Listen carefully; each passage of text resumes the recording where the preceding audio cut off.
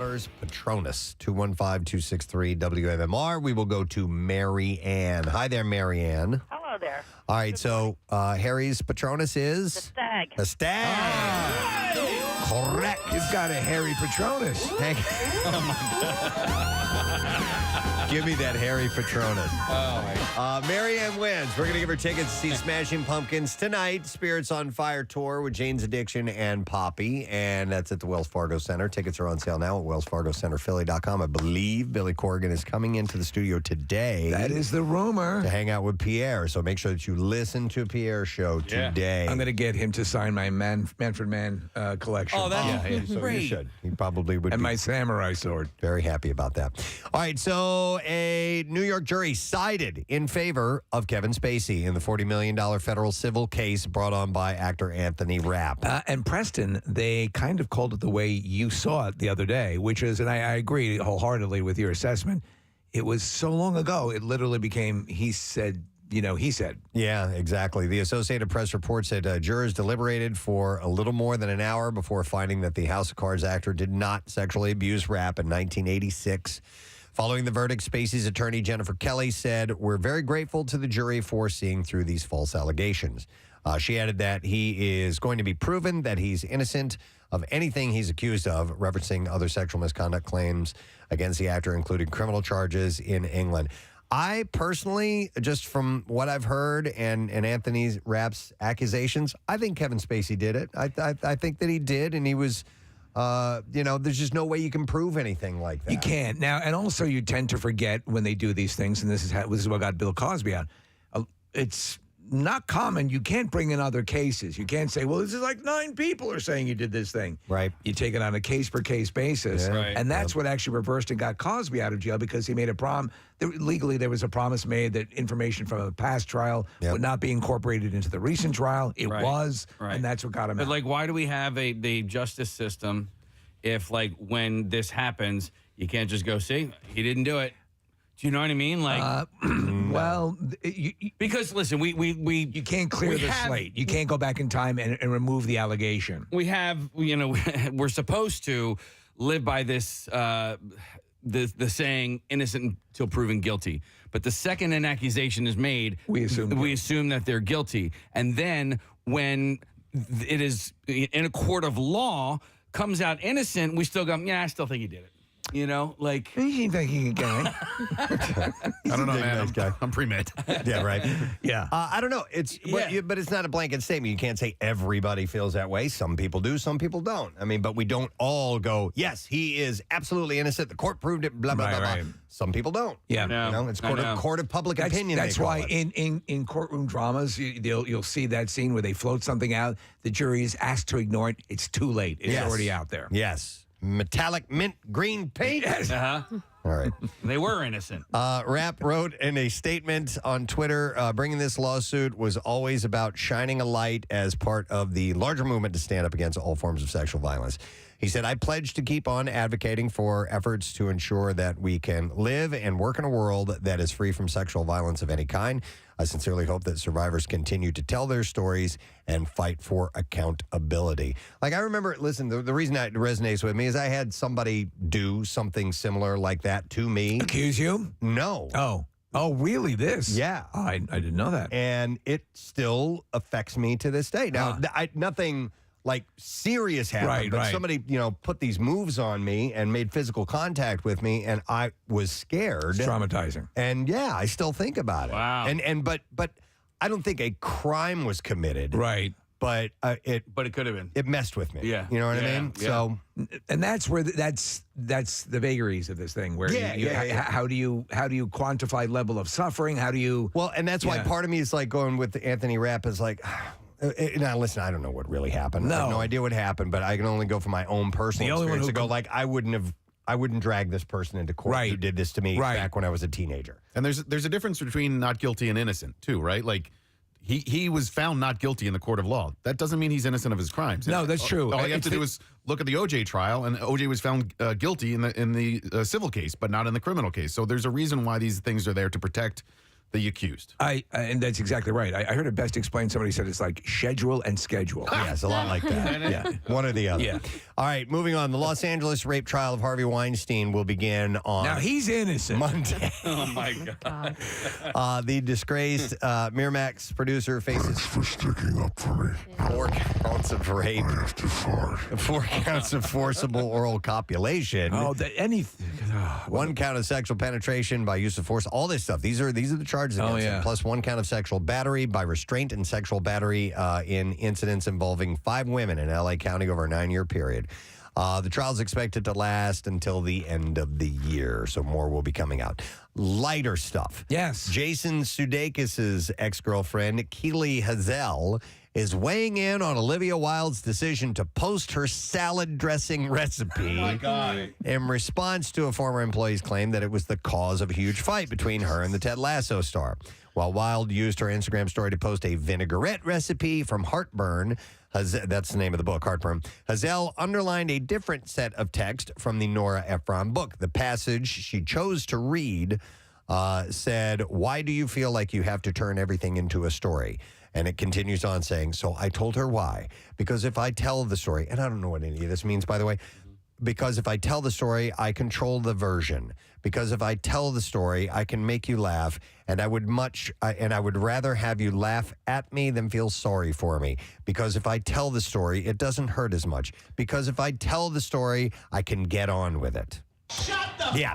Apparently that quote was right above the salad dressing recipe. Yeah. Okay, so it was. There's more. This is the It's most insane stupid. story that it has driven the news for a couple of days. Yeah. Stupid. And Grey Poupon's jumped on this, by the way. Yeah. Yeah. What have they been doing? They posted a picture of their Grey Poupon. Right. Wait, and what's it? Don't Worry, Darling is the name of the movie. Yes. Okay, so and it called it like Don't Worry, Dijon. I can't remember Don't exactly. worry, Dijon. Oh my God, I like that. But anyway, so Grey Poupon was part of It's the clever, yeah, Don't very Worry, clever. Dijon. Yeah. And why not jump on it? Yeah. The film publicist suing screenwriter director Paul Haggis for sexual assault took the stand in court yesterday. According to the Hollywood Reporter, Haley Breest told the jury that the Crash director became aggressive very quickly after they arrived at his Soho, Manhattan apartment on January 31st, 2013. Breest said that he forced her to perform oral and made a series of unwanted sexual moves that culminated in rape. She said on the stand, "I was like a trapped animal. There was nothing for me to do." Haggis maintains that the encounter was consensual, and his lawyer has argued that Breest called it rape because she's out for money, which is a standard type of tactic. I saw 1 or 2 articles suggesting, and I'm not saying this is a fact, but he claims, and I guess one of his lawyers claims, that he has been targeted by higher ups at Scientology, Church of Scientology. I wouldn't doubt it. I mean, he made that movie about him. He did, and so of course that would be an easy out if he was guilty and was looking for a way to not cop to this. That too. Yeah, exactly. Have fun at jury duty. tonight. All right. Gina Davis says that she shot down Jack Nicholson by using advice that she'd learned from her Tootsie co-star, Dustin Hoffman. Well, will you just touch it then? That'll be enough? Right, yeah. The 66-year-old Oscar winner told the You have to ask me nicely. Oh, wow, he's going to the offensive. Hey, he likes you. the 66-year-old Oscar Look at winner him standing up. He likes you. told the New Yorker Thursday that Hoffman once told her to ward off men in the business by saying the following: "Well, you're very attractive. I would love to, but it would ruin the sexual tension between us." And she apparently effectively used that line on Nicholson, who she had met through her agent. Goddamn right I did! You know what's funny is that Hoffman himself was known as a womanizer. Right. Yeah. And here he is giving advice Right. on So how I guess you listen to him, right? He has the expertise. to defend them up. Yes. Yes, exactly. See, Abe and Jack. Yeah. Has anyone seen a very recent picture of Jack Nicholson? Is he still? He was at a Lakers game within the last year or two. How did he look? Like he's old. Yeah, You know, and yeah. he is. I mean, like, he doesn't look bad. He doesn't look, I think I saw a photo of Gene Hackman not that long ago, and Gene has really stayed out of and Gene's looking very old. I had to see who it was under the identifier. But Jack looked okay. I mean, he just looked like he's getting older, yeah. Amy Schumer's son is not impressed with her fame. She told E! News at the season 5 premiere of Inside Amy Schumer, I think your kid just wants you to be their mom. He's not impressed Shut up, woman. that there's a microphone and a camera. He's just like, okay, when can we go? Because I want chicken nuggets. Yeah, so she continues. Yeah, exactly. With a little kid. Do you guys, with your kids, has there been any acknowledgement, or do they find what you do cool, or is it embarrassing? Because I always hear so many, especially lately, people who not that we're at this level or whatever, but you're kind of at a more higher profile job, and the reaction is seemingly across the boards. The kids are like, kind of, I don't want to talk. Usually, what happens is, I think generally speaking, no, but then. If we're out at I don't know, the mall or a restaurant, and somebody comes up and just out of nowhere and says hi and hey, we love your show. That's something where they go, oh, that's kind of cool. Or if their friends at school go, hey, I was listening this morning. Okay. And then they go, oh, okay. When they get a little bit of validation from one of their peers. Otherwise, it doesn't matter. My kids find it kind of fun sometimes, and other times they roll their eyes. Oh, okay. So, yeah, I get both. All right. It's cool. It's as the wind is blowing, right? Yeah, they don't regret it or anything like that. Yeah, same. But I think what my son likes the best is the access to the cool things. So, it's like, oh, hi, we got good seats to a Sixers game. That makes him happy. Your job is great, Dad. Yes. So this is pretty cool, man. Dick Van Dyke. He's just a sweetheart of an individual. Last Thursday morning, the 96-year-old Hollywood legend was seen visiting the Malibu Community Labor Exchange in California, and the Mary Poppins star was handing out cash to those who were seeking work and met with homeless people at the nonprofit organization. He was just handing out dance for me. No, he was just handing like $5-10, just giving people money. That's nice. Van Dyke mingled with the employees and job seekers at the employment center during the visit. He said, whenever I have some fives, I come by. He said, you can't do it all the time, though, but I do like to stop by. He's a fan of Malibu's labor exchange organization, was first photographed visiting the labor center in May of 2021. The New York Post reported that Van Dyke frequently visits the center to assist those in the Malibu community who are seeking day of employment. So these are the people who just need a job day laborers today. Yeah, so he does a lot of this stuff. He's in phenomenal freaking shape. He is, man. He's in his 90s. Yeah. He exercises regularly. He still dances, and he looks trim and just fit, and that's how you want to be, man. That's he's a great example. Let's see. How about this? A Halloween tradition will no longer air on network television. The Great Pumpkin Charlie Brown is only streaming on Apple TV Plus this year. So, it was a tradition, but I don't think I've watched it on broadcast television for years. I always take out my copy of it and watch that. Right.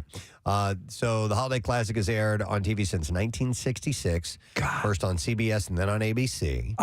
As a kid, I adored this. And generations of kids have adored this.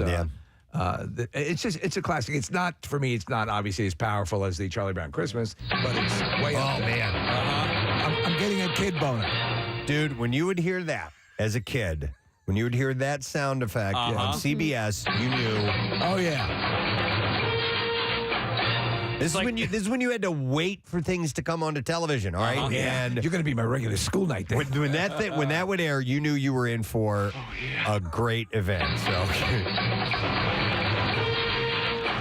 because that's when they would air any of those special made-for-kid TV shows. And the music for this, the whole thing, the moodiness, the whole fact that Snoopy fights the Red Baron, all of that stuff is sensational. Yeah, like if for people that don't understand, it's the equivalent of when your dog hears the doorbell. Yeah, right. Right. Oh my God! Oh my God! And oh my God! Everybody!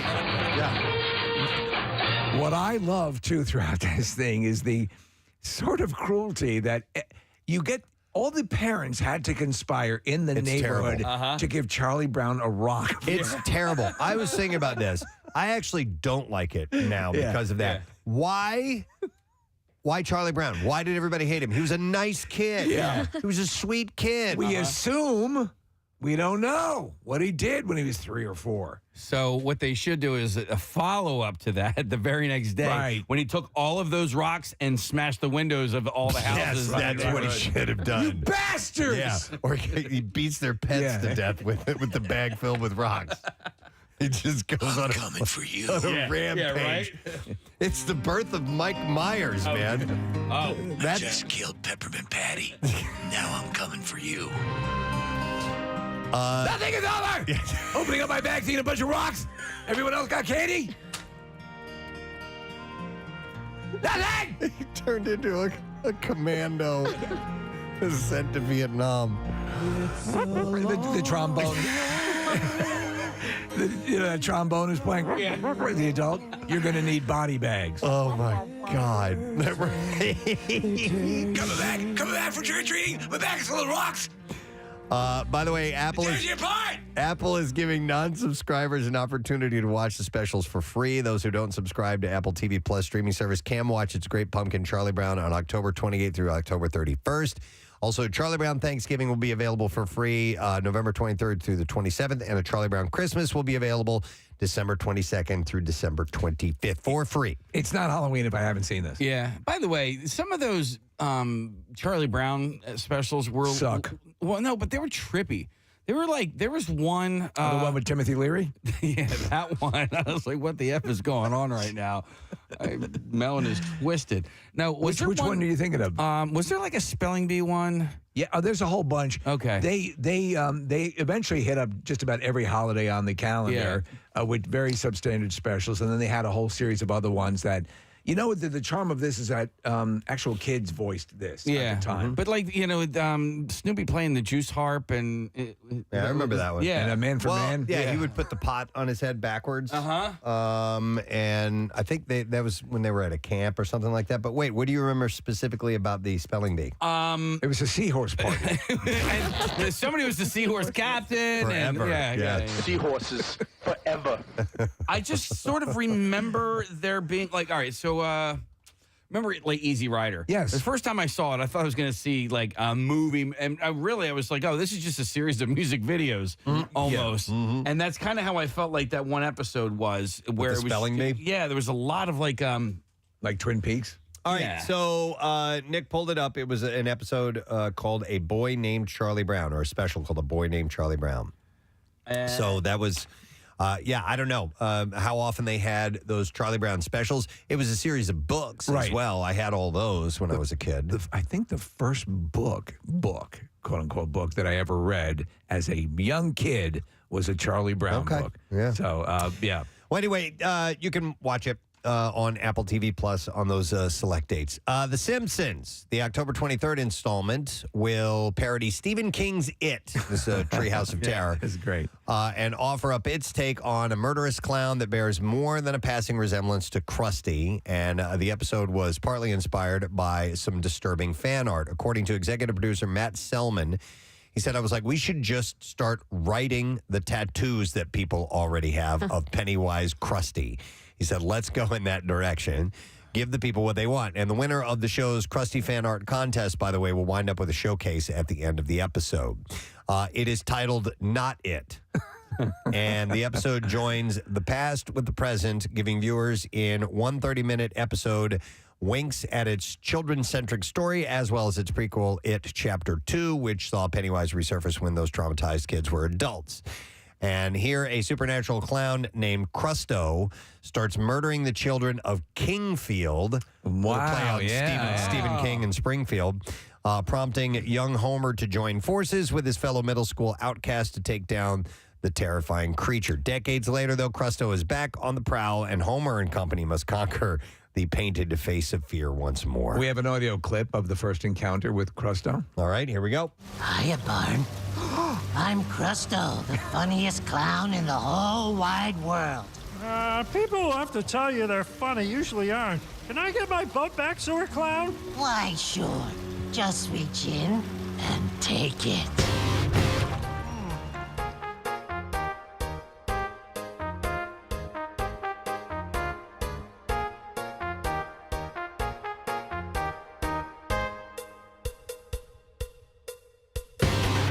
There they show it. So that's coming out on I think I said the 23rd. Yeah. All right. Let's see. How about a couple more quick things and we'll move on to the audio stuff. So William H. Macy will reunite with his former TV daughter, Emma Kenny. The two Shameless stars will share the screen when Macy guest stars in an upcoming episode of The Conners. TV Line reports that he will play one of Dan's best friends from high school on the show. You watch that show, and it's put together well, and the cast, the ensemble's good, but it's like you almost feel like you're digging through garbage. Like didn't this end a while ago? You know? I mean, the fact that they killed Dan 20 years ago, and he's back. And Roseanne's gone? Yeah. But apparently it's got an audience because it still keeps chugging along. It does well enough. And then finally, Trevor Noah's third Netflix comedy special, I Wish You Would, will premiere on November 22nd. According to The Hollywood Reporter, the hour-long special was recorded in Toronto one day after he announced that he was departing from The Daily Show. So that's coming out on November 22nd. All right, it's Friday. We got some movies to tell you about. Oh, God damn it. Is that the new thing? That's the new thing. The lights dim in the theater. Oh, God damn it. God damn it. Instead of the 20th Century Fox or Universal, the lights dim, you got your popcorn. Oh, God damn it. Oh, my God, dude. What's the matter, Case? All right. Well, I mean, I'll play it in a second, but so the button for this thing, right, is here, and I was play the THX. Well, when I clicked on the button initially, so when I click the button here, I've clicked the button. Yeah. It doesn't play. It doesn't play until I unclick, right? Oh. So when I clicked onto the button, I realized that maybe I might have clicked on this button instead. It was like a billion. Okay. So what I ended up doing was I drug it down It's okay. and then I overwrote. Okay. So I'm basically a technical thing happened. You overwrote the file. I overwrote the file. Okay, that's fine. But it's all good. Just don't look over here. Look over there. Nothing to see here. Nothing to see here. Oh, God damn it. Oh, God damn it.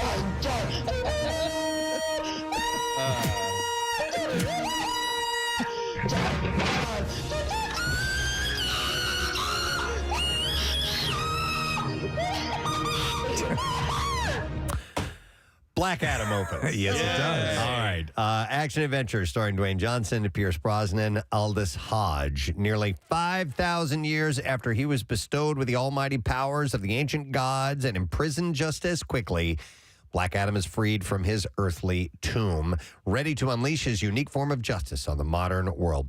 2 hours and 4 minutes long, rated PG-13, wide release. Rotten Tomatoes score gives it a 44%. I disagree with the 44%. Yeah, you enjoyed it, right? I enjoyed it. Listen, my only complaint of the whole movie, there's a kid that's featured in the movie. Actually, I thought he was a really bad actor. You mentioned this case, and a number of the reviews that I read, they mentioned that kid was not good. Like, I was like, how did this guy even make it past the first audition, let alone, like, get the starring role? And there was one particular scene in the movie where he's like, he's delivering this speech, and I'm like, oh, my God, this is really bad.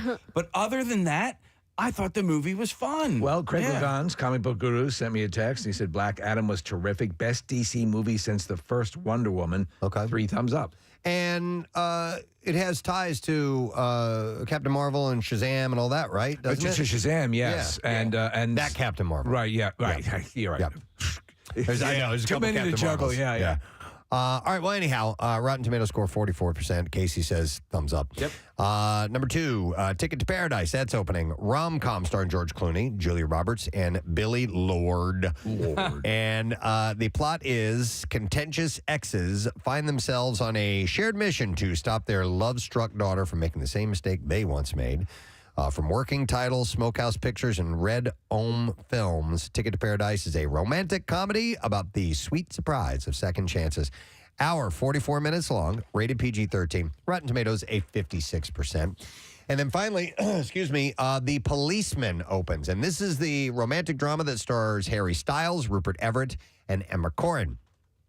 A beautifully crafted story of forbidden love and changing social conventions. My Policeman follows 3 young people, policeman Tom, teacher Marion, and museum curator Patrick, as they embark on an emotional journey in 1950s Britain. Flashing forward to the 1990s, Tom, Marion, and Patrick are still reeling with longing and regret, but now they have one last chance to repair the damage of the past. Hour and 53 minutes long, it's rated R. It is in theaters now and streaming on November 4th, and Rotten Tomatoes gives it a 40%, by the way. All right, clips, we got those? Clips. Mystery clips. Oh, you guys, I feel like both of these are gettable. Hang on to them, Marissa, and you can read the Too late. Yep. All right. All right, these are gettable? All right, Absolutely, and I'm going to judge which hands goes up first. Watch the room carefully. I feel like Nick usually wins at this. He's usually better than everybody We else. play the clip, and if we know who it is, we raise our hand, and then we get to answer. Here we go. I think my experience in the world of pro wrestling helped me craft an even better Black Adam. Because ultimately, what the world of wrestling always did for me, number one, always listen to the audience. Let them inform you. But then also, do your best to think 10, 12, 20 steps ahead. It was a three-way tie. You ready? 1, 2, 3. Dwayne Johnson. It was Dwayne Johnson. It was Dwayne Johnson. All right. And But Black Nick's Adam hand was up first. opens this weekend. All right, next mystery clip. Here we go. Ready? Wait. I'm not ready. Now I'm ready. Oh, God damn it. I looked at it and I saw it, so I can't answer. Yes, I can. Well, okay. The general theme Harry Styles. is incredibly timeless. I think that's why the film works so well. I think, the themes of love and freedom and the kind of search for that is incredibly relevant. Jesus, that's how you sell a movie? Yeah. So call it love and people finding who they are, experience. He's tired. This whole salad dressing thing. Yes, is driving him crazy. And he She must can't- put NyQuil in that salad dressing. All right, Marissa, when is that opens this weekend, too? I My just talked about it. Policeman. Yep, opens today. Excellent. All right, that's our entertainment report. Got that all buttoned up and good to go. We have a lot of things happening on the program today. Several people we're going to be talking to, including Director Ryan Johnson. Oh, fantastic. Yep, the current Knives Out mystery is what he's promoting. It's called Glass Onion. It'll be on Netflix in December, and he is stopping by here today. And in fact, there's a screening of it tonight at the Philadelphia Film Center. It's part of the Philadelphia Film Festival, and you can get tickets and catch us way in advance if you go to filmadelphia.org. So we're excited to have Ryan stop by this morning. Kelly Ripa is going to be on the program tonight. And we also have You Who Loot, and our friends from Lorenzo's are going to be swinging by. So we get pizza, and that means you will be getting some gift cards from Lorenzo's if you stick around, an opportunity to win. But in the meantime, let's set you up with some beer. We'll take caller number 10. I have a case of Headhunter IPA from Fathead. All right. It's available in both 6-packs and 12-packs. And you can also enjoy it as part of Fathead's new IPA variety 12-pack. Pick some up at your nearest Acme or craft beer retailer. Caller number 10, 215-263 WMMR. We'll be back in a moment with more Friday for you.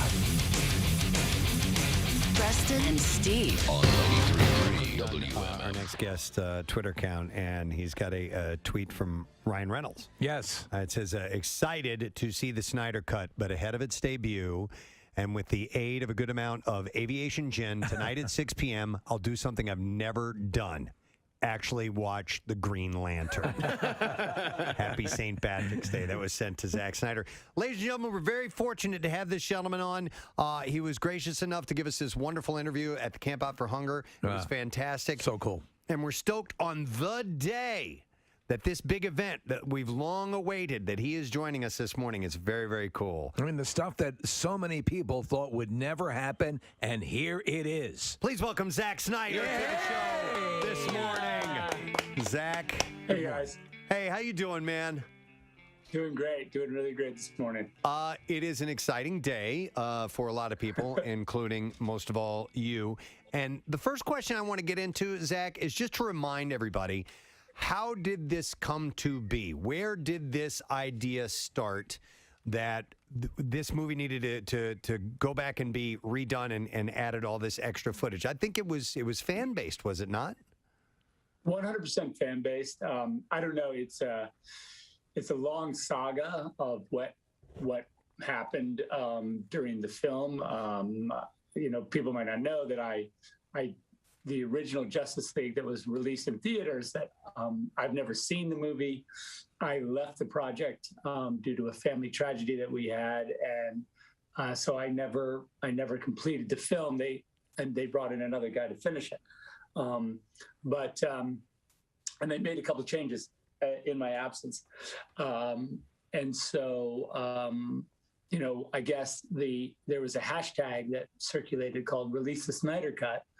And that hashtag started on November 17th, 2017, which is the day the movie was originally released. Wow. There was a guy who walked out of the theater and just went like, nope. And tweeted that. And since, it's been tweeted millions of times. The studio finally was like, okay, well, I guess we have to do this. It's miraculous. Yeah. It is a miraculous thing when you stop and think about it. So the actual release itself, Zach, the actual movie, that it's in existence the way you originally envisioned it, but now the story of it has become Hollywood legend as well, how this actually was executed. So something that I'm sure would have to frustrate any artist and any guy, and I consider you a visionary. Preston and I, we all love your work. I mean, we're massive fans. And to think, okay, I guess I have to cast that one into the dustbin of, that's it. And then to be able to go back, and then you're getting things like IGN saying Zack Snyder's Justice League is a vindication for the director and the fans that believed in his vision. That's got to be awesome on this day to hear stuff like that. Yeah, it's really cool. And just the fans have been so amazing. Our big cause is suicide prevention and mental health awareness. And, the fans have raised now $600,000 just, in the little fan community. Because every time they did an activation, like if they bought a billboard, half the money would go to AFSP and the other half of the money would be like a billboard, or like whatever they do, half of the money goes to, AFSP and, for suicide prevention and mental health awareness. And it's just an incredible, I've said 100 times, like, well, if there was no movie, what the fans have done is incredible, especially during this pandemic where there's a lot of people suffering, through some hard times, on top of this virus, there's also just the impact on all of us as people. And I think that they've really been just amazing and tip of the spear in that way. And I'm just proud of the community. Well, you participated in our Camp Out for Hunger, and just to put into perspective what happened, that ended up, when we thought we were fighting, the Battle of Sisyphus there, pushing the boulder up the hill, it ended up being by leaps and bounds, our most productive camp out ever, and again, thanks in part to you and the other people who did it. So the generosity is not gone, and for anyone who's going to enjoy and has been excited for this event, that we'll put the link up. I'm sure Nick probably already has, to direct money for people who want to make donations to this charity, which is Touch Your Life, and is sadly touching so many lives right now, and then turn a negative into a positive. But I have to ask you, so there is so much that initially I was unaware, after having seen the movie in the theater and having loved the way you had progressed this story. With Man of Steel and Batman v Superman, Dawn of Justice. To me, it seemed very Wagnerian and very operatic, and I love it. I love that whole thing. And while Justice League definitely has its moments, the tone was different. And so now that I realize there were huge chunks that were excised, Preston and I loved the character of Cyborg, and you could just feel he had been shorted so much screen time. That has been corrected, correct? Cyborg is really it's his movie in a lot of ways. I think when you see it, you're going to be very much, you're basically seeing Cyborg's story in a lot of ways. It's his origin, and that was always when Chris Terrio and I were working on the story. Our intent was always to have Cyborg. It was his time.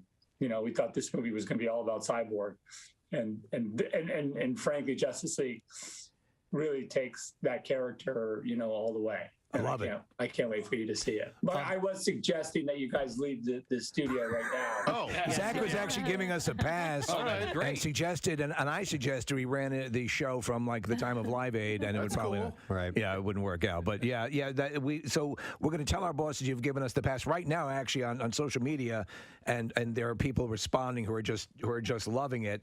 And you've always dealt with people who just summarily just don't buy into what you're doing. I've from the get-go has had legions bought into it.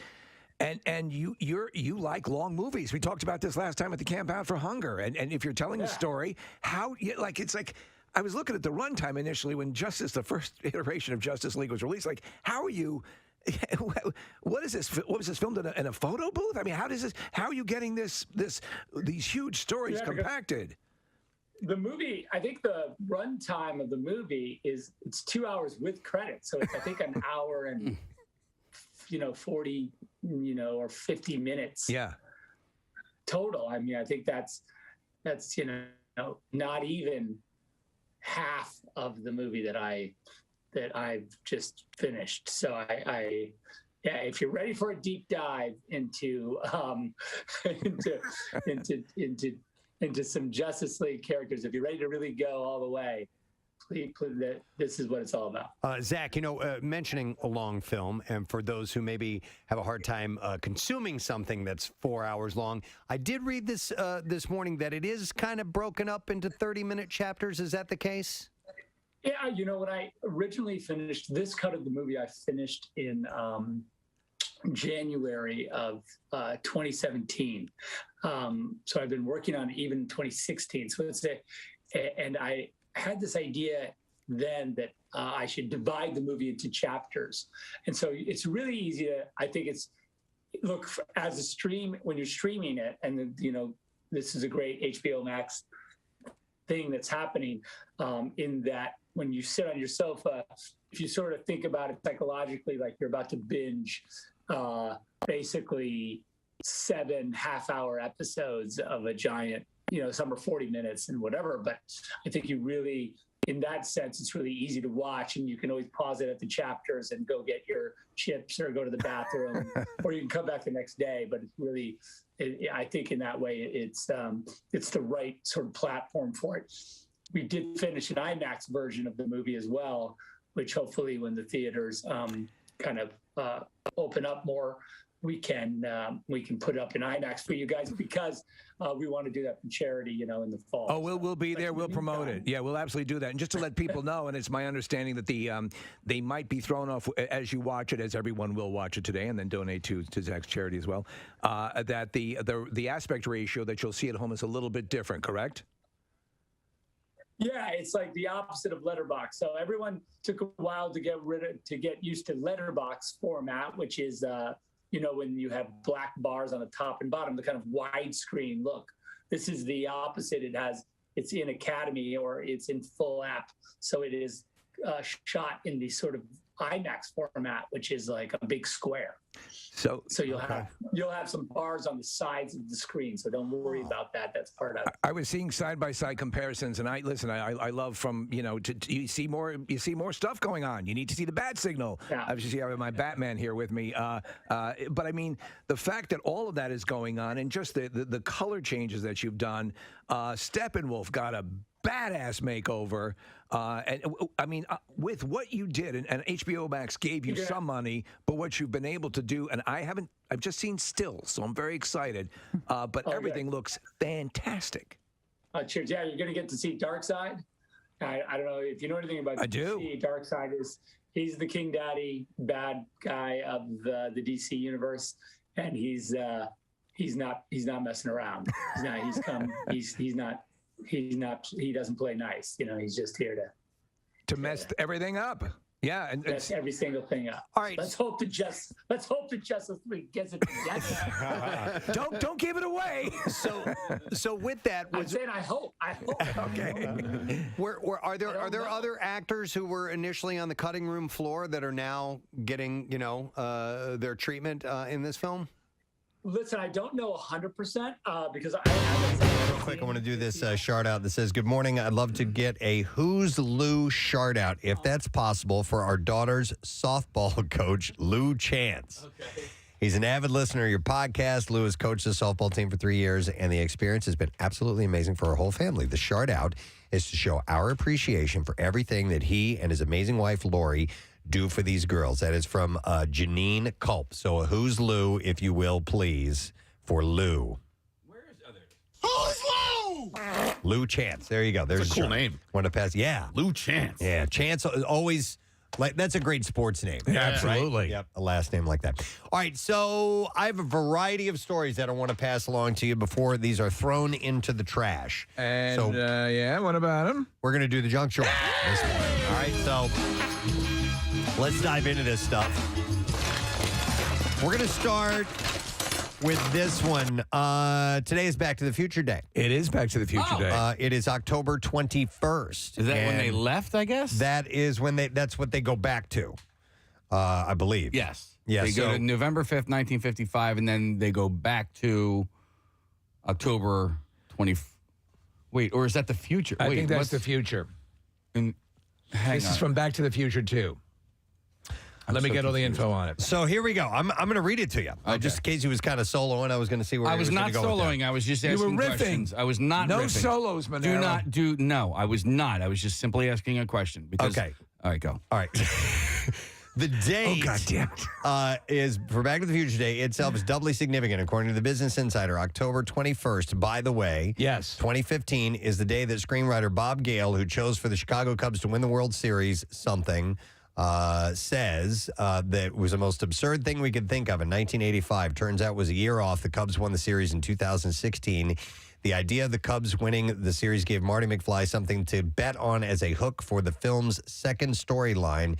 In the sequel, Back to the Future 2, Fox's character, Marty McFly, travels to the future in 2015 to save the children that aren't even a twinkle in their dad's eye. So it was in the second movie that they go. So this is To the Back to the Future Day. So are there multiple Back to the Future days? Because in the first movie, it was November 5th. Right. Yeah, I mean, so that's what confused me is I thought this would technically be Back to the Future 2 day. Right. Yeah. I don't know. Steve sent me the article, and I had no idea because I pass it along. I know we celebrated the Back to the Future Day, Back to the Future 1, and this is another way to celebrate. I don't know if the third one, the Wild West date that they end up at, is celebrated as well. God, I wouldn't even know that. Yeah. The best I part like about that movie, though. The best part is ZZ Top. Yeah. That's my favorite part. The best part? Yes, by far. Oh, my God. I mean, the flying train, not believable. But the spinning guitars in the 1800s. Absolutely. Yeah, that's definitely the believable part of it. In A Million Ways to Die in the West, they have a throwaway joke, Preston, where he's walking along, the main character, and there's that barn where the in the third movie where he's working on building the car and getting the car running again. Yeah. And you just see light coming out of it, like, what's going on over there. So there's a little throwback to that. Yeah, it was very cool. By the way, they mentioned in this article that one of the things that makes the film worthy of its honorary day is the vision of the early prototypes of today's tech, like large flat screen TVs, virtual reality eyewear, video conferencing, computer tablets, and biometric scanners. So when he goes, when he's walking around and he sees all this technology, some of that stuff came to fruition. The movies still work. Nick Murphy's favorites, right? Yeah. Or one of his many favorites, groups of films. Blade Runner, I think, is his favorite. All right. So anyhow, today is Back to the Future, I guess, Tuesday. I think that makes more sense. Hell. I don't know. Let's see. How... You're really rooting around there. There's... Oh, yeah. Here we go. He's actually I literally do dig through this pile while Casey plays that sound effect because I have a bunch of stuff here. So, in a major blow to America's seafood industry, the Alaska Department of Fish and Game has, for the first time in state history, canceled the winter snow crab season in the Bering Strait due to their falling numbers. Oh. While restaurant menus suffer, scientists worry what the sudden population plunge means for the health of the Arctic system. By the way, they're saying that up to 1 billion crabs have just gone missing. Yeah, a billion. An estimated 1 billion crabs have disappeared in 2 years. State officials said it marks a 90% drop in their population. Gabriel Prout, whose fishing business relies heavily on the snow crab population, said, did they run up north to get in colder water? Did they completely cross the border? Hell, I don't know. Did they walk off the continental shelf on the edge over there, over the Bering Sea? Ben Daly, a researcher investigating where the crabs have gone, said he monitors the health of the state's fisheries, which produce 60% of the nation's seafood. By the way, so Alaska has 60% of our seafood comes from Alaska. Damnest thing I've ever seen. He said disease is one possibility, and he also points to climate change. Adding to the National Oceanic and Atmospheric Administration, Alaska is the fastest warming state in the country and is losing billions of tons of ice each year, critical for crabs that need cold water to survive. That's Interesting. Crazy, man. Yeah, very crazy. 1 billion crabs have gone missing. Environmental conditions are changing rapidly, Daly said. We've seen warm conditions in the Bering Sea the last couple of years, and we're seeing a response in a cold, adapted species. So it's pretty obvious this is connected. Are you a crab fan? Yeah. Yeah? Very much so. Especially these guys. There's a lot of meat in them. Are these king crabs? Yeah. No. Yes, snow king crabs. Yeah. Oh, yeah, okay. Yeah. There's a whole lot. Yeah. You get a bunch when you get those. I knew a guy who lived in St. John on the USVI, and he made a ton of money doing this. This was his job, I guess, in the wintertime. I guess now this is the season. He would go crabbing in Alaska? Yeah. Wow. And so Steve, he would do it for about 2 months. That's brutal work. It is. And it was 20-hour days. It was nuts. It was like the reality shows or whatever. Deadliest Catch. Yeah. But he would make so much money in those 2 months that he could then go live in St. John on the USVI and just do some charter trips here and there and go and live in the Caribbean the rest of the year. And it's dangerous, hard work. So would you, if you had the opportunity to absolutely bust your ass working really hard for 2-3 months out of the year and then take the rest of the year off, do you think that is something that would be appealing? I did sort of that. Okay. Like when I was doing stand-up, I would make the bulk of my money over the course of 2 or 3 months with college shows.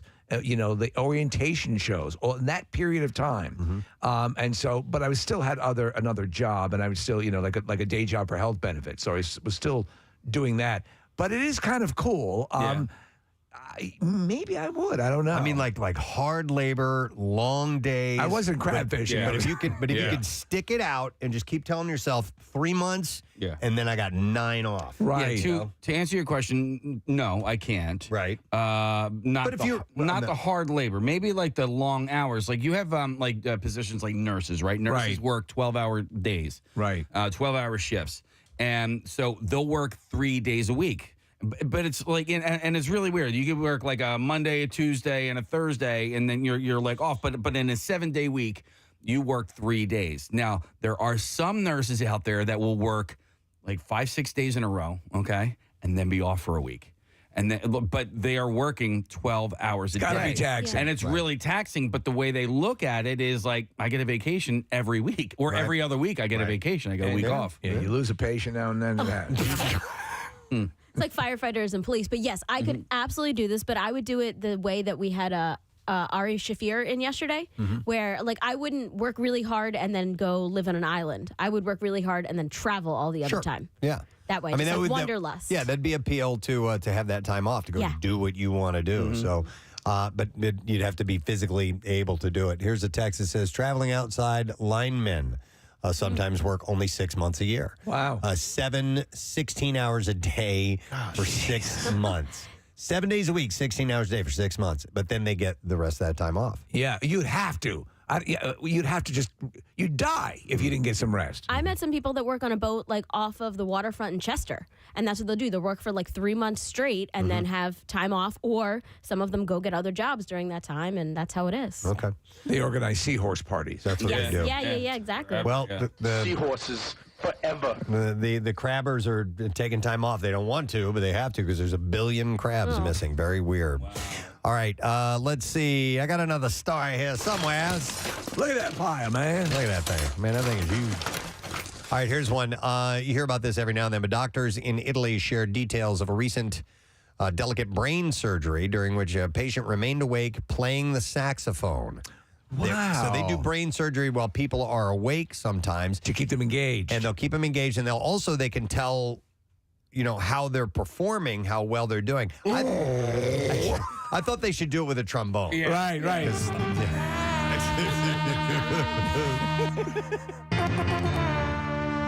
20 cc's of morphine, please.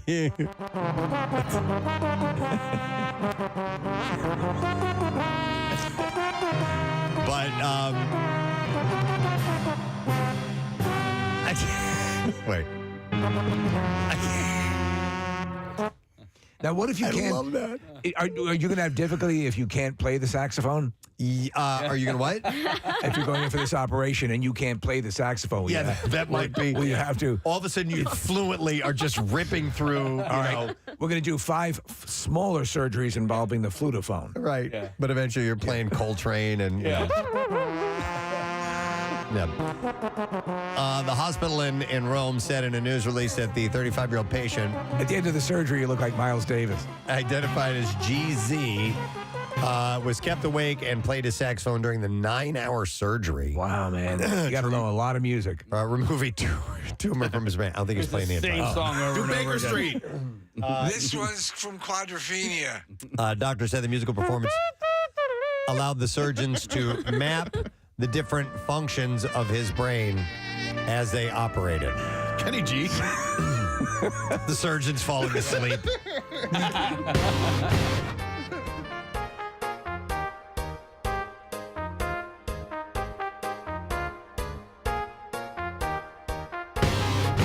time to time, if you have some kind of a talent, they'll have you. That is amazing. Do it while they're working. What would we do? Would we have to put on a morning show? I think so. Yeah. Well, that'd be great. Let's. Kathy with the traffic. Let's see what else we got in here.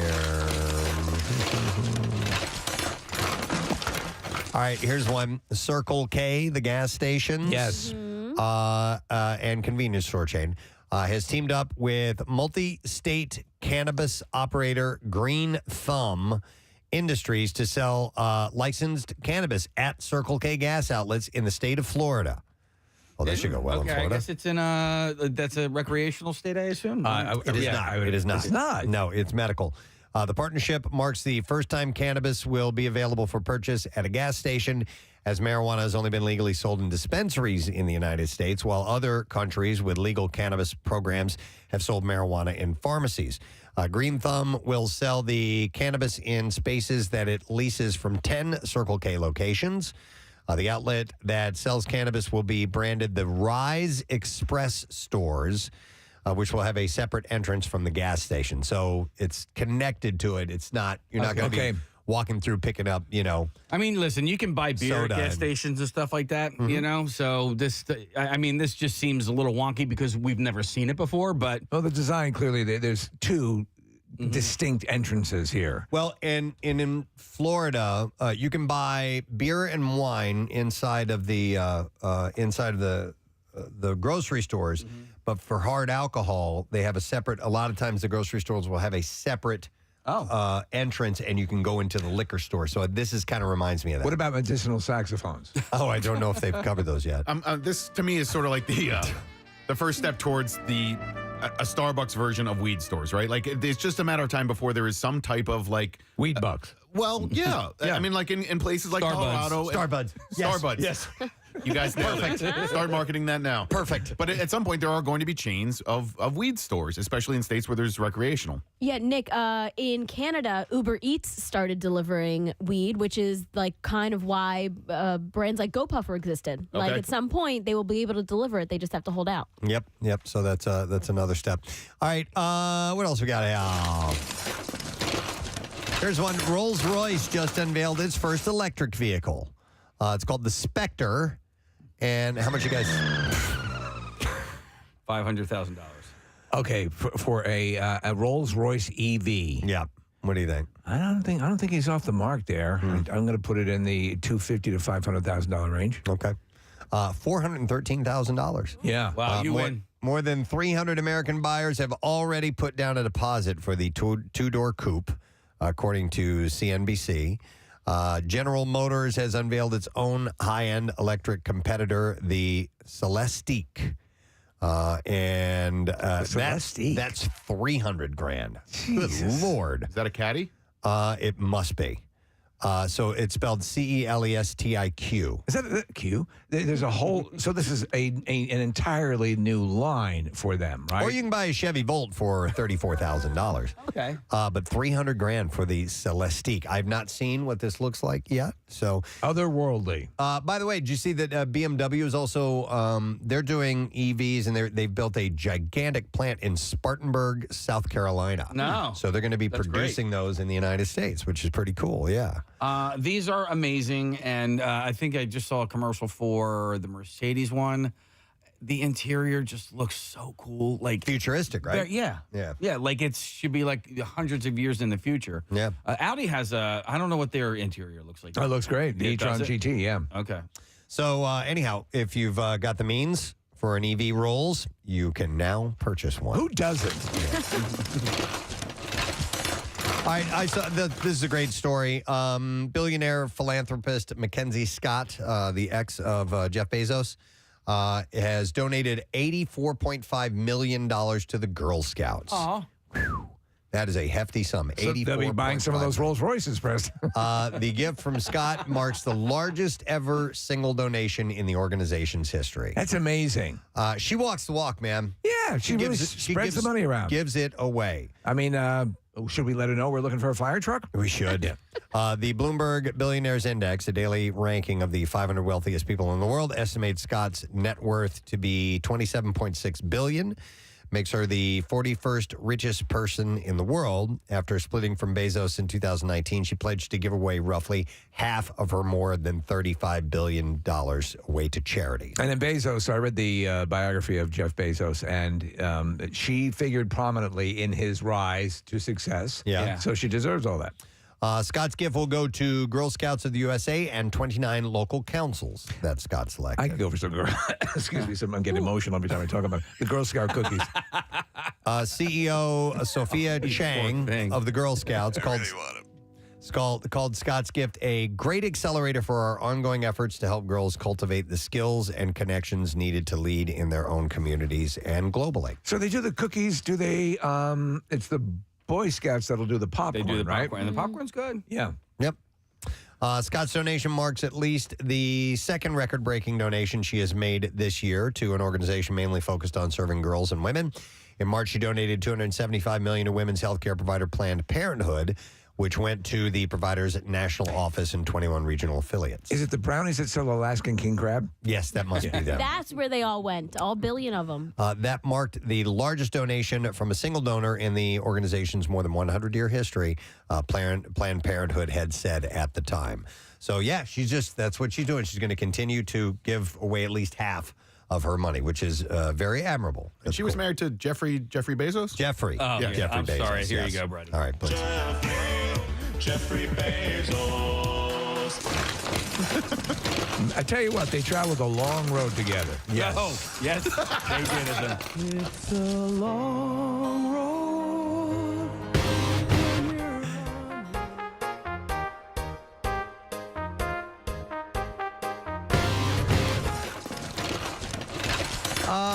Let's see. All right, there's another high-profile pickleball purchase. Oh, yeah. LeBron was the biggest so far, right? Yeah, well, now, let's see. Who was the most recent one? Durant, right?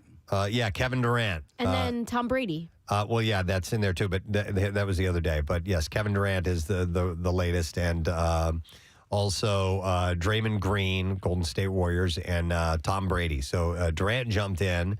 And I'm not sure what team he is on board with or what they bought. How much? Okay, how much are they spending? $1,000. Well, no, I mean because it seems like these guys are a lot of them are savvy investors. Isn't Kevin Durant a part owner of the union? Yes. Yeah. Okay. Mm-hmm. Yeah. So I just wonder, like, what's the investment? What's the investment, and is it a wise investment for somebody like me? Like, why are we not taking the baton from these guys and going, well, okay, hang on. I tell you what, this is has seemingly gone through the litmus test of durability as far as people staying interested in it. So, and when you get investors of this stature involved, it certainly raises the profile of everything. In fact, Casey brought in his pickleball stuff, and we're going to attempt to maybe try to play that, as we said before. I see it. It looks fun. I'm a big tennis fan. I want to play it. So let's see. I guess where it really has to move to is the different leagues and the prize purses and all that stuff for it to really take that next leap. So, are you wondering, Casey, how much it might take for you to invest in a in a pickleball team? And then what the return? What would you expect to pay for this? Nick, see if you can find out how much they've invested. I think I want to say, Casey, I'm not sure if it's in the 7 figures or not. I want to say it stayed in the 6 figures. So I just, sorry to jump ahead of you, Nick. I was looking up as you guys were asking, and I'm finding pickleball expansion fees hit $1 million. So as each one of these players is buying a team, they're going up a little bit, but it's only $1 million. Yeah, so you can be a part owner in a team for less than $1 million. You can take, like $1,000. Yeah, like $1,000. So but then what's your continuing investment, right? So you have now bought a franchise, and now you have to run said franchise, and you have to spend money before. I mean, obviously, got to get sponsors and all that stuff. I see a major business opportunity right before our eyes here, Preston. If you contact LeBron with your new pickles. Well, it all depends on if you just buy shares. You don't have to keep, investing money into it. Yeah, but if I wanted to be the owner, then I would have to continue investing. But you're right. Or I could just go, hey, here, take $1,000. It's like buying a gaming team. Right. Like a World of Warcraft or any of those games. Like we own them. Beasley owns one. We do? Yeah. Okay. With us? With us? Yeah. Remember that whole complex is supposed to go in over at Xfinity Live, like a $55-60 million gaming stadium, and it's kind of not doing anything now. All right, here's an answer to a question. It says, what does American Pickleball Association franchise cost? It says, to buy a franchise with American Pickleball Association, you'll need to have at least $50,000 in liquid capital and a minimum net worth of $75,000. Yeah. Okay. Franchises can expect to make a total investment of at least $35,000. They also offer a discount for veterans. It's the same for Krispy Kreme. I would imagine it's different. I would also imagine there's some different leagues, too, that you can buy into. So that has to do with the American Pickleball. There's the Gherkin League. franchise. I'm bread and butter all the way. The gherkins are the kids. Yeah. Those are the little ones. You know what, dude? They should do that. Gherkin ball. No, but in like the Premier League, they have the Premier League, the Champions League, and, they have the tiers. Yeah. What would the top tier of pickleball be, Preston, in your mind? Oh, wow. It would be the Dill League, right? Right. Yeah, probably. Yeah. I would imagine that's the most popular pickle that there is. Or and then there could be like the spears and the chips and the, right. The sandwich cut and stuff like that. So there we go. The whole variety of options. We just fixed it. Yeah. So, all right, what else we got here? American Airlines. Here you go. I got one. American Airlines is phasing out its premium first-class cabins amid declining demand, the company said during a call with its investors yesterday. The world's largest airline based on fleet size will instead shift its focus into business class section. So let me preface this by saying it only applies to their flagship first class, which is available on its international and transcontinental flights. So are we talking the pods or actual cabins? Because some airlines offer distinct differences. I have no idea what American Airlines flagship first class looks like. Right. I've been in for international flights. Sort of the pod sort of arrangement where your chair goes all the way back into like a bed and you have these privacy walls around you. That doesn't go all the way up to the ceiling, but some actually do offer in first class mini cabins with closable doors. Okay. Yeah. Well, they're going to phase that stuff out. All right. American Airlines, they're going to focus mainly on business class. The company's chief commercial officer said, yes, the first class will not exist on the Boeing 777 or, for that matter, at American Airlines for the simple reason that our customers aren't buying it. Well, they charge exorbitant rates for them as well. Yeah. Is this a picture of American Airlines? Yeah. Okay. So it looks like you have a small little cubicle of sorts. And a bidet. And, I don't see a bidet there, but I wouldn't doubt it. I'd say, it's a pencil holder. So they said the quality of the business class seat has improved so much, and frankly, by removing it, we can go provide more business class seats, which is our customers most want, what our customers most want and are most willing to pay for. So, yeah, if you've been a first-class flyer, then you're out of luck with American Airlines. I read a report this week that said, and I have an American Airlines credit card because that's what I usually fly most of the time, that they are becoming increasingly less useful. And you should rather, instead of using those miles to cash in for flights, you should just get like a card that gives you cash back and use the cash that you get back to buy your flights. Because there are so many restrictions nowadays on using miles, and also you need to use more miles to go anywhere. I don't have a credit card, but I do have, I'm on with the rewards program, and so I achieve miles. I never use them. Never use them for anything. I never really have looked into it. It used to be a lot. Pretty easy. I got a first class flight from Philly to LA direct. This was 3 or 4 years ago, and it was 50,000 miles, which is a lot, but not that much. I was flying solo, and I was able to use that direct Philly to LA first class. So to me, that's worth it. But now it's like 130, and there are so many select times. Casey and I were talking about this a week or so ago because you were trying to use miles for something to change, and it's just they sent you a Marlboro jacket. Right? Yeah. This doesn't make any sense. I don't even smoke. But it just does. It's not really that worth it anymore for what you get for it. There was a time where they were well worth having the car. You get a lot of benefits. I think when people talk about the travel card to have is the American Express. That's what my brother has. My father, has traveled for decades with his job, Nick, and the offside to it is I think it's like $500-600 a year. Well, and the lounges alone, because my brother has one, and we stayed in the lounge in the Denver International Airport because we had a really like a 6-hour layover or whatever. So nice. Everything's taken care of when you're there. Like it's to me that was worth it. You get it through American Express? If you have an Express card, you can go into the Centurion Club, and it doesn't cost you anything. I mean, it costs you what it costs you to own the card for the year. Right. But you get access to these clubs, which in some airports are really freaking nice. They have one in Philly. Really? And yeah. And but you can't go in if you don't have the American Express card. Interesting. It's one of the benefits. Now, you and I, our method of transportation that we really enjoy is riding the rails. Of course. Yeah. Because we're big fans of that hobo stew. Do you get any benefits from the American Express card? It's not the Centurion Club. Right. All right. We got to close up the junk drawer, but thank you for spending some time with us as I clean it out. And I can now make some room in there for some more goodies. All right, we're going to take a break. Don't forget, we're going to have director Ryan Johnson in the studio. We're going to talk to Kelly Ripa this morning. Our friend Eddie Alvarez will be joining us. You Who Loot is coming up in just a few minutes. Stay with us. Preston and Steve. Who would eventually become the Atom. His character was cut. And Kiersey Clemens, who plays Iris, she was cut. So anyway, she's in a sequence. Mom. She's in a sequence with the Flashes. Gets a lot more time on the screen. Ezra Miller. We know there's a new Flash movie that is in the works. We get to see a bit of what the Speed Force.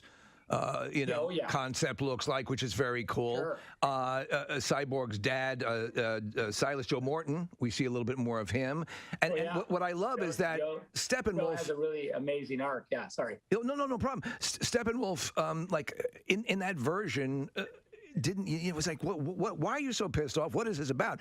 With Darkseid in the mix, you I guess from what I understand and what I've read, is that Steppenwolf comes off more as he's just trying to please his boss, and is that correct? A family issue. Yeah, he has a lot of. I mean, Kieran Hines, who voices him, is amazing, and I think brings this amazing gravitas, and I would say, frankly, he brings a lot of sympathy to the character. I mean, I know it's hard to believe that you might feel sympathetic toward this big spiky monster from space who's into world domination and has a giant axe and it's just basically chopping everybody in half.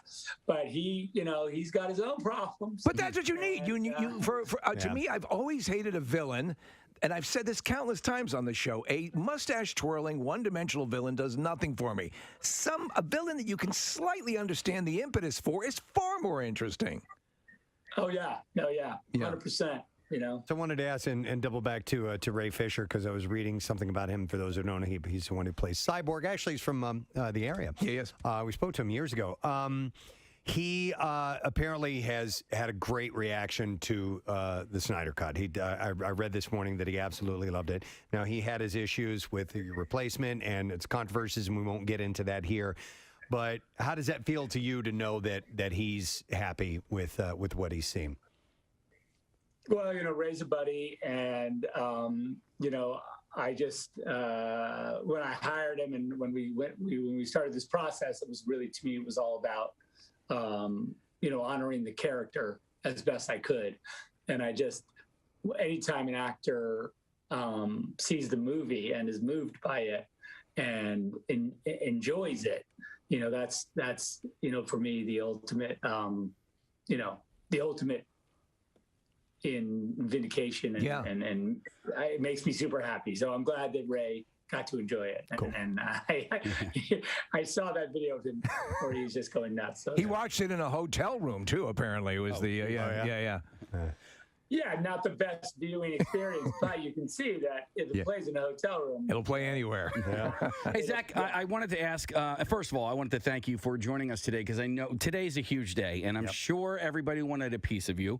And so the fact that you woke up early, it's like 5 o'clock in your time right now, that you woke up early, that you're spending some time with us, I want to thank you for that. But I also want to ask, why did you get up at 5 o'clock in the morning to call in to Philadelphia radio? I would like to think that you like our show, but is it because you have family in the area? Look, I'm a friend of the show, and I really do. I love you guys.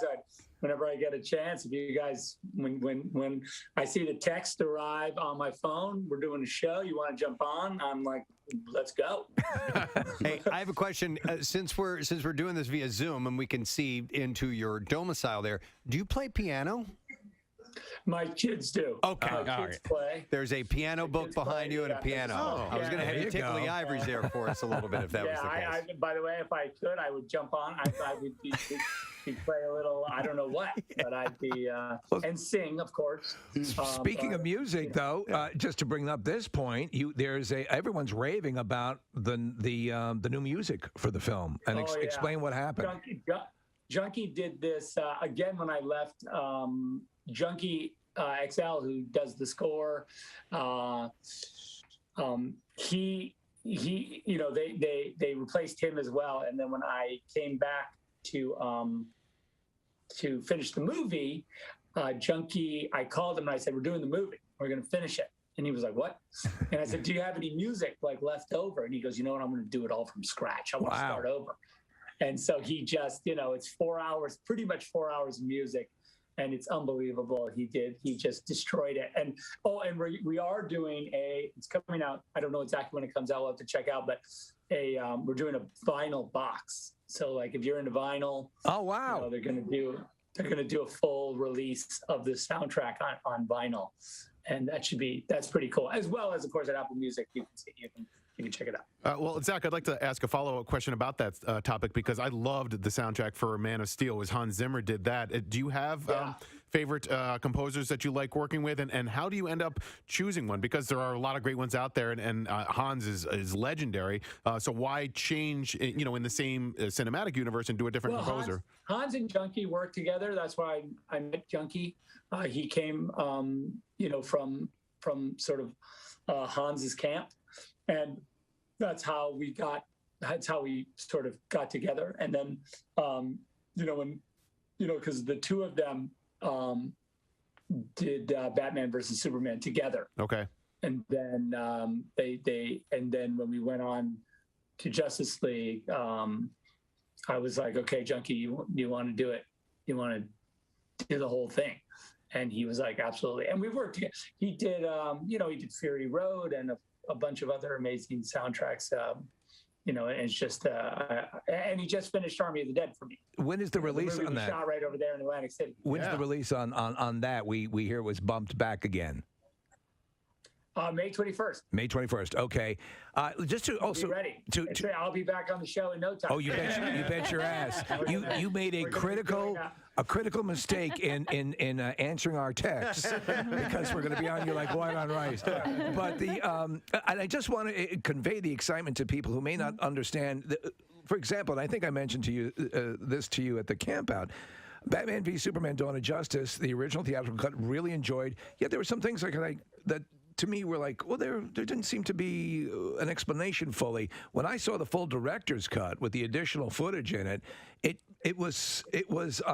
took greatness and made it even better, because to me, all those things are filled in. To know that you've had this ability to go back and add in those little things, and I don't want to spoil anything. I had to do a little research, so I know there are a couple of new characters that make appearances that are going to rock fans' worlds. So yeah. So are you kind of like a guy who has the ultimate gift to give someone on on Christmas or whatever, and now you can get to see them unwrap it and get the reaction? Yeah, I mean, that's a cool way to look at it. I hope fans take this opportunity to really, and I think if you haven't seen Justice League, at all, then I think this really represents an amazing opportunity to just kind of go deep into a world, and excited that people are going to get that chance. All right, so what other press are you doing today? I know you have a watch party, so maybe you can talk a little bit about that, but where else can your fans catch you today? Yeah, there's a watch party. I don't know if it's live, but I'm doing a thing for 300, weirdly, with Stephanopoulos, with the Hellenic League, because it was the I think it's the 2000. No, it's got to be more than that. It's 480 BC. The anniversary of the Battle of Thermopylae. Yeah, it's one of the anniversaries, but it's thousands of years. But that's exciting. So I'm talking to them. Are you going to have anybody from the battle attending? Or? Yeah. Leonidas is coming. So that's kind of weird that I was like, wow, that's a blast from the past, but you absolutely have to do that. What an honor to have some of the original veterans in attendance. Yeah. Yes, exactly. We better hurry up and get their stories before it's too late. Go, Preston, I'm sorry, go ahead. And, I'm doing a couple of watch. Well, I don't even like you. I'm delirious, so I can't remember. I don't know. It's early. Well, shuttling me around, but always stopping here is important. We appreciate that. It was announced that you're going to do the Fountainhead. Is that correct? Well, no, I own the Fountainhead. I don't really have we don't really have a model for it, but I've got it. It's kind of on the. I would say it's on a slow burn. Okay. Okay. But we'll see. The next thing I'm doing, I'm trying to do this small movie that I wrote with my friend Kurt Johnstad, who actually wrote the script, called Horse Latitudes, and it's a movie that we want to just go shoot in South America, with two guys, and it's like a real sort of micro budget movie, and then that's got to be refreshing. That's going to have to be. Yeah, that's like just want to go a complete diversion. The actors, you know what I mean? So that's fun. Cool. What does this mean, just quickly? You've got this. The reaction so far has been tremendous. Everything sort of stopped for the Snyderverse. Do you think HBO Max? Do you think we are seeing perhaps the potential for allowing you to complete your longer game in this? Listen, I mean, I don't, that's not necessarily. I didn't make it with that intention. We did make the movie. Yeah. With the when we originally filmed the movie, we assumed there would be 2 more movies. That's kind of how the movie's made. There's a cliffhanger at the end, and I know it's rude that there's a cliffhanger for a movie that may not get a sequel, but it's just the way it was constructed, and I wanted to do it exactly as we had talked about. Look, I didn't think I'd be sitting here talking to you guys about this. Yeah. So, you never know. Stranger things have happened. So. All right. Well, I don't know if we talked about this or not, but Army of the Dead is going to be released on May 21st. And I don't know if we talked about where is it going to be released? I don't know if we. That's on Netflix. It's Netflix. Okay. Netflix has been amazing. You are going to get, trust me, you will know where Army of the Dead is playing and what it's about. Netflix does not. They do not play. Yeah, they like to advertise. Yeah. You trust me. And the trailer I saw it coming really soon in April, like right at the beginning of April, like I think middle-ish of April, and the new trailer is just it's a butt kicker. I don't want to say the A word because I know I'm You can say ass. Yeah, and I would say ass kicker. Well, then it is a ass kicker. I do want to thank you again for joining us this morning, and then also I want to thank you because when I was texting with you the other day, my son was next to me, and I go, "Hey, I just got a text from Zack Snyder," and he was like, "No way!" And so I looked really, really cool, and he was like, "Tell him I said hi. I'm a huge fan." So I did, and then you texted back, and then I promised him I would say this. He said, "You have to put in a character in the next movie whose name is." Yoo-hoo loot. Now, listen up. Here's your keyword. All right, the word for you, my friend, is best, B-E-S-T, and you have until 15 minutes after the hour to enter that. There are 3 ways to do it. You can text it, the special contest short code number, which is 45911, or you can enter it via the MMR app or at WMMR.com. One random entry wins $1,000 in our company-wide contest. Each winner will get a call from Beasley. Make sure you answer your phone. There are contest rules available at WMMR.com, and it is sponsored by Horizon Services. Again, the word is BEST, B-E-S-T. Good luck to you. Come and get that money. Let's take a look at traffic, see how we're doing this Friday morning. And what do you have for us, Marissa? Issues on the Jersey Turnpike northbound between 168 and 73 is jammed. There's a vehicle fire southbound south of Route 73. In 70 in Cherry Hill and Camden area, there is a left lane blocked because of a water main break and jammed 55 northbound from Deptford to the 42 freeway. Some accidents in Montgomery. There is 773 Church Road at 663 and Germantown Pike at Joshua Road. Those are 2 separate accidents.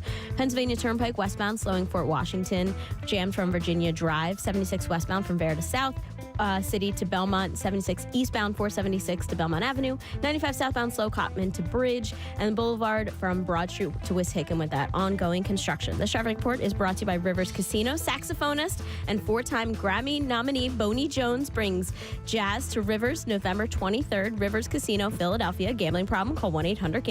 And that's your traffic on 93.3 WMMR. Friday morning.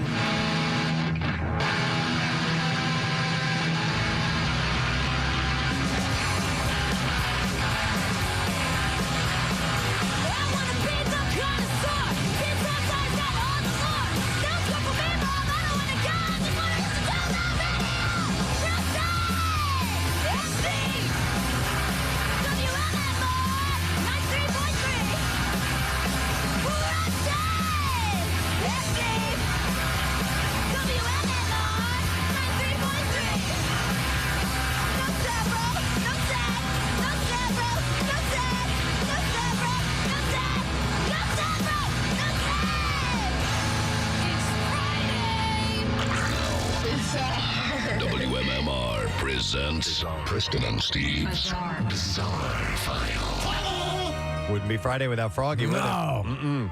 All right, brought to you this morning, the Bizarre File by Red Robin. You can choose any style Red Robin Tavern double burger with bottomless fries and drink for just $10. This deal is ending real soon. So make sure you get it before it's gone. Dine in only at participating locations in PA. Red Robin, yum. All right, so a British Airways passenger reportedly stripped from their waist down, defecated on the floor of the plane, and then smeared themselves in their own feces before charging at other passengers and wiping the excrement all over the carpets and curtains of the cabin. Wow. From British Airways, by the way. So the incident allegedly occurred while passengers were still boarding a British Airways-operated Boeing 777-300 aircraft. They were just boarding? At London Heathrow Airport, yes. Perhaps we can get another flight. They were bound for Lagos in Nigeria. British Airways has seemingly confirmed the nauseating episode, with a spokesperson saying that the airline had apologized to passengers. We're so sorry about that poop thing. After the flight was delayed so that a new plane could be found. We're going to get this one in tip-top shape, clean all the poop out, and put you on another flight. While the contaminated cabin was deep cleaned. Rumors Everyone gets a free order of fish and chips. Of the incident started to spread last week after a leaked copy of what appears to be the aircraft maintenance log explained what had happened, started to go viral on social media. How many people quit that day? The logbook reads, during boarding, passenger stripped from the waist down, defecated on a rear galley floor. He sat in it, rubbed it into the galley floor and aisle carpets. And then things quickly got even worse. The report read he walked in his own excrement and started running up the aisle. He smeared his arms from hands to elbow in fecal matter and aggressively ran at other passengers, flicking fecal matter around. That's what I get to do. And up door 4 over seats as he went. Oh, my God. The logbook noted that the curtains, and with that wee clip, now I see Nick doing this running through the plane. That's what I get to do. I swear to God, it was not me. The logbook noted... They should have broke out the beverage cart. You could never get past that thing. That the curtains and carpets were severely contaminated and that a deep clean was required. The aircraft Sorry about that little incident. was taken out of service and passengers endured a more than 5-hour delay while another plane was found. I think I know the answer, but did they ever get a good reason as to why this gentleman did this? No. That's just the way I fly. In a short statement, the airline said, we apologize to our customers for the delay to their flight and arranged for an alternative aircraft to allow them to continue their journey. A Baptist minister renowned in Louisiana has acknowledged stealing nearly $900,000 from his church. Also, the affiliated rental properties that is congregants and also a charter school. So I have sinned. He stole from all of them. I have sinned, and I liked it. Charles Southall III, who for more than 3 decades led First Emmanuel Baptist Church in New Orleans and Baton Rouge, pleaded guilty on Tuesday to charges of money laundering. What you need to know is I cannot fly a commercial. I needed that money for my new Learjet. The minister embezzled donations from congregants that were meant to fund church charitable projects and building improvements. What a scumbag. He also took grant and loan funds awarded to the Edgar P. Harney Spirit of Excellence Academy, which he had created, and diverted them to a bank account controlled by him and a co-conspirator whose name was withheld from documents. Hey, at least Kenneth Copeland and those guys... Yeah. They're telling you that they need a new jet. Turn around, bend over, and drop your trousers. Yeah. At least they're being honest and saying, we need a new jet. This guy tried to keep up the... yeah, he's just flat out stealing it. I'm a man of God. Oh, my God. But those guys are bastards as well. All right, so for some unexplained reason, a wanted man was covered head to toe in black paint when California police apprehended him last week. Did he feel that would keep him like in ninja mode? Maybe. Investigators have been looking to arrest Rufus Barron on an outstanding warrant when his mother called police to report that her son was asleep in her home. Quick, paint yourself in black and they'll think you're not here. When officers arrived at the residence around 1:30 a.m., they discovered Barron coated in black paint. Barron would not say how he came to be covered in it. You should have used invisible paint. Like house paint or like face paint? It's a good question, Case. I'm the not thing sure. to do, Preston, would have been to have painted what appears to be the entrance to a tunnel on the wall. Yeah. A search of Barron turned up a glass smoking pipe containing methamphetamine. Cops suspected that Barron had been on a meth bender, which could have prompted the paint application. Yeah, that probably led to it. He's being held in the county jail on multiple charges. And then we'll do one more story and wrap it up. And then we have a guest we're going to go to.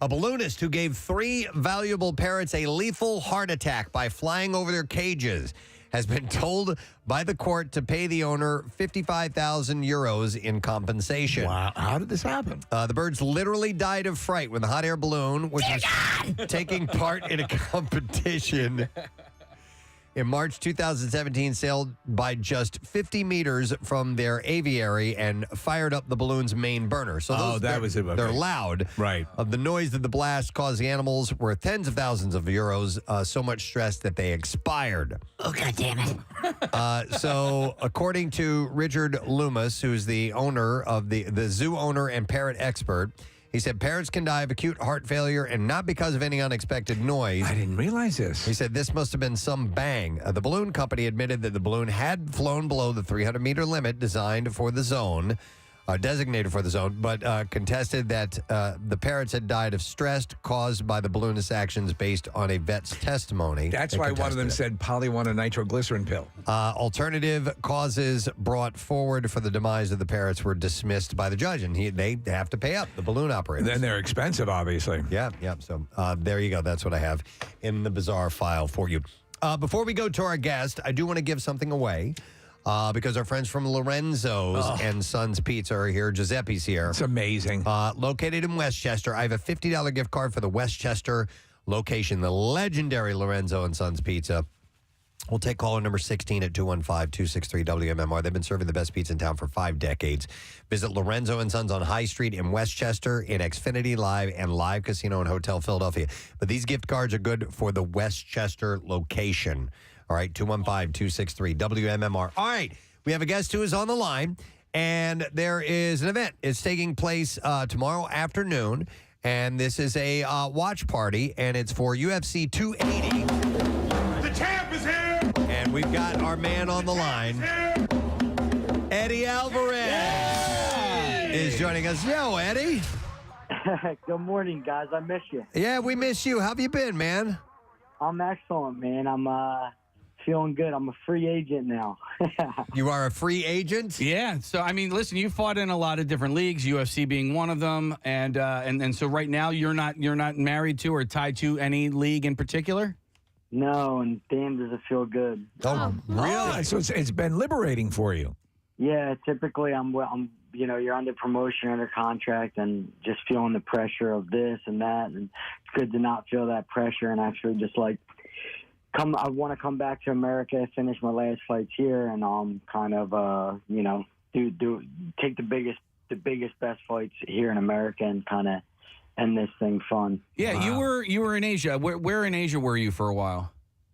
So I fought in Singapore and Philippines, and I also fought in Tokyo, and when we were in Thailand for a little bit. So it was fun. It was a lot of fun. Why it lasted one championship. We had a good experience there, but like it was time to come time to come back to America. Nice. Did your family come out and visit you while you were there at all, Eddie, or was that just too logistically difficult? No, me and Jamie went together, me and my wife. Okay. I think some of the countries were a little bit, not Singapore being one of them, but Manila, Tokyo's hard to navigate. So when they're hard to navigate, with the language barrier and stuff like that, Manila's a little bit dangerous. So like, I don't like to kind of, take a risk. And right. Kids come visit until me and Jamie know what the hell is going on. Yeah. So, Eddie, UFC 280 will be held in Abu Dhabi tomorrow, air tomorrow. We have to ask you the question, do you know the difference between Dubai and Abu Dhabi? I haven't been to either one. Well, I can inform you, the people in Dubai don't like the Flintstones, but the people in Abu Dhabi do. Dude, you can't say that. I had to use that dad joke. It's amazing. Oh, God. You're welcome. That's the most Philly shit I ever. Oh, man. Hey, because you have fought in different time zones, I want to ask you about the preparation for that stuff. We were talking to Paul Felder, and he's over there, and he's going to be like a ringside commentator, and he was in Vegas like 2 or 3 days ago, and now he's in Abu Dhabi, and so he's just commentating. As a fighter, like how early do you need to get over to that time zone and start training so that you're not gassed or tired or jet lagged or any of those things? Yeah, so the rule book for athletes is for every hour difference, you got to be there a day before. So, like, if you're dealing like a place like Singapore or Asia, like over there, it's typically like 13-hour difference or something like that. So you would want to get there 2 weeks before to acclimate properly. Wow. But the truth is, like, I remember like back in younger, like when I was younger, like I just. It's all in your head, man. Like, if you get over there and you believe you're the best in the world, you'll figure out a way to win a fight. No matter what. Like, your body, your brain is, and what you tell yourself is more important. Is a lot more, has a lot more say than, it'll control your body and you'll win the fight. That's it. It makes a lot of sense because as physical as it is, sheer force of will. I mean, obviously you cannot be, 40 pounds overweight and all the stuff that would be very obviously detrimental to you. But, mind over matter and willpower is got to be so much of this sport, Eddie, correct? It's almost all of it. Like I would say, like people say, oh, this is 90% mental. This is this is incredibly mental. Fighting's incredibly mental because there's guys who prove it all the time. Who they're not that good of fighters, but their belief is incredible, and they go out there and they perform. And it's a lot more mental than most sports. Sports. It's interesting. There's a channel that both Preston and I have been watching a little bit on YouTube, and I sent them a couple of videos, and they sort of break down the methodology behind some of the great fights and fighters. And there's a whole thing of Mike Tyson and the early perception that he was, just this fire plug and this slab of meat who with incredible hitting power. He is thinking through those bouts like nobody's business, and it is a very complex second-to-second roster of things that he's doing. It's so much more involved than most people think. Yeah, no, absolutely. They trained him, like, not only is the body trained that way, but Gus D'Amato, like with Mike Tyson, like every night he'd go in his room and tell him what he is, because he knew Mike, how much he doubted himself and how much he didn't believe in himself. So like that part of it, having a trainer that you trust, that kind of encourages you and instills that courage in you. Yeah. That belief system, like to keep practicing that every day and every night and every morning, that's just as important as keep practicing your training and your right hand and your jabs and that stuff. But yeah, that's fighting, man. It's very, very mental. So you're calling us right now because of there's a watch party, a UFC 280 watch party at Parks tomorrow, and I was like, yeah, it's going to be tomorrow night. And I'm like, oh wait, no, it starts at like 10 a.m. tomorrow. Whoa! And the main card is in the afternoon because obviously the fights are in Abu Dhabi. So what time do you plan on being there? Yeah, so quick, I joined the Bet Parks team not too long ago. Awesome group of guys, and they're actually building like a state-of-the-art podcast room right now, so we can break down fights and do fight content all year long. Wow. I'm super excited about that. So why wait to get signed with a promotion? We'll be talking fights and fight analysis, but these fights going on, I'm gonna go over to Bet Parks. I'm going to be there by 2 o'clock. The main card starts at 2. I'll be there slightly before because I want to see our man Sean Brady do his thing, our Philly guy do his thing tomorrow. So I'll be there slightly early at Parks to watch him. So if you guys want to watch him with me, come on over. Let's watch him and bet some fights at Parks. But, yeah, I'm with this team. I love these guys. They're a great group of guys with a great vision, and I'll be there all year. All right, that's really cool, and you're good to have someone who knows the sport inside and out, dissect it for you. Just adds an extra element to it. So that sounds like a lot of fun. Yeah, who's betting? You guys betting the fights? I'm betting that the people of Abu Dhabi do. Yeah. Now listen, I love it, but I don't know the fighters well enough to not this put round, any of my money on it. But there are people out there that I trust. That I will when I see their picks and stuff like that. There's a guy down the hall, Pat. I'm like, okay, this guy knows what he's doing. Okay. I would take advice from you because I know that you're pretty dialed in with the sport. So, all right. Well, let's take it from me. I'm going to give you my pick. Okay. All right. So, maybe some of the listeners can make some money too. So, for the not the main card, Sean Brady's going to be the top of I believe the prelims. He's going to be the top of the prelims. He's at -148 on Bet Parks right now.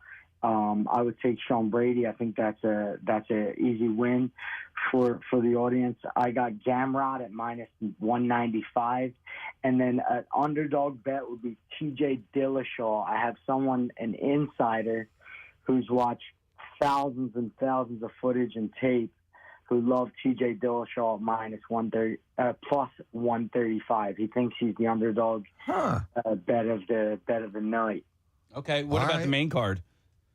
The main card. See, I don't love. I would take, gun to my head, I'd take Islam for the main event. But I don't typically, when I'm trying to make money, I don't bet the big fights because they're too closely matched. Right. I mean, that's they actually really a smart are. move. Yeah, it's a good idea.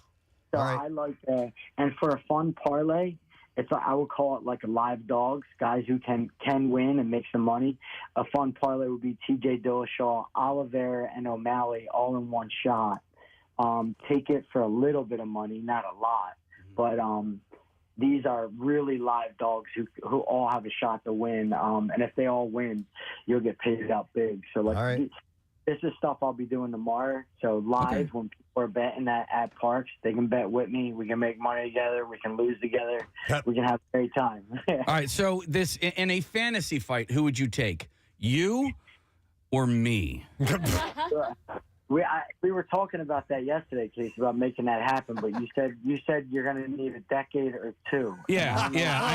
How many? If you're fighting an Eddie Alvarez, how many decades per hour?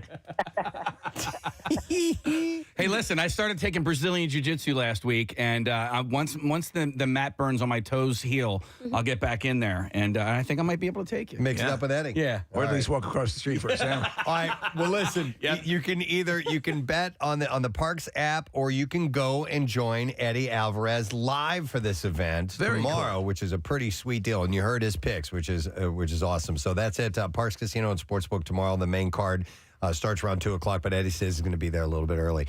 Dude, great to check in with you, man. We'll talk to you again soon. All right, Eddie?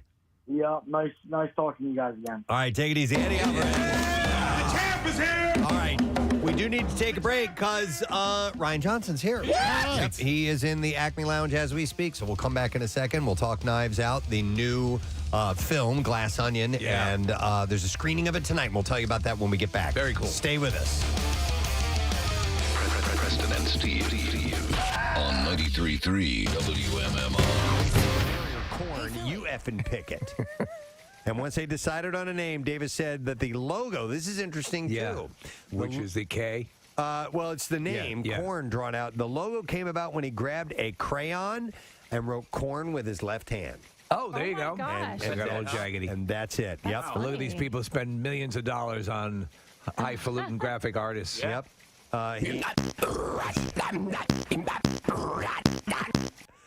Davis said that he credits them getting their record deal due to the number of stickers with their logo on it that they had stuck all over town. We had to share this little story. So every evening at 6 o'clock, we do a quick conference call with us, with the members of the show, just to see where we are in preparation for the following day's show. If there's anything notable that we need to be aware of, interviews and so on. And that also includes topic conversations. And so we're getting ready to wrap up the call last night, and then Kathy's got one more thing to add. Well, Steve, so I was at a bachelorette, and Steve's like, did bachelorette produce anything? I was like, no, not really. It was actually pretty low-key. And then I was like, oh, wait. Yeah. There was one thing. There was one thing. I was talking to these girls. You remember how last week how Preston was saying that he likes to make sure that, his sexual partner has achieved. Right. Gets her cookies. Gets the cookies before going for the main course. And then Kathy says, and I'll say this verbatim because it's not vulgar or anything like that. She said, I didn't know until I talked to these girls that not all women will have an orgasm by having sex. Yeah. And so we're like, oh, okay. And then all of a sudden you hear Casey go, I guess I should have told you guys that I'm in the car and have the Bluetooth on and Seamus is sitting next to me. Well, I also brought up something from another conversation we're going to have about the wall sitting. Yes. Yes. Oh, yeah. But even that was more benign. I just I was sex, orgasm, like just all the words. All the words. Coming out of Kathy's mouth. And so Seamus is just sitting there in the passenger seat, and I just look over at him, and I can see him smiling, right? God. He's just pretending like he didn't hear anything, and I'm like, okay, he heard everything. Now, here's I didn't think Kathy had orgasms. Well, I mean, and honestly, of all people, and this is not the first. This is the second time that I've done this with Seamus in the car. I don't remember the first time. The first time I called in like a couple minutes late, and you had already announced that you were in the car with your kids. I didn't hear it, so at the end of I think I cursed, like I said the F word or something like that, but like I was like joking around trying to make you guys laugh, and then there was like silence, and Casey was like, did you not hear me say I was in the car with my kids? And I was like, nope, I sure didn't. Sorry. Here's the deal. I don't even know if he knows what that O word is. Yeah. All the other stuff, I'm sure he knows all about. Right. But the main juxt of the conversation, the gist, whatever. Yeah. I sound like anyway. The main gist of the conversation, it being the and women not getting to that. Yeah. I don't even know if that all that stuff could have gone over his head, and he probably was looking that word up. Yeah. How old is he? He's in 8th grade. Maybe. I don't know. Yeah. But the kids have the internet these days. Yeah, those kids. Yeah, And their well, if internet. not, he knows now. I'll tell you this, though, that's something that I've never had to deal with because it's just my wife, or we're transporting pets in the car. But it's such a common thing. There's no way that doesn't happen all the freaking time. Yeah, Shell and I instituted a standard greeting, which if you're in the car and Rochelle says it to me, she goes, "Hi, you're on speaker. So and so is in the car with me." Like that's the first thing that comes out of her mouth. Say hi. Yeah. Now, in my defense, when I joined the call, there was already a conversation going on, so I didn't, so I couldn't bust in and go, "Hey, by the way, I'm a speaker." I just normally it's okay. Like the majority of our calls, It's pretty benign. it doesn't get that detailed or graphic. But when you're all worked up and horny, it comes through. Apparently I needed to. Kathy's all horned up. Well, Casey a couple of weeks ago suggested maybe we do, I forget, it was like Zoom call or FaceTime or something for our conference calls. And I was like, I can't do that because my phone is always on speaker, like when I do the conference call, because it's dinner time and we're either cooking, cleaning, like whatever it is, and Jace is always there. And when I feel like sometimes there'll be like a curse that slips, I'm like, and I gotta quick get the phone and put it up to my ear. Yeah. So whenever I talk to my buddy Jeff on the phone, you're pretty sure that the conversation is going to go to an NC-17 rating, right? So we always will go, "Are you on speaker? Are you alone?" or whatever. Right. I mean, but with our conference call, and also my kids are older now, so it's like, but when they were children, it was like, "Hey guys, by the way, I got the kids in the car." Well, it's for me, it's like my a Christmas story. We heard all that stuff from my dad, and so it was all part of the deal. But we never received calls through Bluetooth in the car. Yeah. I was in the back seat when my dad was driving. It was something that didn't happen. Did anybody see the South Park quarantine special? Yeah. Yes. I watched it with my son over the weekend, and the last 5 minutes of it, there is a giant phallus that Mr. Garrison is carrying back into town. And my son, who is a little bit older than Seamus Casey, could not stop laughing. But he was laughing so hard that he was like holding the pillow in front of his face. So like we dance around the topic, but the older he gets, the dancing just becomes less overt. You're just like, "No, right, that's fine." Like he knows you don't want to be the person. I don't know. You don't want to be like overt about it, but you also know that he knows. Listen, I've told my, and I say this time and time again. Listen, my kids are going to hear this stuff in the schoolyard, which is fine. Right. I don't want them teaching this stuff in the schoolyard. There's a difference, right? So you want them getting shed talks. No, but at the same time, with the whatever they're watching, it's like, all right, there's that weird fine line between condoning and encouraging. Yes. And so I don't, like, my son is now watching clips of The Family Guy, and he's getting such a kick out of it, and I hear him cracking up. And my wife, parts. Probably. I don't know what he's, but my wife's like, it's not appropriate for him. I'm like, well, I know what I watched when I was 13 years old. I think my like with my situation, my dad just got tired of trying to restrict it because and then my mother just sort of gave up. We tried, and and we were fine, but a lot of the stuff just went over our heads, and then eventually it was like somehow I just remember knowing about it. I forget exactly where I became aware of it. It was a combination of both the schoolyard and the nets. On 93.3 WMMR. Ladies and gentlemen, it is 8:28 on what's shaping up to be a pretty beautiful Friday morning. We're going up like 65 degrees, lots of sunshine. Tomorrow, even better, sunny and 70. Sunday, we do have some rain, though. A little bit colder than Monday. We bounce back, and we'll be in mid-70s again. So just a little bump in the road on Sunday. We have a guest who we're going to talk to right after we get a look at traffic. So let's do that now. Marissa, what's going on this morning? The Black Horse Pike is closed. That's westbound from Piney Road to Coles Mill for an accident. Also jammed the eastbound side. 70 eastbound, there's a water main break at Cooper Landing Road. Jersey Turnpike is slowing southbound 73 for a vehicle fire. Northbound from 168 to 73. 295, 73 to 70. In Pennsylvania, 95 southbound is slow. Cotman Bridge, Gerard Devine. 76 westbound, University to South City to Belmont. Eastbound 202 to Gulf Mills. 476 to Belmont. And the Blue Route is slowing northbound 95 out to McDade. This traffic report is brought to you.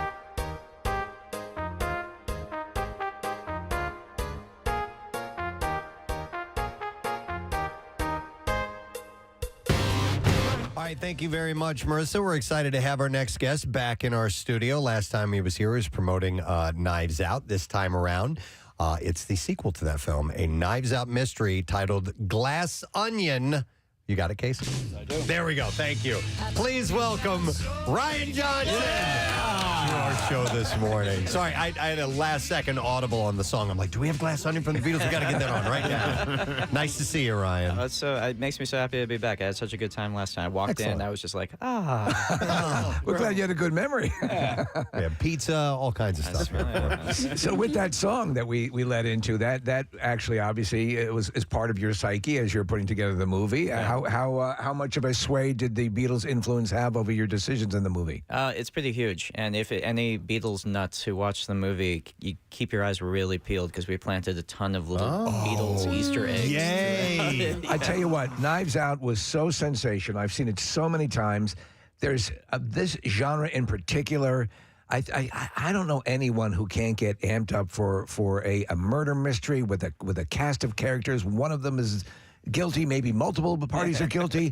It's like, again, it goes back to my take on horror movies. Even bad ones are good. You're doing state-of-the-art, top-level ones, which makes them so fantastic.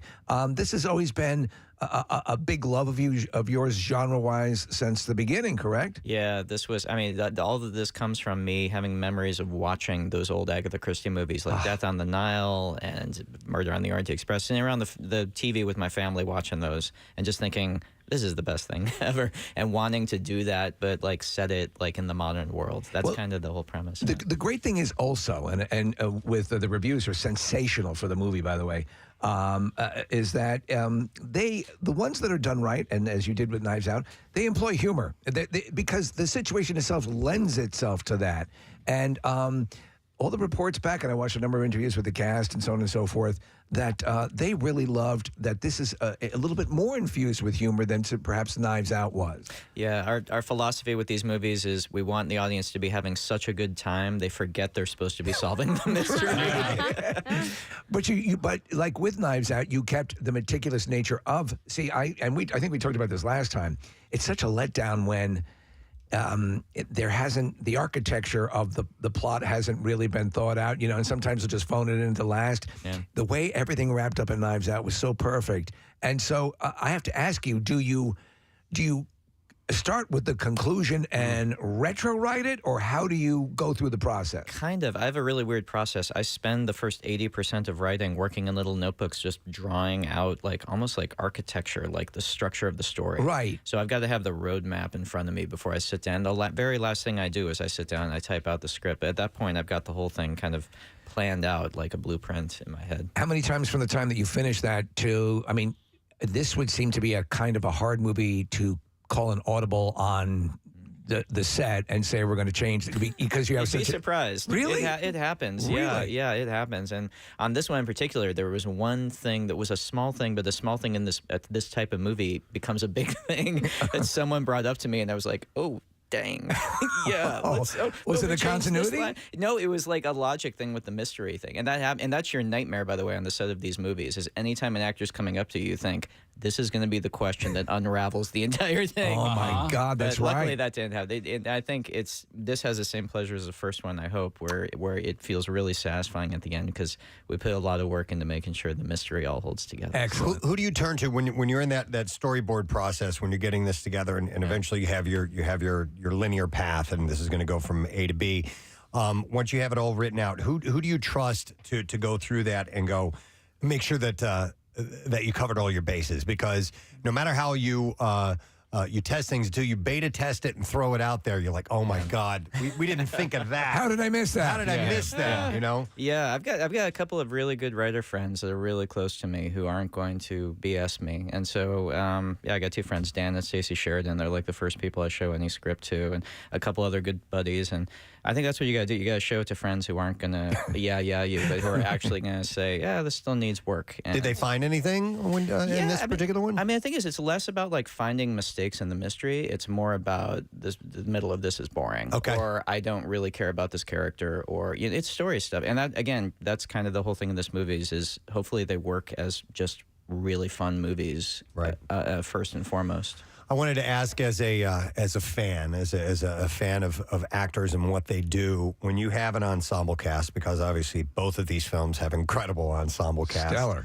And you're getting people together that maybe haven't, they're maybe just meeting for the first time, yet they're these big, well-known stars. Do you sometimes sit back and just kind of watch that and go, Oh my God. watch their personal interactions, not the work part, but the personal thing, and go, wow, this is really happening over here? Well, we shot the first half of the movie in Greece, second half in Belgrade in Serbia, and it was during the Delta surge, so we were all really locked down in the hotel together. So to blow off steam on the weekends, we would rent out the rooftop bar, and we would go up there with the whole cast and play murder mystery games. Oh, my God, that'd be awesome. We played Mafia, or some people call it Werewolf. Yeah. And so that was amazing to watch this cast of actors, who were in this murder mystery, all get super drunk together and play Mafia together.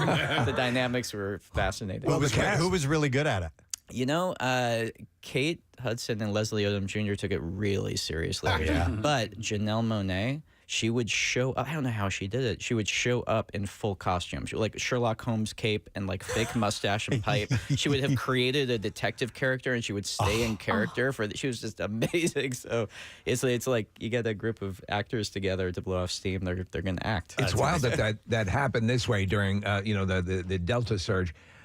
I've heard, I'm a massive Bond fan, loved Daniel Craig, and, obviously this is a new series for him, a new success, hopefully, it's the second film. I don't want to pressure you, but the legend is that when you're on set and Daniel Craig is an actor like he was with the Bond movies, he throws these parties. Oh, yeah. And did that, okay. Believe the legend.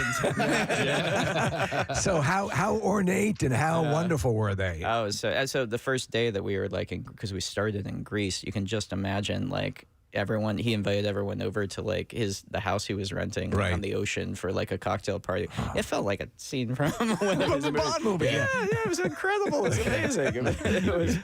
So no, they say that it all comes from the top, and I think Daniel being kind of the anchor of all of these casts, I think that's a huge part of the reason we've had such a good time on it. He's so talented. The Benoit character is so great, but again, you have all these different high-powered. You have Catherine Hahn, Leslie Odom Jr., Dave Bautista, Kate Hudson, Ed Norton. Yeah. Now, Ed Norton, we've heard, and I love Ed Norton, but Ed Norton is very precise and likes to give his input to directors that he feels aren't up to the task. I can't imagine he had that situation with you. No, we had the time of our lives together. Oh, that's great. And we were like two kids playing in a sandbox together. It's just, I love Edward so much. He's so good. He's so funny in the movie. He's playing kind of like a tech billionaire, and he has so much fun with the part, just roasting that type of person. Right. So, we had a blast, man. And even Daniel Craig's choices as an actor in the beginning of the movie, you're like, wait a second, this isn't the same guy that I remember from Knives Out. And then, you sort of start to understand why. And it wasn't, my wife, my daughter. My daughter He's from and the I. South. We're not touching that with a 10-foot Me neither. My daughter and I were discussing, because we saw the film on Monday. We were discussing on the way home, and that's when I was able to sort of dissect for her, the difference in the character, and it's the same person, but why those choices were made. He's doing everything in it for a reason. That's part of the fun of this movie. Not to get ahead of ourselves, but it's almost made to be seen a second time more than ever. There's a lot of stuff that you'll see a second time and realize, oh, that's why he's doing this. Oh, that's why hopefully that'll be satisfying. If you're just jumping in, it's director Ryan Johnson who's here, and it's a Glass Onion, a Knives Out mystery that we're talking about. The show, the film is coming out on Netflix in December, but there is a screening tonight. Nice. It is part of the 31st Philadelphia Film Festival. So you can go to philadelphia.org. Are you doing Q&A? I am going to do an intro Q&A. I can't wait. We had such a good time at the screening with the last one here. To the precision of what you were just talking about, here's a review that says another masterful murder mystery from Ryan Johnson. Just like his first film, Glass Onion will warrant multiple viewings, as you just said, to fully soak in the wild amount of precision and passion that went into the filmmaking. You obviously make films for the audiences, but it doesn't hurt seeing reviews like that, right? That's nice. The best thing, though, and I'm looking forward to the screen tonight, but I'll tell you, if you can see this movie in the theater with a crowd, it's a really fun ride. It is, and that's the thing. Murder on the Orient Express. I remember seeing the original version in the theater. Yeah. You know, Sean Connery, everybody in that guy, and the audience was dialed in. Yeah, and we were laughing. I mean, the crowd that I was watching with, we were laughing. It's not a comedy, but it is. There are very funny points that aren't forced. I'm like, this is like legit funny, and just very subtle jabs and stuff. That's what you try for. You try for humor, not from like sticking jokes in it, but just because the situation or the character is funny. Yep, that's the best. Yeah. You have a very interesting issue with this film. Not an issue, I should say. It was kind of an honor. You have cameos from two giants who have since passed. It's gotten out in the news, so everyone sort of knows. And they are Angela Lansbury and Stephen Sondheim. Right, two huge heroes of mine. Yeah. How did you successfully orchestrate that? We just approached them, and it's just a tiny little cameo in the movie. It's just like one little really fun moment. But they're two heroes of mine. I'm grateful they're in it, but more than that, I'm grateful because when I filmed the cameos with them, I got 10 minutes with each of them, and just the fact that I was able to tell both of them like what their work meant to me. I mean, that's the biggest thing. But yeah, we just reached out. I mean, Stephen Sondheim, I guess, had seen the first one. He's a big murder mystery nut, and so he was into it. And Angela Lansbury was so generous and patient, and I came over to her house with my laptop, and it was pretty great. Did she? So we would kind of just recorded some stuff, and did she have any idea? I mean, had she gotten the script or? No, I don't think she read the script. I don't want to spoil it, but I'll spoil. What the heck? She's in the game. She's like supposed to be playing a video game. Okay. In the movie, and she's not. Angela Lansbury was not a gamer. She was many things. That's a shock. That's a shock. She's on a Call of Duty. But she was so sweet. She was just like, you know what? This is not my thing, but you just talk me through it and let me know. And she was so lovely. Well, you're getting a papal blessing from the Murder, She Wrote. Oh my God. Matriarch. Yeah, exactly. So you were talking about watching the movie again for just to catch things that maybe you didn't catch the first time and little Easter eggs. I want to watch it again because the set was so beautiful. I mean, just so many aspects of it. The glass onion itself was just gorgeous. I mean, and just breathtaking. And so I would like to do that again. I mean, it's just the when they sit down for dinner, that whole room, and can you talk about the set design? Yeah, so our production designer Rick Heinrich, he did the Star Wars movie that I made. We worked with him on that little indie film. That little thing. It was in a few theaters. But he did a bunch of movies with Tim Burton, so he's really good at doing really nuanced, artful design, but on a huge scale, which is kind of what we needed for this movie because the lead character is a tech billionaire. He's going to do everything huge. So, yeah. And there's sort of, and you said the tech billionaires, and so there's a sort of a light social commentary that runs its way through it, which is, and I love as you talk about humor shouldn't be sledgehammered. Yeah. This shouldn't be sledgehammered as well. Yeah. Everyone gets where you're going. Yeah. But at the end of the day, it's just a solid murder mystery, and that's just a crowd pleaser. You mentioned Stephen Sondheim being a fan. Has anyone else of that ilk or that level let you know what a fan they are of what you're doing with these films? Boy, if they are, please reach out to me. You're not going to find them in Philly. Yeah. No, I've gotten some really nice notes from some of my heroes. Yeah. Any mystery writers that you yourself are? Well, I mean, this all comes from me loving Agatha Christie, but recently I've discovered John Dixon Carr. If anyone's a mystery nut, I'd encourage you to go explore some of his books. He had a great detective named Gideon Fell, who's a total jerk and really funny. So John Dixon Carr, I'd look him up. Very cool. For a good mystery. You also brought up that independent Star Wars movie that you did. It was in a few theaters. And I'm curious, Ryan, if you watched She-Hulk.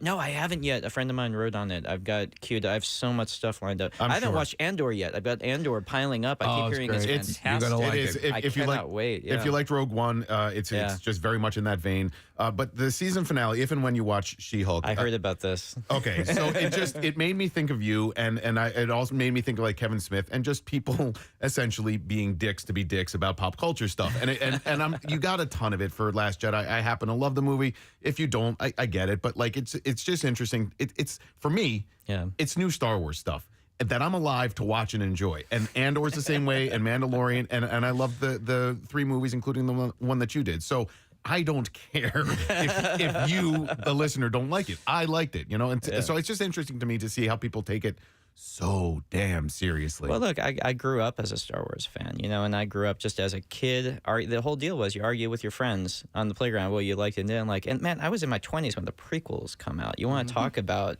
arguing? You want to talk about fan reaction? Yeah. So for me, it's part of the Star Wars experience. And I think the key is people like different things, people dislike different things. That's all a great part of the fan base. I think there's a toxic element of that can slip in and turn into abuse online, and that we gotta stamp the hell out. Let me ask you about that. Yeah. Should the tact be to not give that oxygen? Because no, you gotta shut it down. You gotta shut it down. I'll see promotional, like they'll put all this effort into getting these tweets that might not ever have been seen. Totally. Big coverage. And to me, that almost seems antithetical. You're actually satisfying the beast by doing that. Yeah, maybe. I don't know. Look, I think we're all feeling our way through it, but I think there's a real feeling right now because I'll tell you, my experience with the Star Wars fan base has been so positive and so lovely. The best fans in the world and just so much positivity. And so I know what an exception to the rule that small group of and I'm not talking about who liked the movie or didn't like the movie. I'm talking about toxic. I'm talking about abuse. Right. Different thing. So no, and I think though all these fan bases are slowly realizing, you know what? It's not enough to just ignore this stuff. You got to make it clear to everybody that this is not welcome in our community. Right. And this is not who we are. Again, you have to shun it and push it out. Not like or dislike. No, this is not about what you like and raging. Well, the girl who played Rose, yeah, for instance, she had taken a ton of abuse, and I wasn't down with that at all. And first of all, I loved her character, but I want to ask about what I think might be the greatest television show of all time, and you have a fingerprint on that, and that is Breaking Bad. And you directed 3, I think, of the best episodes that came out, Fly, 51, and Ozymandias. So this time, 1 month ago, I was in Albuquerque, and so these guys allowed me to drive across the country and do it in live check-ins on the show, and I ended up in Albuquerque, and I knew that I was going to drive past Walter White's house. I knew that I was going to do that. But as I was driving there, I was thinking, I wonder if the car wash is actually in Albuquerque as well. And then I looked to my left, and there was a car wash. That was it? And I went and got the car wash there. And for me, I think that was the most excited I was for the entire trip, was just being in that area, because, the show was just, I think, perfect. It was phenomenal. How did you end up directing any of the episodes? Well, Vince Gilligan, it's his show. He had seen my first movie, Brick, which was this kind of weird little indie detective movie, and he liked it. He gave me a call, and so we just stayed in touch, and yeah, I felt so lucky to get to ride that bus for a couple of stops. And you got 2 of the episodes in the final season. I still can't believe that. Yeah, I still can't believe it. I tried not to leave any fingerprints on it. I tried to be a thief in the night and just kind of deliver it, and just tried to get what was on the page that was so good up there on the screen. It's always interesting in that case. I think when you're called into something that has the legend precedes it, and as a good director, and obviously you're a phenomenal director.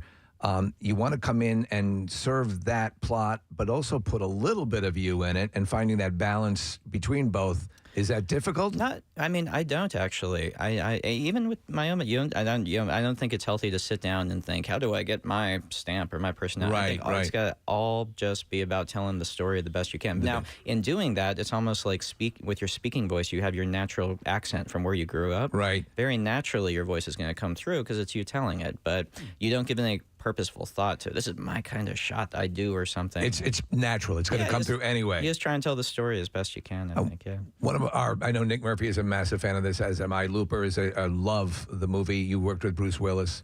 Since then, we've heard about his health and issues. Have you had any chance to communicate with him? Or? I haven't directly, no. Yeah. But God, I had such a good time with him. He was so sweet and wonderful when we made Looper, and he just worked so hard on that part. And he's phenomenal. And when he was doing promotion for it, you could see how proud he was of the movie. Yeah, rightly so. His performance in that movie is so good, and I had such a good time working with him. And yeah, my heart goes out to his family. Yeah. I'm happy to hear you talking about how nice these people are. Yes, seriously, it was. It's great. It was great. Yeah.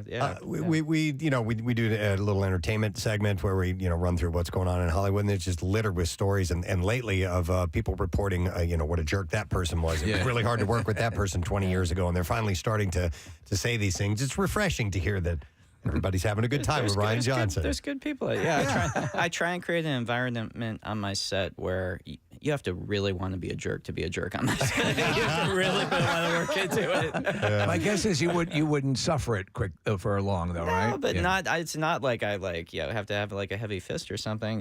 I create an environment where everybody feels good, everyone feels supported. You don't have a writing crop as you're directing and all. Not yet. He actually reminds me of Nick Murphy quite a bit. Who's just kind of like, yeah, whatever, yeah, okay, everybody good, we're good. Oh man, yeah, good. That's what he. Good. Yeah, be nice, be kind, work together. Until it's time to not be nice. Hey, as we've learned from Totals and Roadhouse. Is Joseph Gordon-Levitt awesome? Because I love him as an actor. So it's funny. We've stayed really good friends since Looper, and I always find a way to work him in. In Glass Onion, he's got a little like voice thing that he does. He's the hourly Dong. This won't He's Dong. He's Dong. Yeah. So it'll be nothing to you. Now you have to see the movie just to figure out what we're talking about.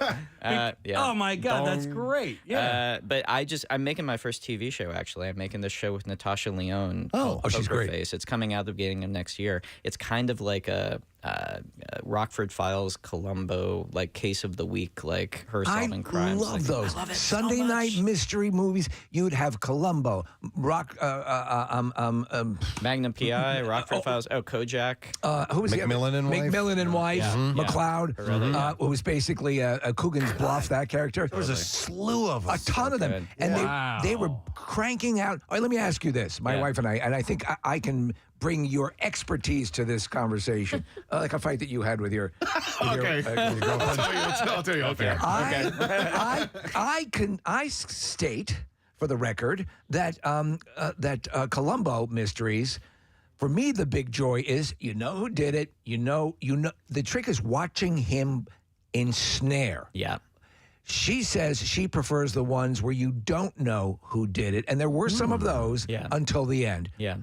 Do you, acclaimed mystery director and writer, agree with me or my wife? Well, I'm making both because the movies are you don't know who did it. I mean, like Glass Onion and Knives Out. The show I'm making is the Columbo style of How Did It, where we show the killer at the beginning and it's about Natasha. And that for a TV show I like because that means you don't have to spend your time getting to know a slew of suspects. You can concentrate on the relationship between the detective and the killer. And look, I'm a Columbo nut. I found it so satisfying seeing. Thank you for endorsing my opinion. You're both right. 100%. Right. I take no sides here. Where are we going to watch this? Which this is going to be on Peacock. Poker Face is going to be on Peacock, and I don't think there's a date yet, but it's the beginning of next year. Love it. So Joseph Gordon-Levitt did that. Oh, so he's in an episode of it. But that's the other fun thing. Every episode is like its own little movie with a guest star who's the killer. That's right out of the Sunday Night Mystery movie. It totally is. Really and Joe plays one of them in one of the episodes I directed. So what's Natasha Lyonne's story? Is she the detective?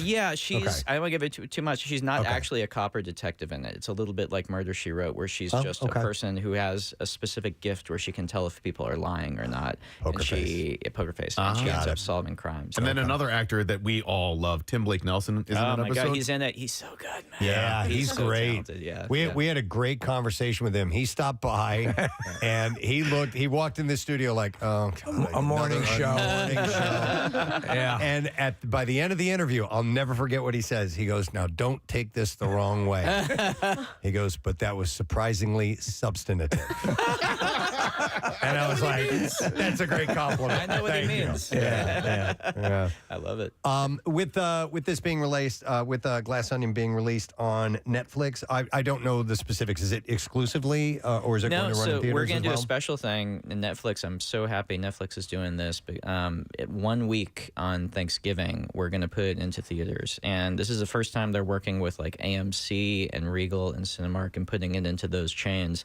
So it's going to have a 1 week run. Tickets are tickets on sale now, but you can actually buy your tickets now for Thanksgiving. Go watch it. We almost, as a family, almost always end up at a theater right at Thanksgiving. Absolutely, and this is, I don't know. I feel like I've suddenly turned into a pitch man. I'm What would you sorry, but expect this is to a be? great movie to watch with your family. This is true. Okay. Yeah. No, yeah, absolutely. I mean, certainly, Knives Out was not anything, unless you're hypersensitive. It's absolutely a family could watch that. Oh no, I that's the other thing, because like I said, my memories are watching those movies I grew up with my family. Right. I really aim with these to give it's PG-13, and it's something that it's not too intense, I think, but yeah, it's made to be watched with the whole family. I love this. Going back to Knives Out, because I have to bring this up. I don't really have to, but I want to. Ana de Armas? Oh my God. Casey has a crush. She's perfection. I don't know if I could ever work with her because I wouldn't be able to. I think I would be so worried. Like I just would want her to like me as a person. You're right? Do you like me? Do you like me? Right, don't be creepy. Don't be creepy. Don't be creepy. But she just seems like she's just perfect. She's amazing. Yeah. Do you know it's wild? She's this more, sort of awkward person in Knives Out with Daniel Craig, and then in the final Bond movie, she gets to play that seductress spy, kick-ass badass with Daniel Craig. So he's seen multiple sides of her capabilities. Who says it? Right now she's playing Marilyn Monroe. Yeah. It's crazy. You I also saw on your IMDb you got another Knives Out sequel coming up. Well, yeah, I got to write it. You guys got any ideas? Casey's got ideas. Oh, I'm an idea guy. Here's what you do. But no, wait. I mean, Daniel and I, we have so much fun doing. You can probably tell we have a lot of fun making these movies. And for me, what's exciting is this movie. It's Daniel as a detective, but other than that, it's a whole new deal, new cast, new mystery, new setting, everything. It's like a new Agatha Christie book. So it's not a continuation of the last one. I remember that's what's exciting going forward. It is. Yeah. Will you do so with Agatha Christie? You had Hercule Poirot. You had all the different, all the different characters that populated her books. Would you keep add additional characters and keep it under the Knives Out umbrella as well, or I don't think so. No. To me, it's not about like creating some like umbrella or franchise. To me, it's just movie by movie. I just sit down. I want to make a great movie. Well, it's clearly working. Yeah. Well, wonderful. Well, tonight is a screening at the Philadelphia Film Festival. It's at 7:15. You can get all the details at philadelphia.org. But we'll look for that release coming up in around Thanksgiving, and then it will be out on Netflix in December, correct? Yes, December on Netflix. But see it in the theaters. Well, but go see it in the theaters both. for sure. Multiple times. Ryan, great to talk to you again. Unsurprisingly substantive. I love it. Thank you. Ryan Johnson, everyone, on the show. We're going to take a break. We'll be back in a moment. Kelly Ripa will be joining us when we get back. Stay down. Preston and Steve. On 93.3 WMMR. Stop by this morning to give us some stuff to give to you. But let's have a seat and have a meal, if you will. It's time for the Connoisseur in honor of National Cheesesteak Day. We're going to talk all things food. We definitely are. Maybe we can get into a cheesesteak discussion at some point. There's a Goldberg's tie into cheesesteaks. They always run that episode. Yeah, where they, donkeys. Donkeys. Right? Yep, And absolutely. The whole big thing was that the best cheesesteak in the world is not in Pennsylvania. And you know what? It was really good. Really I need to get good. back there. I know. I'll have to, when I have a cheat moment, I'll do that. Well, and some people call no fair because it's not on the long roll. It's on a Kaiser. Yeah. Poppy C. Kaiser or whatever. I got no problems with that. I don't care. I think it just tastes great. That's all there is to it. If you And put less it in filling. if you put it in between white bread, it's still a cheesesteak. Yep. You know what I'm saying? Word. All right. So I've got my Yes, your chef's hat on. Your puffy chef's hat. So we're going to start with this. What is the technical name of that hat? Chef's hat. Chef's hat. Is it literally just chef's hat? You got me. Because there's a couple different ones. I think like sous chefs wear a different hat. And so there's a variety of different hats that are worn in certain restaurant situations. So it's called a toque, Steve. All right, there we go. So according to this, it says the chef's hat is officially called a toque. That's toque. Which is Arabic for hat. All right. While the term has existed for a few thousand years, the French popularized the word when referring to a chef's hat, according to Culinary Anyone. That's a website, I guess. By the 1800s, that hat has become known as the toque blanche. Oh, because it's white. Or white hat. Yeah. I know you're about to get going with something. Connoisseur. I don't think a cheesesteak in between white bread is still a cheesesteak. It is. All right. Maybe we can come back to this. I stand corrected. No, I mean, is it called a cheesesteak roll? Yeah, No, it's called cheesesteak. I think you've bastardized the sandwich by putting in between white bread. Okay. If we're going to come back to cheesesteak, You talking about later. sandwich bread, just regular sandwich bread? Yeah. I mean, what if you put a hamburger in between two pieces of white bread? Is it not a hamburger anymore? I will It's that accept. you didn't have any rolls left and you had nothing else to use. I will accept a Kaiser roll, but a white bread, I think you are killing the very being of what a cheesesteak is. It's still a cheesesteak. I'm not saying I'm not killing the being of it, but it's still a cheesesteak. If you put peanut butter and jelly on a hoagie roll, it's still a peanut butter and jelly sandwich. Would you then call it a steak sandwich? Because I don't see that as a steak sandwich. The steak sandwich I see on a roll. I think if you put it on a bagel, it's no longer a cheesesteak. I think if you put it on white bread, like I'm thinking the bread has that much sway over it. You think? Yeah, I think you have ruined the very concept of a cheesesteak. I think it's like steak sandwich ingredients on white bread. I think it's no longer a cheesesteak. Put some documentation together and send it on over. Let me ask you: you have a problem with cheesesteak egg rolls? Still called cheesesteak. It's not even remotely a cheesesteak. It's still a cheesesteak. It's called got cheesesteak ingredients. Cheesesteak. No, it's not. It's a cheesesteak egg roll. Call it a cheesesteak egg roll. Then don't call it a cheesesteak egg roll. You think that's a cheesesteak sandwich because it's got cheesesteak material in it. It is not a cheesesteak sandwich. It has cheesesteak. What makes it has cheese steak, but it does not. It's not a cheesesteak. In the classic form, it's a cheesesteak egg roll. Cheesesteak egg roll. I just want to point out to everyone, looking at Casey's body language, he's deadly serious about all this right now. Well, it's dumb. He's wrong. It is a dumb conversation to have, and it's Okay. It's a dumb. Listen, it's a cheesesteak. It's what is inside the roll that it's named after. It doesn't matter what you wrap it in. It doesn't matter, And cut Nick some slack because he's had really loose bowel movements for the past day or two. So. He's not thinking right. Yeah. He's low on electrolytes. Just had a visit down to the third floor. Did you make a cheesesteak? Well, no, but man, do they got a nice bathroom down there. Sony has recruited Zachary Levi to star in Sony's live-action adaptation of the classic children's book Harold and the Purple Crayon. Did you ever read that book, or did your kids? I don't remember it. I know the title, so do I. but I don't remember what it's about. It was a staple in our household when Ben was 3 and 4 years old. Okay. And I love Zachary Levi, man. He's great. He just seems like a guy I want to know. We could absolutely hang with him. At least it seems that way. Yeah. I loved him in the show Chuck. The story, published in 1955 and written by Crockett Johnson, tells the story of a 4-year-old who created worlds around him with his crayon. He is the voice of Flynn Rider, correct? He is. Yeah. Which is a far superior movie, Tangled, than Frozen. Yeah, I know you're a big proponent of that. Casey's opinion. Yeah. And I texted you guys about Flynn Rider last night. I saw that, and by the way, I was looking at the cover of Herpel and the Perilled Crayon and the hairy donut. Herpel and the hairy donut. Hey, I know someone named Christine Herpel, by the way. We do. We do. She's working at NBC. Not her first name, but Herpel. It's not.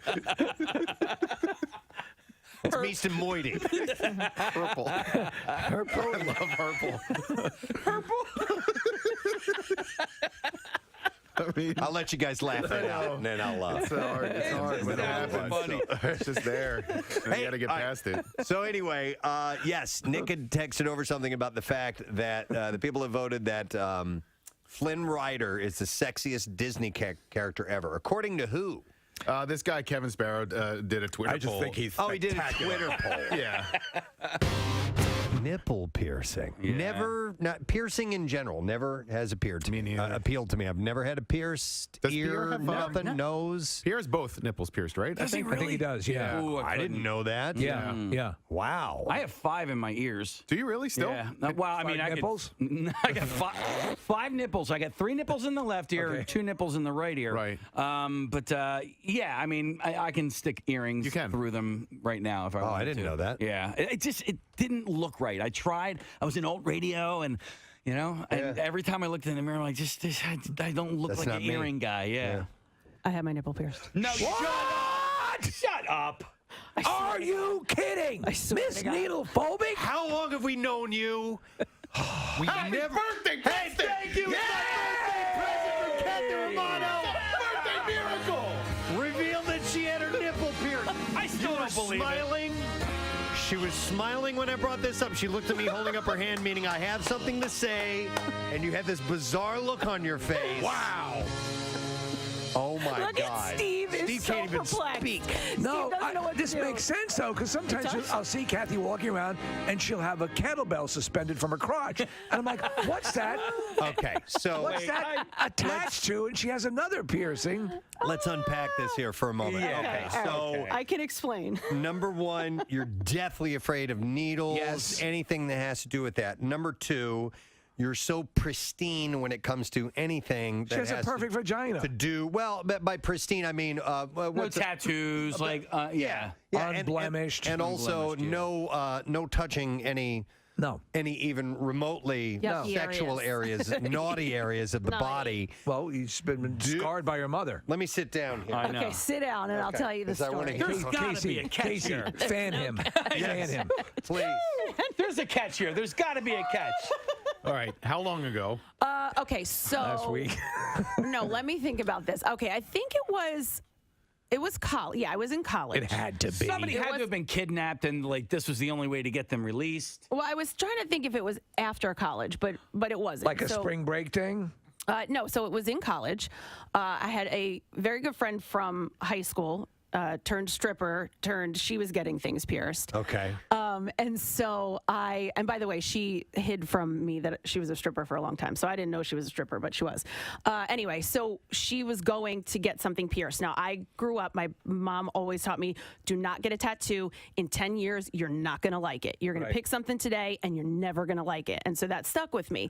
What she was okay with, now I don't think she knew I got my nipple pierced, but what she was okay with was piercings because you could always take them out. Right. They grow back, yeah. Yeah, so I had piercings all the way up my ear, in the cartilage, all of that. Yeah. I had my belly button pierced. And I didn't know that either. So at this point, then there was like, well, what else do I get pierced? My friend was going to get a piercing. I forget which. She was getting her nose done. I didn't want to get my nose done because I have terrible allergies. I'm like, that thing's gonna go flying when I blow my nose. So we were just there, and she was like, just do it, just do it. So she basically convinced me, and I was like, I don't know if I can do this. Was it a dude who did it? It was a guy who did it. We went to like a place we were in New Hope, so it was like a piercing place. It wasn't like some corner store. I felt comfortable. It was very like, doctor-esque. Right. The room was set up. So I did it. I got my nipple pierced. You were drinking beers? No, listen. It was terrible. It was an awful, awful experience. My body rejected it. Oh. It never healed ever. It was like a massive infection. Wow. And my boyfriend at the time was he was finally like, what are you doing? Just take it out. It's not gonna, because I thought I went through all of this. Like I had a needle go through my nipple. Like, help me here. So I didn't want to take it out because I went through all of that. It was terrible. It was terrible pain when he did it. Afterwards, it was awful. So I did not have it very long, and I ended up taking it out. Was the intention to get both of them done initially, and then you stopped after one? No, Just you just want to get I was one. just getting one. You and seem more like a completist. See what happened. It was a ring. It was a ring? Yeah. Ring. It was a ring. You had but I mean it was terrible. It was so bad. It was so infected. I had to put a gauze pad in my bra because it was infected. And no, it was disgusting. It was awful. Yeah. So that's horrible. That's disgusting. Awful. I have to imagine, did you at least become woozy during any of these piercings when you're as needle phobic as you are? So the thing with needles and me is if I can't look at it. That's every time I have passed out because of it, I watched it. So I watched Jace getting stitches. I watched the needle go through his chin. Right. I saw the skin pull. Right. And I was like, that was it. I was out. So each time I was watching it. So this obviously I didn't watch. I closed my eyes, turned my head, held my stripper friend's hand, held and your nipple out. Put my nipple out, and there we go. That was it. And do you have scarring to this day from so it? yes, there's a tiny. You wouldn't know. Here, I'll show you. Come here. Come on. Let us decide. So we'll try to pick the one out. When You wouldn't know. It is a tiny little spot. Yes, I can see it. It's on one side, but if you guys were sucking on my nipples, you would never know. If we're sucking on your nipples. Well, leave it to Kathy to make a story like that unsexy. So I don't know. It was pretty sexy. It started off sexy, and then the infection and the cause. Yes. How many days or weeks did it last? It was in a couple of weeks. Like I said, I tried. I went back to the guy. He was like, here, gave me, cleaning and this and that and whatever. And it just literally my body was rejecting it. Is that why your nipple whistles now and then? Every once in a while. Did your mom find out about this right now as well? Probably. Yeah, I think she probably found out. She's now. on the roof ready to swan dive into the parking lot. So how long total do you think you actually had it in? Nick, probably maybe a month or something, and it just was not getting better. And always painful all the time. It was so painful the entire time. It never healed. It was always painful. Did removing it hurt, or was it yes. really? Oh, really? No, hurt. And I remember too. I was in the bathroom at my boyfriend's house in college. It hurt so bad. College bathrooms was disgusting. It was so gross. And I was up there with my friend, and she was like, "That's it. We're taking it out." And we just, because remember the old piercer, or what they used to use. I don't want to know what they use now. All right, thank you, Marissa. I want to point this out. Marissa showed me this story. We've got a guest coming up, but we have about a minute or so here. Freaking Kurt Russell's going to be in town this weekend. Doing what? He's going to be at Valley Forge Casino and Saturday, and he's got a wine. So there's an event, Philadelphia Festival of Food, Wine, and Spirits event. It's called Taste. That's the name of it.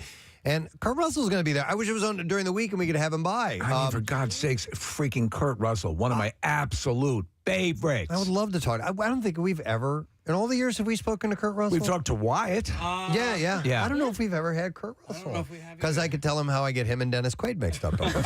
That's what first thing he wants to hear. But Snake Plissken. You gotta love that guy. Yeah. Dude, Overboard. Guilty pleasure. I love Overboard. Once Upon a Time in Hollywood.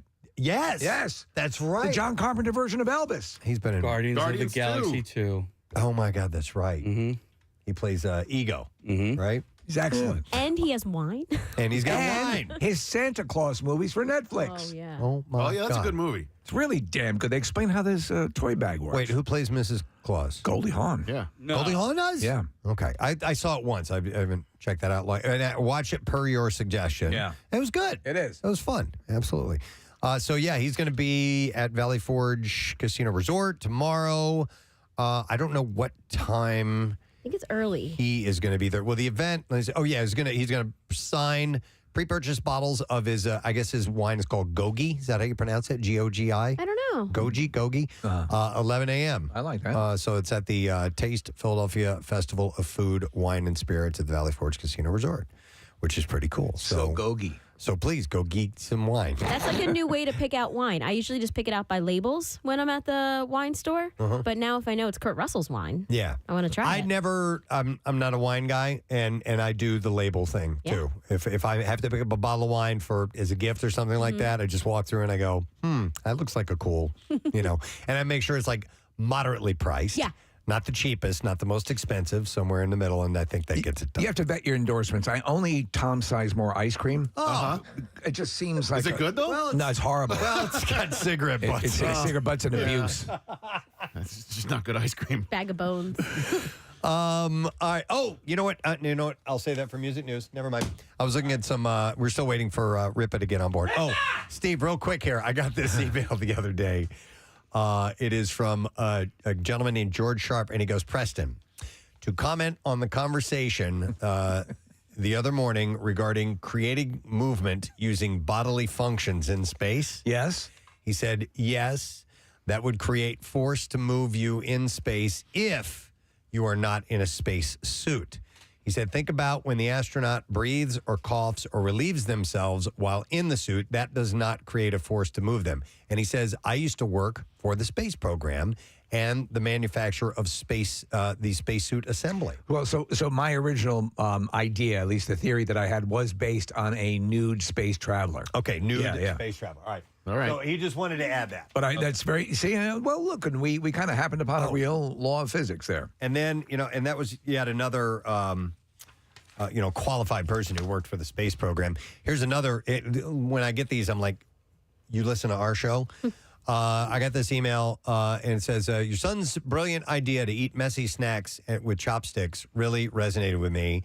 and I've been eating my Aldi purchased turtle cheddar snack with extra cheddar seasoning with chopsticks ever since I heard you tell the story. I'm writing to say that for some reason, it makes my husband hilariously uncomfortable when I do that. He hates it, but can't unpack or articulate why.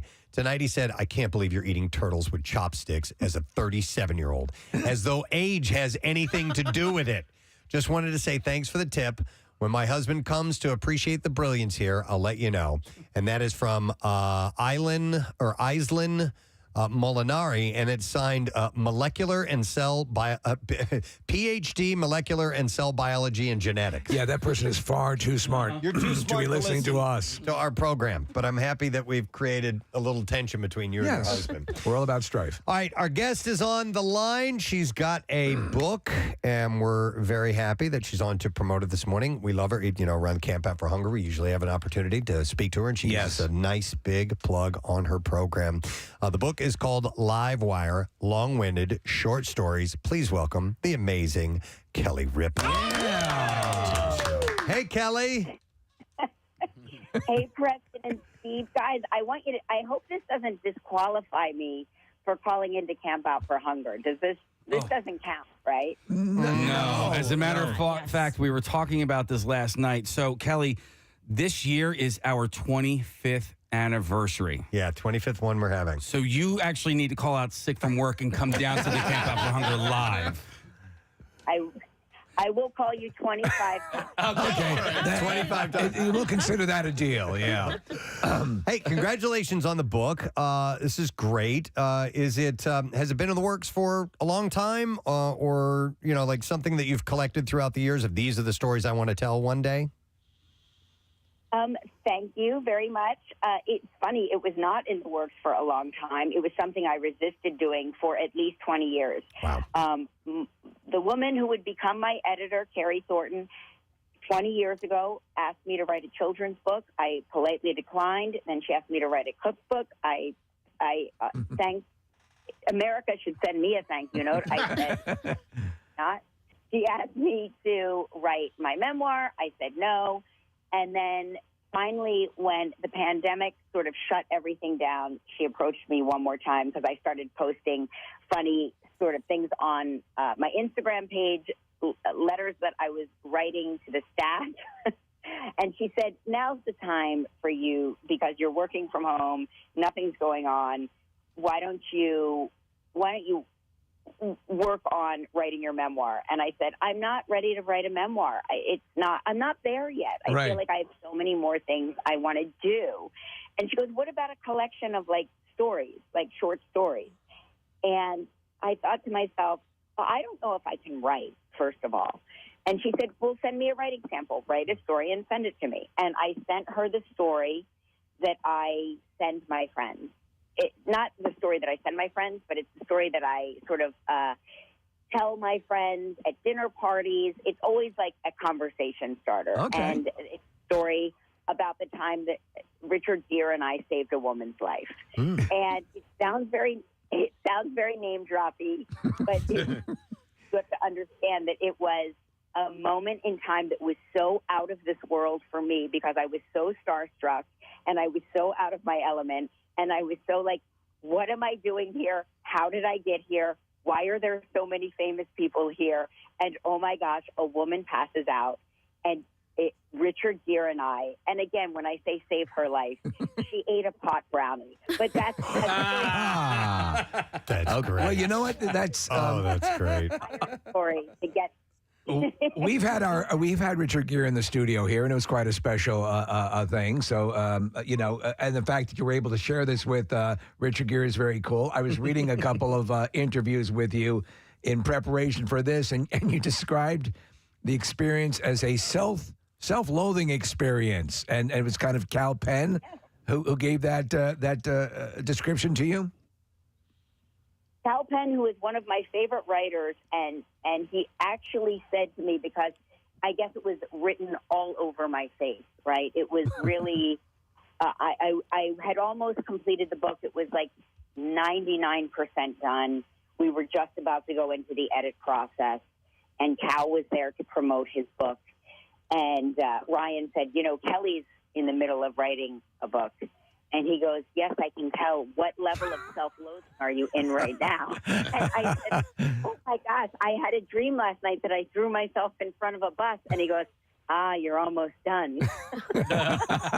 To me, that's the thing that I think is most difficult. Whenever we're asked in interviews to kind of describe the history of the show or our past, it's like you can't feel like a tool because and then, I'm talking about myself, and then if you look at certain things through a different prism, you go, oh, that was so stupid, and I could see where you could start to get overly critical, even if your life isn't as bad as you think it is upon reflection. Well, it's so funny. I said if it was anybody else's book, I would be able to go on a press tour for the rest of my life and sell their book. Right. But I'm trained to do that. I am to sell myself feels so inherently gross and disgusting. and it's also, I will say, in regards to the book, I make sure that I am, and thankfully I had no problem doing this, I'm the jerk in every story. I am the butt of every joke. And so that I had limitless material because of the nature of what I do and how long I've been in the game. So that was really easy for me. But the rest of it has just been far more brutal than I would expect. Well, it's funny with these things. And there was this story, as you're promoting the book, there was the Kathy Lee Gifford had said some stuff. You responded. I thought it was very funny the way you responded concerning, Regis of your earlier years on the show. The stuff that I have seen, and I did my due diligence on this. There's nothing that seems more than just an experience. Are you surprised at the reaction that she had to it? Because it doesn't seem in any way inflammatory. No, it's not. I mean, it's certainly not. It's actually it's I speak about him with great admiration for what he had to endure and put up with. And, it's something you don't realize until you read the book that it is. Yeah. It's not a book. Yeah. And it does speak disparagingly about certainly not Regis. I mean, I only speak disparagingly about myself because it was something that I had no idea. It's a landscape I was unfamiliar with.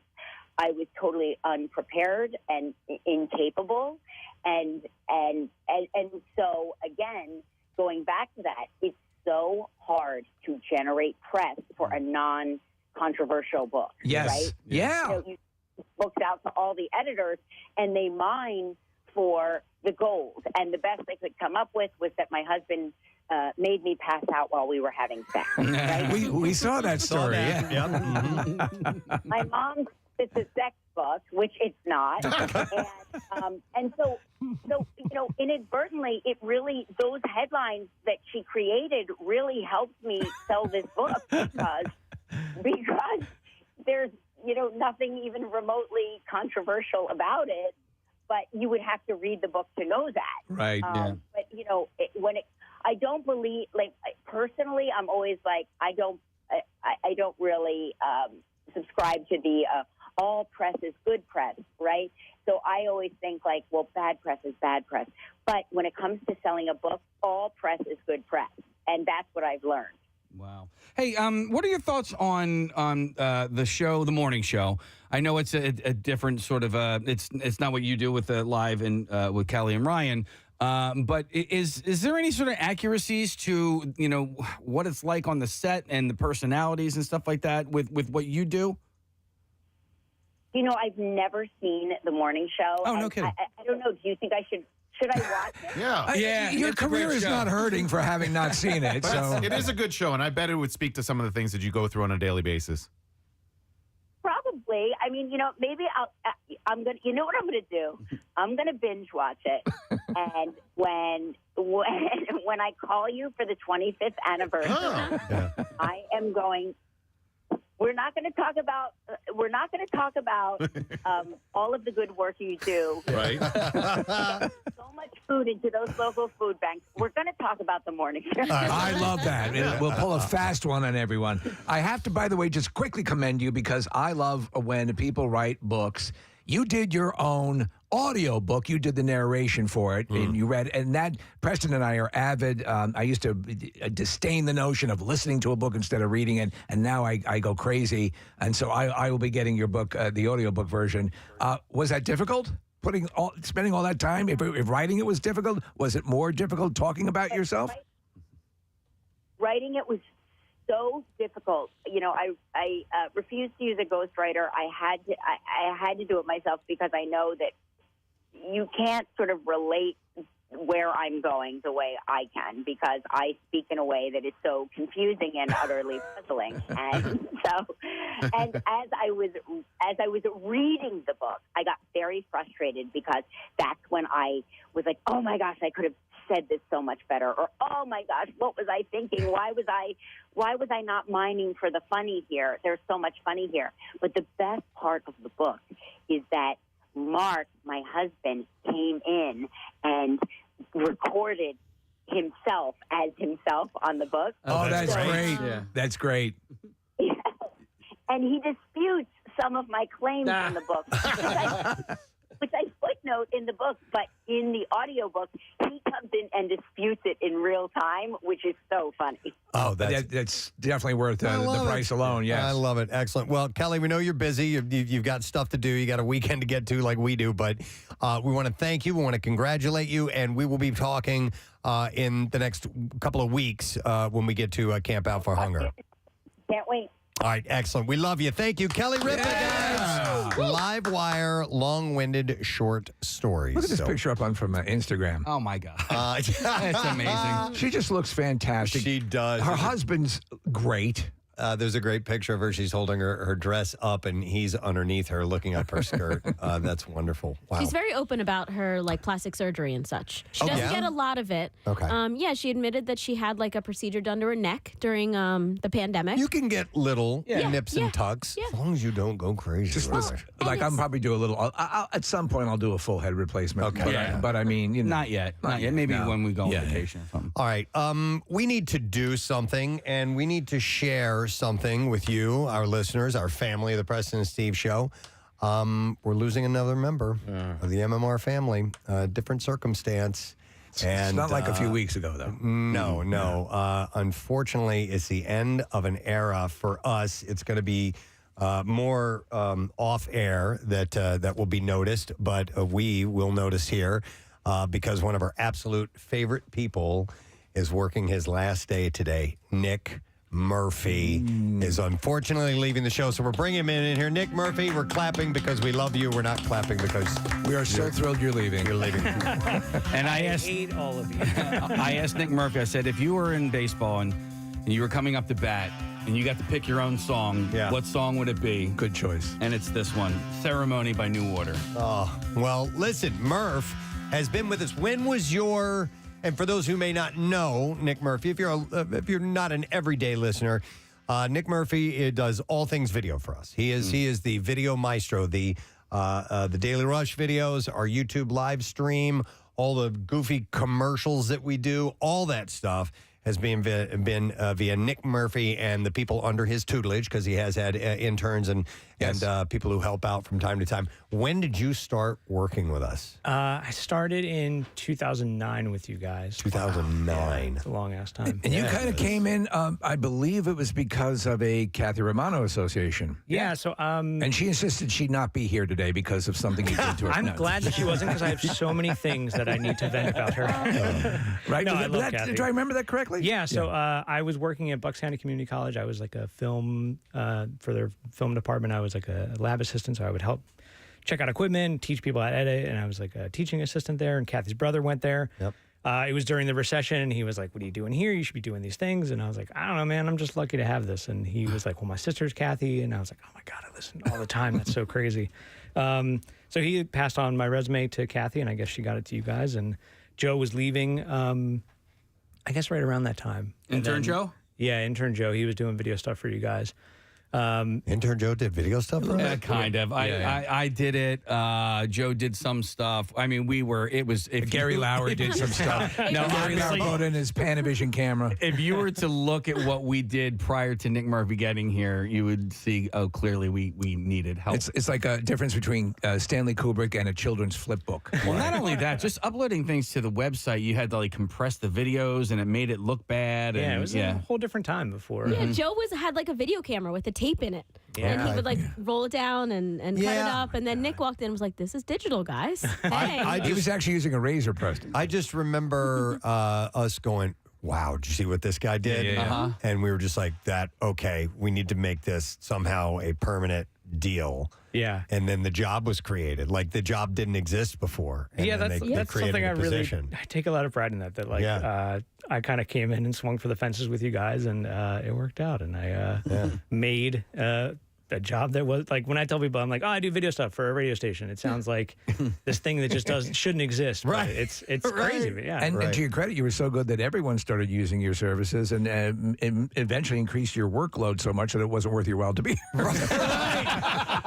So Nick handles the video work for our sister stations, the Fanatic, Ben FM, WMGK, WXTU, all these stations. He does all that stuff for. It's insane. And so Nick and I work behind the scenes mostly. You know, I'm just filling in for Kathy for a few days. And to think about the history of things that we've done back here. I mean, you know, we've had MySpace accounts and we've had Twitter accounts, and Nick comes in one day and he's like, hey, there's this thing called Instagram. Like, I think we should probably start one for the show, and helps, you know, put videos together for that. And then we launched YouTube. I mean, let's be honest, that was not an easy feat to convince radio people to put radio on TV. I remember you guys writing the code for YouTube when you created it. It was and great. It's just been a fun journey, and the world ahead of us is only going to continuously grow so fast, like lightning fast in the digital world, that it's been such an honor to have you along with it in this small portion of the show. I appreciate it.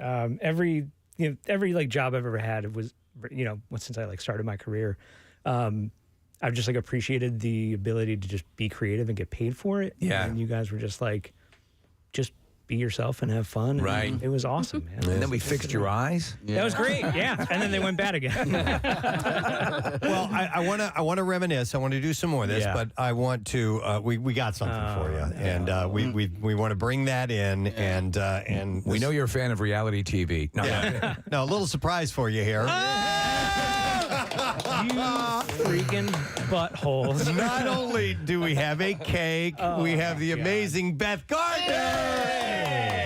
Beth, who was with us for years as well. Beth, get over here on this microphone, and there's headphones there, and I think you know how all that stuff works. How are you, Beth? I'm good. I'm happy to be here. Dude, I haven't seen you in like 20 years. It's been like 3, 4. Yeah. Pre-pandemic? Wow. Pre-pandemic. Wow. Yeah. Oh my God. It was at the Eisenhower Gala. Wow. It was great. Ball gowns. I was wearing one. Wonderful. And but you guys have stayed in touch. In fact, you thought she was in Connecticut right now? We text every day. Okay, so I knew something was up. You laid into the story. Yesterday. I was like, what is the stupidest thing I can tell you? You were like, we're going to a wedding in Connecticut, and I was like, first off, this is the first time hearing this. There's no way there's some mystery Connecticut wedding. Yeah. Basically. I know, dude, I knew it. Did you know she was coming in here? No, I had an inkling. Which is why I was trying to throw you off the inkling, because I knew you would think I would be coming in. So I was like, what can I say? Where am I going to go? She was good. She sent me like a picture of like the sky, like, oh, the sky is so beautiful this morning. It's my backyard. And then it was like a picture of a Connecticut license plate. What's up? New Hampshire. New Hampshire. That was in the driveway of my mom's. Okay. And there's no chance you'd be in New Hampshire on the way to Connecticut. No. I've got 2 kids. I'm not driving up to Connecticut. If you were lost, yes. Wow. Yeah, exactly. So we thought this would be a nice little surprise in there, too. So there's a cake, and for those of you who can't see, on the radio it says, may the force be with you. So nice, guys. And apparently, as the cake case, you did some research. It is a... Yeah. I talked to your wife about what you like. It's a yellow cake with chocolate icing. That's perfect. I love it. And the guy at the store had to ask me how to spell force. Oh, that's nice. He's like, it's a C-E, right? I'm like, yes, it is. I think you should have done S. Yeah. You should have had him spell it with an S. When you first sent over the picture, Casey, I thought it said, "May the fence be with you." May the fence. I need by the way, Beth is so mad. She's like, you should have asked me to make a cake. I know. She's like, this is. I'm like, what is this? You made me a cake one time. That was really nice. I did make you a And cake. I- Are you a big baker? Or? I'm a big baker. I was. Yeah. And then I had a second kid, and then Yeah. the baking went out the window. window. But I would make you a cake for your last day. Yeah, it was good. The cake you made before had Nicolas Cage on it. It did. It was really nice. So, Yeah. so let's talk about some of the things that we've done over the years. What are some highlights, some things that stand out? Because I mean, there are times where you've had to hold the camera on and just going, I can't believe I'm filming this right now. I remember definitely one. It was right when I started. Casey had this like armpit thing. Milking his armpit. Yeah. And you guys were like, come in and film this. And I was like, oh my God, I went to film school.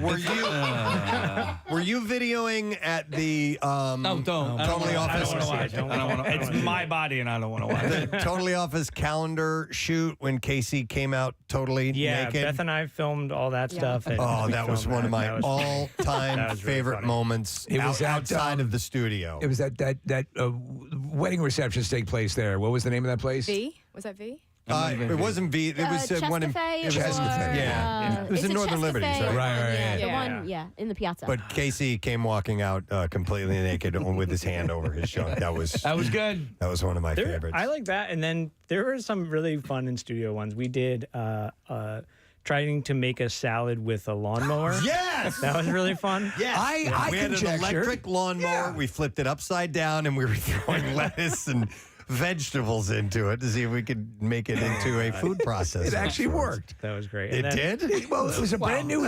lawnmower. Yeah. It diced up everything, and then it was up to you whether you wanted to put on it, as with any salad. I tell you what, I want to comment on some of my favorite Daily Rush videos that Nick had put together. There was one where it was about an insurance claims adjuster could remotely lock your car if you didn't pay, and Steve took it to the extreme to where they would blow the car.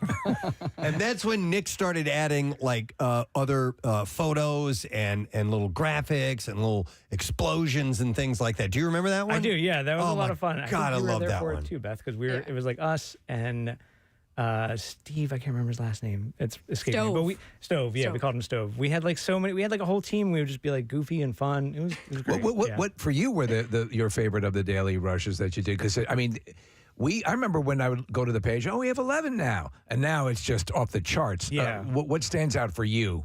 We've done like so many. I always love when we get out of the studio. That's always fun. Yeah. When we did those like science days, those were always like my favorite kind of things. And we would always try to like, let's do it in slow motion. Or the penny farthing. That was fun too. Yeah, the turn of the century bicycles. So Nick, you've met some cool directors and people associated with the film industry. I know actually Ryan Johnson is one of your favorites, and he was here again today. Some other celebrities that you've met over the years that like have been really cool for you as a film buff. We had like Aaron Sorkin in here. That one time. That was awesome. Edgar Wright. Edgar Wright. Like we had him in twice. Like he's like probably one of my top favorite directors. What movies? He did Scott Pilgrim. He's done Shaun of the Dead. And, he's just Okay. So now I'm good. getting some other texts of people who have their favorite videos you've done. The beakless chicken.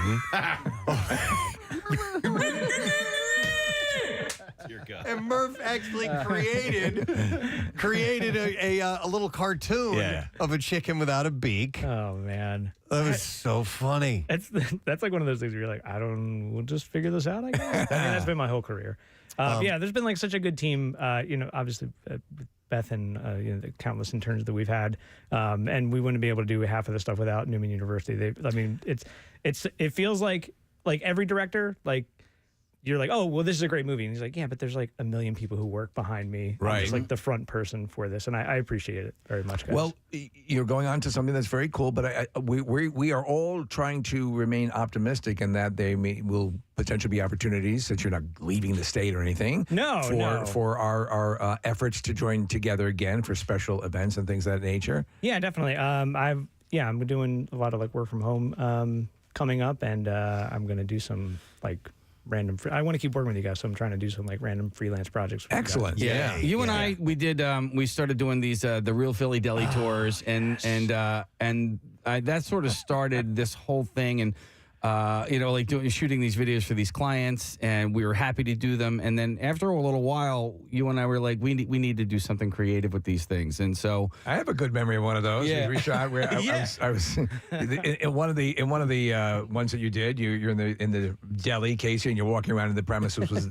You just walk down an aisle, and I'd be laying on the floor. Yeah. Hey, Casey. That's just where you go to nap every day. Your regular napping place. But we have had some fun. We were like, okay, and so we're like, all right, just give us, the copy points that the client wants, and we're just going to do whatever we want. And one of my favorite experiences with you was last year. We were shooting something for Steakum, and we were shooting basically. It was like a sitcom opening, and at one point I'm playing chess with my dog, and we're trying to get my dog to. What were we trying to move one of the pieces? Like move one, like we're gonna have it so you were playing chess against Reggie, right? Yeah. And you won, and Reggie would knock his king over, right? So we were gonna do it like in 2 takes. We'll get a shot of you, we'll get a shot of Reggie, and then we'll just get a close up of the king, and you can like move his paw and knock it over. But like this freaking dog, we roll the camera, and he's like boop and knocks it over. All in one shot. No cut. No nothing. Just you couldn't have lightning in a bottle. It was incredible. I should have retired right there. I swear to God, I almost passed out from laughing. It was so great. It was awesome. Yeah. Then we've done like so many of those, and honestly, like to clients listening, these guys are so talented, and just giving them like the space to be goofy and be fun is like it speaks louder than like the best copy or the best commercial. It's just you guys having fun, and those are the ones that are like memorable. Well, there was one recently talking about somebody just being goofy. We were at Maury's Piers. We were shooting a video. Yeah. Casey and I are doing this scene where I'm essentially throwing a French fry into his mouth, and all of a sudden this commotion happens, and Casey runs over to this guy, and they start doing a sumo wrestling thing From Tommy Boy, and I just go. We're filming live, and I just go, hang on. And I was getting frustrated because we were almost done. I'm like, something's happening. Yeah. And then my buddy got it on George video. Yeah. We were just hanging out, and this scene erupts in front of us, and like Preston is like, what the F is going on? He goes, something's happening right now. Yeah, something is happening right now. It just so happened that my best friend from college walked by, and I didn't know he was going to be there or anything like that, and I hadn't seen him in a year or so. It was great. Yeah, and then we did the old like how Tommy Boy and his dad. I love that. But that was the whole thing. Like we could have done just like a straightforward like, here's the information that we need to impart, and I try to be like a magician with all this stuff where there's information that needs to be imparted, but we should do it in an entertaining way, and then just sneak that information in there so you don't even know you're. That's the way it's always. Yeah. We've always attempted to do that because it's you make a lot of times people who perceive these things as negatives, and the clients who support this show and the station are everything. They're showing their faith in us to do what we do, and to have you here providing that pedigree. Really made a world of difference. Now there will be someone in your stead, and we'll probably, I don't know what we can say about that, but so we will move on. But we're taking a big ding with you departing. I appreciate it. Most definitely. Mm-hmm. I recommend those who haven't dabbled in the Daily Rush videos, go take a look at them. Know that Nick and the people that he worked with, like Beth and all these others around here, were they made that happen. We're the faces, but this stuff is edited together and put together in a really great, flattering, awesome, fun way. And I still have a blast. I mean, we live those moments, and I go back and I watch those videos and just laugh my ass off. We don't ask for those particular segments. Those are, it's not like it's his discretion. Yeah. Y'all literally get a description of, there's a new Daily Rush video. I don't know what Nick's going to do. I have no idea. There's some stuff I probably should recommend. I'm like, I really like that, but it doesn't matter because I'm always surprised by what he grabs and makes into a Daily Rush video. It is funny to me that on your last day, and you are leaving on your own accord, for those who are asking, we had Ryan Johnson in studio here, and then Billy Corgan's coming later today. I Just to make it extra painful. I wish we could say we planned that, but it's just a very happy coincidence. Freaking Weird Al walks through that door. Well, we don't have Weird Al, but we do have a gift for you. And so we'd like to, you can go ahead and open What that. color is that wrapping paper? Some red in here, right? Oh, that's right. By the way, he's a video guy who is colorblind. See, you can do anything, kids. Dude, it's true. And for anyone who has like imposter syndrome, I've done this for 13 years and no one figured out that I didn't know what I was doing. Every once in a while, you'll ask me, and you'll be like, "What color is that?" And by the way, Nick Murphy is also a YouTube star in himself with the show Continue. Yes, we just shot some yesterday. Gamers and cool. Oh man, I was eyeing this. How'd you know I was? we talked to your wife. Yeah. You guys are very secretive. I like it. I should. You think after 13 years, I would know all the tricks. I did know. I was going to get a drink of water, and Casey. I saw Casey in the hallway. Dude, I saw Casey down the hallway, and he freezes like a prison spotlight just got shown on him, and I was like, "Hey, man!" I had nothing. I was not. In fact, I even said to Beth, "I go, oh, we're in the middle of a break. He's not coming." And, you know. Yep. Well, by the way, what was it that you got? So people know? I got this iPad Magic Keyboard. Yes, they're excellent. I don't have a laptop anymore, so I was like, I gotta figure out how to like work and like write remotely, and I've been eyeing this. Thank you guys so much. That's really cool. Hey, I wanted to ask you, Beth, real quick, since we have you here. Do you still dabble in video work at all? Not at the moment, but I did do some freelance for a little while, and then I just took a pause. Okay. Yeah, kids. Because you're a kinda took mom. over. Yeah, you got 2 kids now, which is wild. Yes. Crazy. Yeah, because you were always kind of a kid to us. You know, you were the young one here. I know. And I now you got know. kids. It's crazy. I know, kids. Yeah. So I mean, I still every now and then when I have the time, I'll do something fun. But I'm taking a pause for that right now. Okay. Right. Yeah. It's just the family and you're freelance for the ATF. Yes. So, Murph, obviously love what you do professionally, but I just want to let you know I love you as a person. I'm like, you, for me personally, just the way you carry yourself, it gives me something to strive for, and I wish you nothing but the best, and I love you, and I've always trusted you and trusted your work, and I'm going to miss you professionally, but, not personally because we're friends. Yeah, exactly. I will miss waking up with you guys every day. I won't miss waking up at the hour. I know. It's one of the first things Murph and I talked about this morning when he came in. I'm like, you going to be happy for your last days? Like, I'm happy not to get up this early in the morning. And I'm like, dude, I know what you mean. Yeah, it'll be different. It'll be a change, but I'm really excited. I will miss you guys immensely. But we'll keep in touch. Okay, yeah, and yes, opportunities we'd love. We'd love to see you back around for something freelance. That'd be really cool. We will, and to piggyback Casey's compliment, and I know you're a humble guy, but we're all better people for knowing you because you're just an amazing person. No, I appreciate that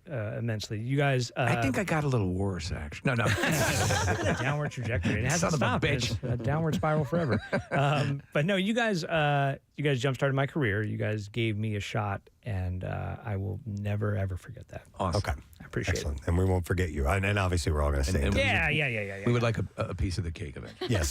Then that's going to happen right now. Save one for Billy Corgan. Yeah. We are going to take a break, but some love for Nick Murphy. And Beth Gardner. Thank you for coming in this morning. Yay. I would like to give away, as we take a break, Lorenzo and Sons Westchester. This is their theme at Lorenzo's. No, it's not. This is instead of 2 planets, it's 2 pizzas. 2 pizzas. Same size. Yeah. But we are going to give away a $50 gift card for the Westchester location of Lorenzo and Sons. We are so glad they came by this morning. Oh my God. And Giuseppe, by the way, put pepperonis because their pizza is big enough that you can essentially write a legal document on it. But he wrote 93.3 WMMR and put up a smiley face on it and pepperonis. So this is good for the Westchester location. Caller number 16-215-263 WMMR will give you a $50 gift card. They have been family owned and operated since 1970. Lorenzo and Sons. You can find them at 27 North High Street in Westchester, or go to lorenzoswestchester.com for information. We'll take a break. We'll come back. We have $1,000 with You Who Loot to give away, the beat file, and more coming up. Stay with us. Preston and Steve on 93.3 WMMR. 93.3. Yep. So it was like the whole thing was just painful. It was awful. Oh, God. All right. So the actual act of having it pierced, because I couldn't do it. It just seems like it would be so painful. It was awful. It was Okay. so painful. What did they use, like ice? Or People who say like, oh no, it wasn't that bad. No, it was bad. It's one of the more sensitive spots on your body. Yeah. I mean, you know. Yeah. Everything. Yeah. So sensitive. Well, and listen, here's the thing. Oh God, here's more info. My vaginal piercing. No, I never did that. But I don't have very. Well, I can't believe I'm saying. I don't have very sensitive nipples, so I thought, oh, okay, I can do this. Yeah. You know what I mean? Like I'm not like the girls who are super sensitive and are always nipping through their shirts. I've got tough as leather nipples. Yeah, not so much. So not true. when it was happening, did they get like browner or pinker or? I hate you. Somebody No, but says I call will the guy in New Hope. He'll be able to answer the Hold on. question. But I will say, they would take pictures of all of their piercings, and I was like, "Oh hell no!" It's like, you cannot have a picture of my boob. I am floored right now. I am too, man. So floored. Well, we all remember Marissa's tongue piercing. Yeah. Remember when she removed that manually at home. I used to have the audio with the audio of that getting clipped off. Now that. When you initially got that piercing done, Marissa, how could that not hurt? Because I was on spring break and it didn't matter. No, All right. But did I ever tell you guys a story about when I came home and my mom saw it? No. So it was Easter dinner. At first, I should say, as soon as I sat up, as soon as I got it pierced, I sat up and I went, "Ugh, my mom's gonna know I feel my tongue pierced," because my tongue just swelled up and I couldn't eat for a few days. So it was Easter dinner. We're all sitting around the table, like an Italian table. So like, we're talking and laughing like 2 hours after dinner. And at one point, I just opened my mouth really wide to laugh at something, and the whole table's laughing, and my mom just stops. Oh, daggers! And she goes, "What's that?" And the entire rest of the table starts cracking up laughing because they have saw it hours ago. My mom was probably cooking dinner and she didn't notice. So my mom collects herself for a minute and she goes, "Oh, okay, all right," and starts laughing with it. And then she goes, "Well, at least I knew about the other one." And everybody laughs more. My dad goes, "Wait, what other one?" Before I do my intro, okay, can you hear me, Amy? Yeah. She's here, Amy. Oh my God, I'm sorry. All right, well, no, it's all right. I like to always to do a nice big intro, so let me do that now. Ladies and gentlemen, from Evanescence, the same. Hi guys, what a nice intro. How are you? Good. Thanks for having me. Oh, are you kidding me? It's great. Listen, we had just played Better Without You. Leading right into this, and of course, it's on the album The Bitter Truth, which is finally out. And I wanted to ask you about that because you were talking about this album. I mean, was it done already, like in 2019? I mean, in the can and ready to go or close to it? No, not at all. Oh, okay. We really wrote most of it last year. Yeah, during everything. All right, then I had read that you had asked, you wanted people to hear it at that point, so I read something incorrect. Oddly enough, there was some misinformation that I found on the web. Weird. Yeah. Well, we started it a while back. We'd been working in bits and pieces through 2019 in between tours. We just sort of started putting time aside when we were all together. We live all over the world. All over the country, and now we have a member who lives in Germany, Jen, who we've been away from since before the pandemic. She's been with us remotely on this thing since the first 4 songs, but we made it happen. We really did. It's such a Can't believe it. Hallelujah. No, it's very cool, and honestly, the entire world has gone through a maelstrom of stuff. Obviously with the COVID and all that stuff, and then you guys have also, all of you at some level, been dealing with personal crises, and here you are at this end of it, releasing music into the world, connecting with people and what you love doing. Is there just a big sigh of relief now that it's out there? I can't imagine what that process is like and what you're currently experiencing. It feels so good. Yeah. It really does. And for us, it's not something we do every other year. It's something that is, it comes out when it happens, when the inspiration hits and the time is right and everything lines up and we know what we want to do. So more than ever, it feels like a very special occasion for us. And, you know, like you said, having so much to get off of our chest personally and just feeling connected, you know, with the rest of the world in this time of the last couple of years, just strain and loss and frustration. Feels so good to be in a rock band. Yeah. Pour all that out into the music. I can't tell you how good it feels. And now, you know, I'm such a, I don't know, detail critic, always hearing all the little things I want to chip away and change. To finally have it done and not be listening to that anymore and just to listen in my car and enjoy it, it feels really, really good. Okay, I wanted to ask about that in particular. So, and I would imagine all artists, musicians, maybe not all, but some go through this where you have this final product, you're very proud of it. It's sat for a little while, it's sunken in. Do you go back and go, man, I wish we would have done that. I wish I would have added this harmony. I wish I would have tweaked this and that. Are you okay with, or is that just natural? That hasn't happened yet. Okay. I don't think that about the new stuff. It's funny. I'm hearing so many little things when there's still the chance to change it. I'm hearing this and that and this and I don't know and maybe this and one more of this and we need more background vocals and all that. But then once it's done, finally stepping away, I'm like, I don't even remember all the details I was honing in on anymore. It just sounds great. Yeah, you know what, and that's why I would be a lousy producer or anything in that position because you constantly want to be changing and tweaking and doing this and that. You had Nick Raskuletis as your producer, one of the best rock guy that there is to it. And, yes. And does he tell me about your working with him and what that experience is like? He's the best. He's incredible. And that's part of what makes that happen. He's very much in on the details like I am. We work really well together. We don't always have the exact same idea. It's good to have somebody who has different ideas and goes, hey, you know, maybe you should try this one other thing. But really, it's so good to have somebody that you really trust who can say, you know, when you're like, what's better, A or B? Like right. This take or that one, or like for me to go up here or go down here. Somebody who's just like a good sounding board of like, dude, it sounds great when you do it, when you go up. Let's go for that. That's, you know? You got to have that.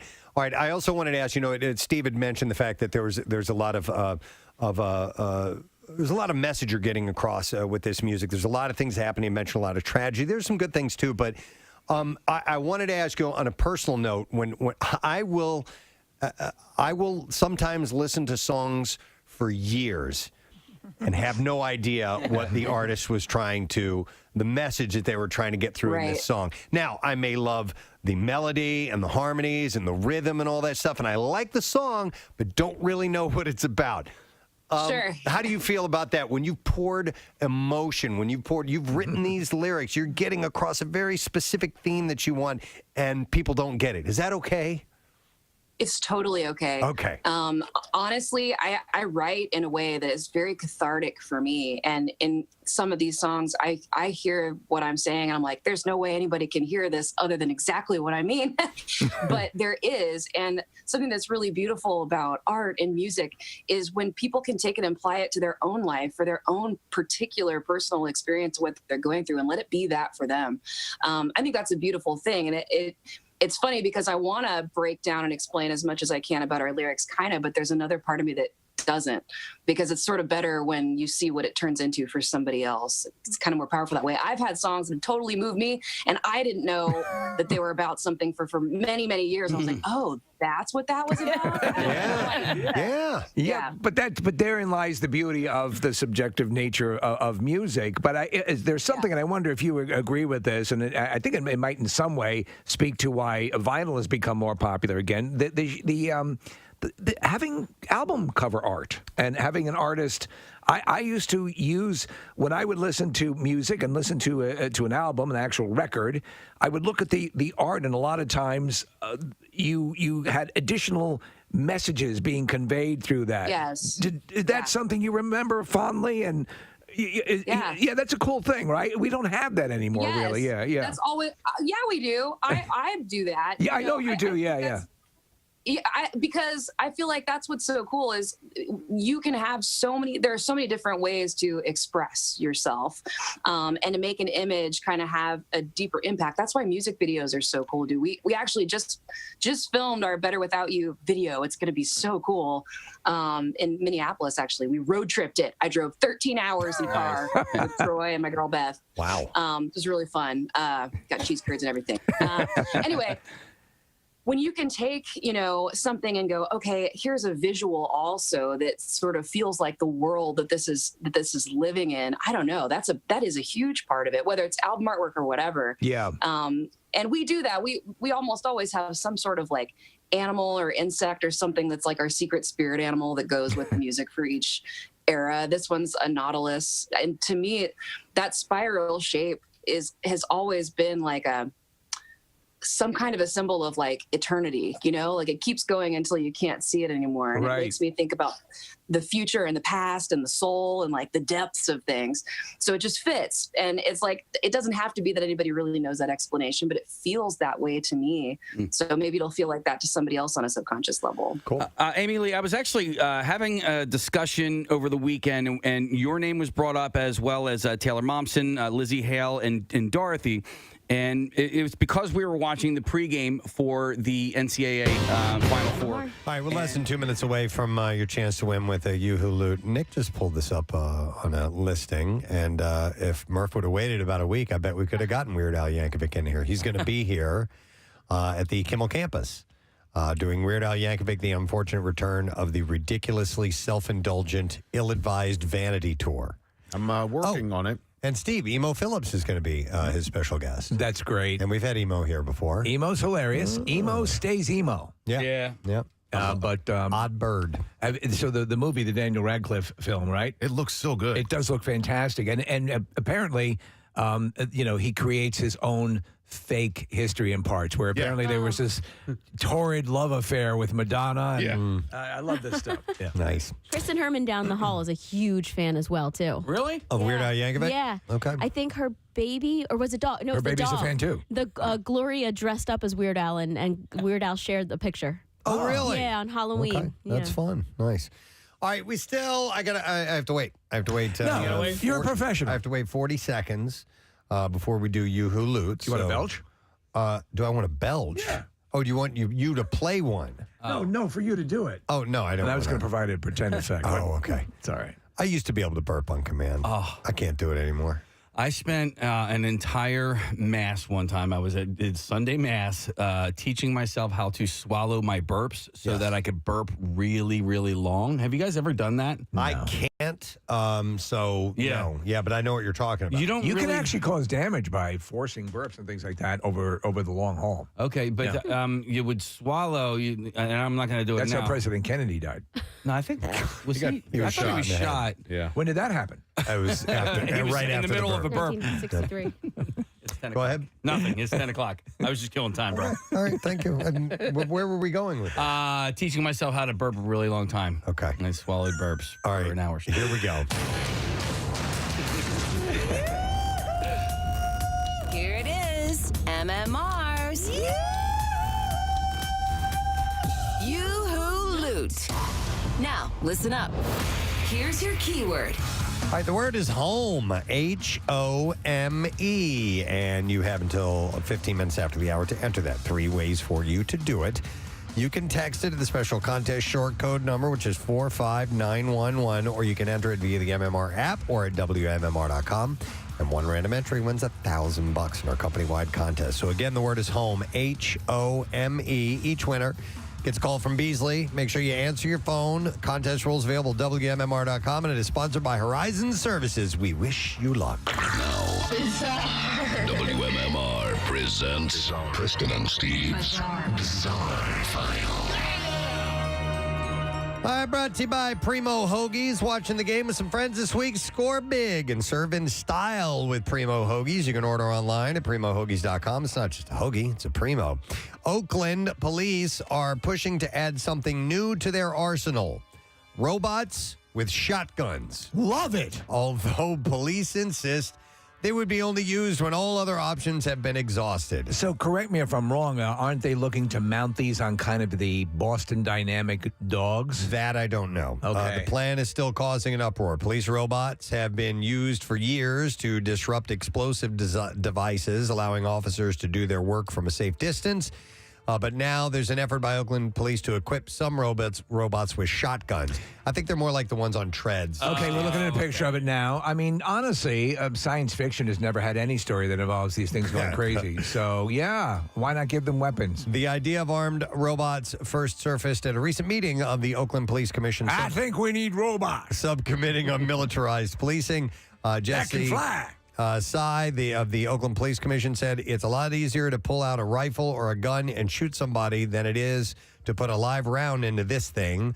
But I think we are all concerned about the dystopian vision where a robot sneaks into our room and shoots us. Yes, where they become self-aware and decide they don't like the way we're running things. Now listen to this. It was back in July of 2016 when the public first saw an instance of a police robot being used to kill a suspect.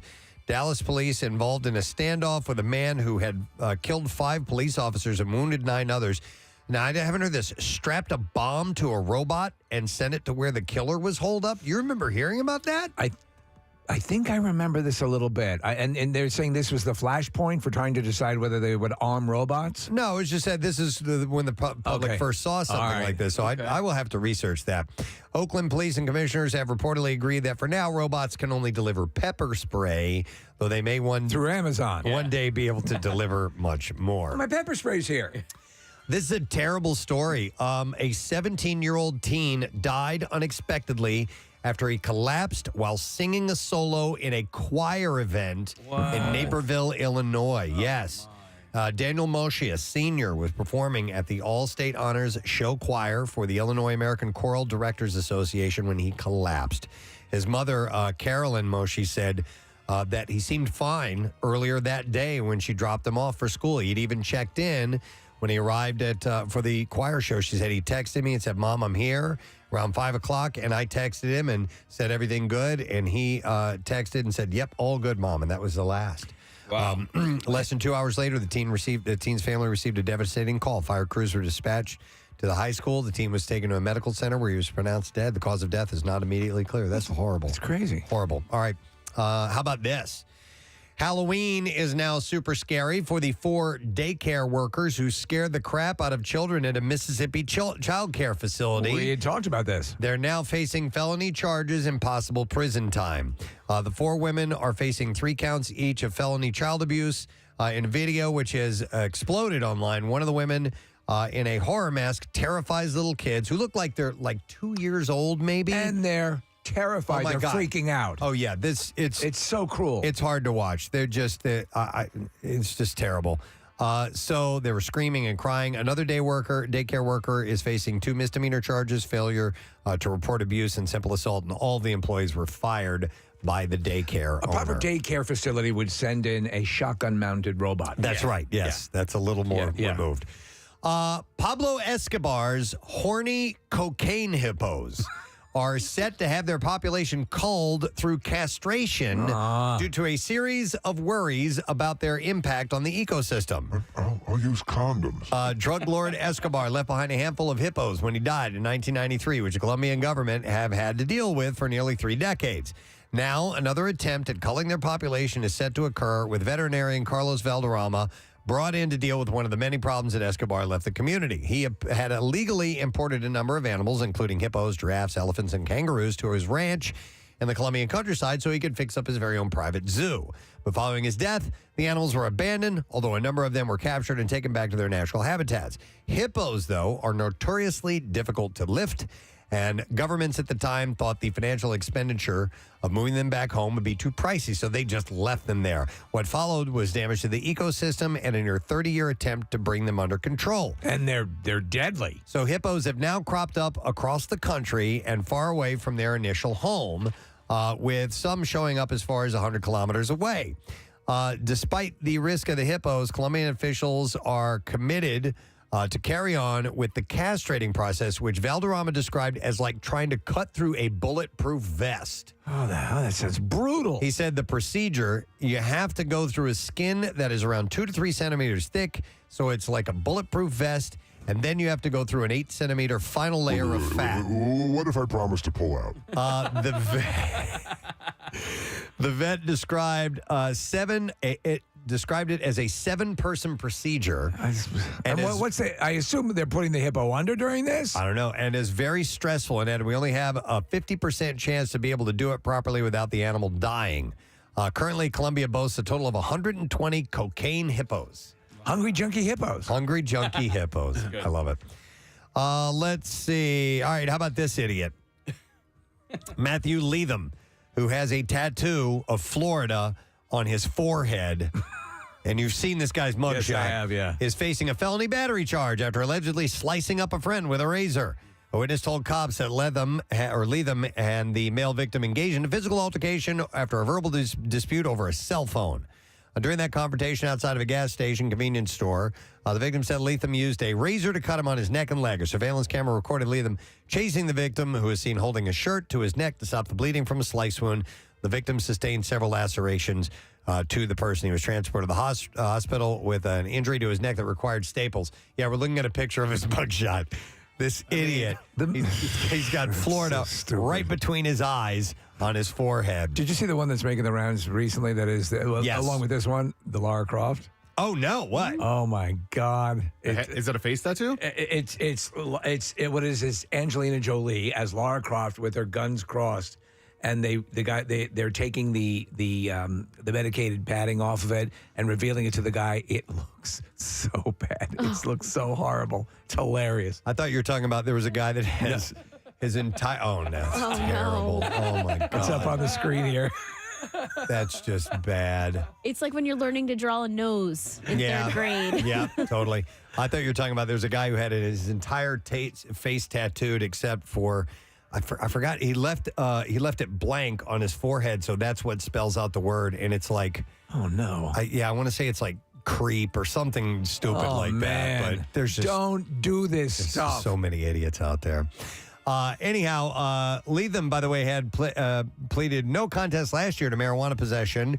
In a separate 2021 case, he was busted for allegedly choking his mother. So what a guy. Yeah. Maybe it was just a hard hug for Mother's Day. That's what I have in the bizarre file for you. All right, you got 5 minutes left to enter the word home. That's our You Who Loot word. 5 minutes left, so do that right now. And while you're in the dialing mode, if you're going to be sending a text, make a phone call, I'm going to give away the last of our Lorenzo and Sons Pizza Westchester gift cards, $50 gift cards to callers number 15 and 16, 215-263 WMMR. By the way, Lorenzo and Sons, again, helping us out at the Camp Out for Hunger. They were a proud sponsor of that event. So thank you to Giuseppe and all the people at Lorenzo and Sons in Westchester, 27 North High Street. LorenzosWestchester.com. We'll take those callers. We'll set you up with the gift cards. We're going to take a break. We'll be back in a second. Lesson question. Trash and music news coming up in just a moment. Preston and Steve on 93.3.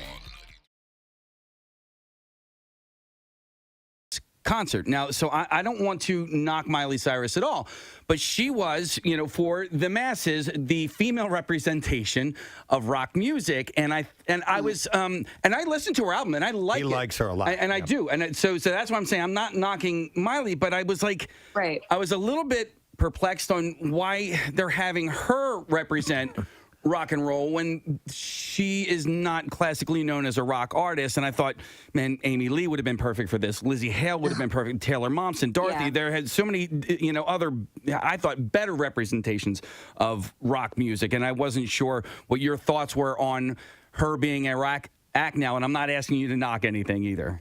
Yeah, and again, without knocking her with you, I'm with you on that. I feel like it has to do with the people in place that are putting those kind of productions together. They need to hire you guys. They need if there's a place where rock music is going to be represented. There's so much rock music with millions of fans. Like, rock is no way dead. Like Right. it is full alive, but we need people in the positions of power and placement to recognize and tap into that rock world instead of always trying to make it, well, what'll just get the most people, that have heard this name before or whatever to care about it.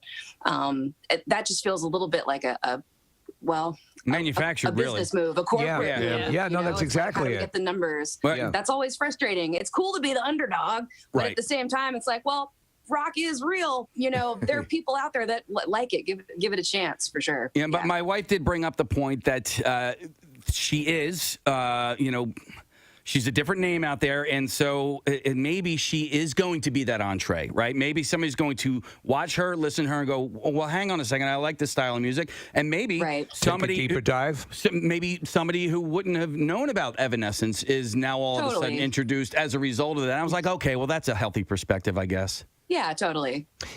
And Casey brought up all the great female rockers that are out there now, and I always kind of think of you as you, for me and for us, I think here represented the turn where we were like, we had obviously legendary voices in rock, but you represented this next wave that I think is still going on. You were the flashpoint, I think, and it seems like your contemporaries, and I've read interviews with all of them where they cite you as that step-off point. That has to come with a bit of pride. That's really cool. It's so much cooler doing all of this now, later on in life, with the experience and the respect that comes along with just doing it for a long time and surviving so much. Yeah. It's I would way rather be where I am now than what it felt like when we were starting out. Yes. Yeah. It's badass. It's incredible.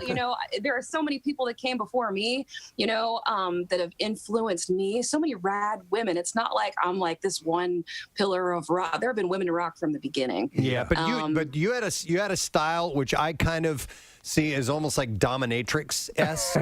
And let me explain, because they incorporate pleasure and pain. Yeah. And Right. so the instrumentation is the pain and your voice is the pleasure. You have this smoothness about you, and then there's that raw edge of the music that go Operatic. together. So, I mean, Contrast. Yeah. Contrast. So- on a visual, audio, whatever level, I like to hear two really different things coming together to make that beautiful swirl. And as I want to be the first one who has ever called you a dominatrix. Has anybody ever done that? Oh, you're not the first.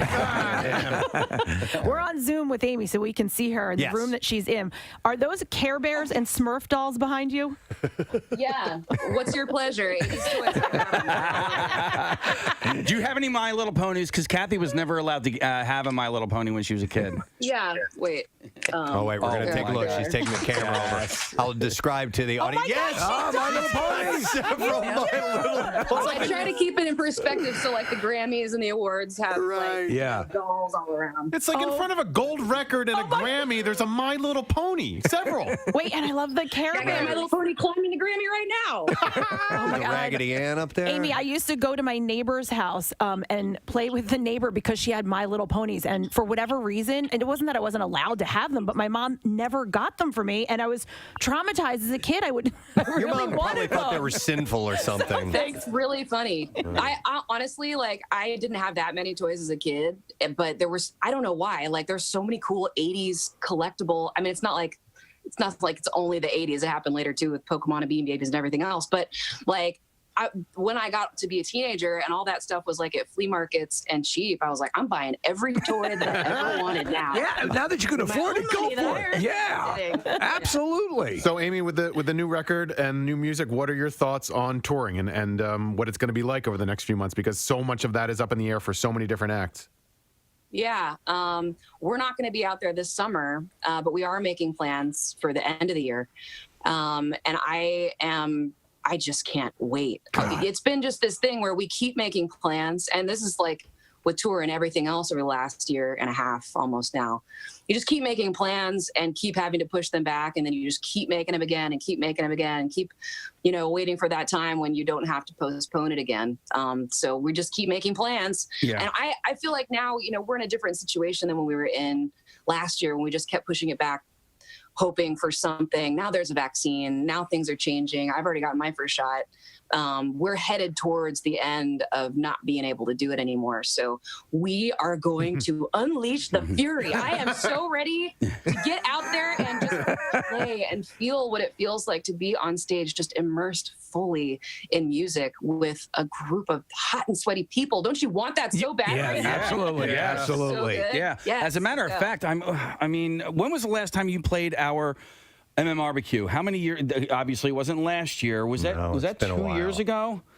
2019. Yeah, because I had a great memory of being in the commissary, if you will, and I believe they might have been serving kielbasa sausage, and I started singing Tenacious D, and you were there, and you actually sang with me a little bit. Oh, really? Yeah. Yeah. Your butt cheeks is warm. Yes. That was our road trip music. We were just on that road trip. It was all Tenacious D, like That's awesome. all of it. Oh, I'm an old school fan from like the cable days. Yeah, like the HBO show. They played the MMRBQ one year, and they were it was a festival. Yeah. It was a festival, another festival that we did, and nobody really knew them except the musicians, and it was wild to see that. The audience was like, "What in the F?" It was before Jack Black was a household name, man. Every band was lined up stage side, and they were like freaking out. It was just hilarious. It's so funny because it's one of those things, right? Like Spinal Tap, where bands get it on a level where it, especially with the Tenacious D, their musicianship is so good. Yeah. That's part of what makes it so funny. Like all the details of like talking about writing a song and everything, you just relate to it. It's that's right. And it actually sounds great. It does. They're really great. And Pick of Destiny is just you can watch that over and over again.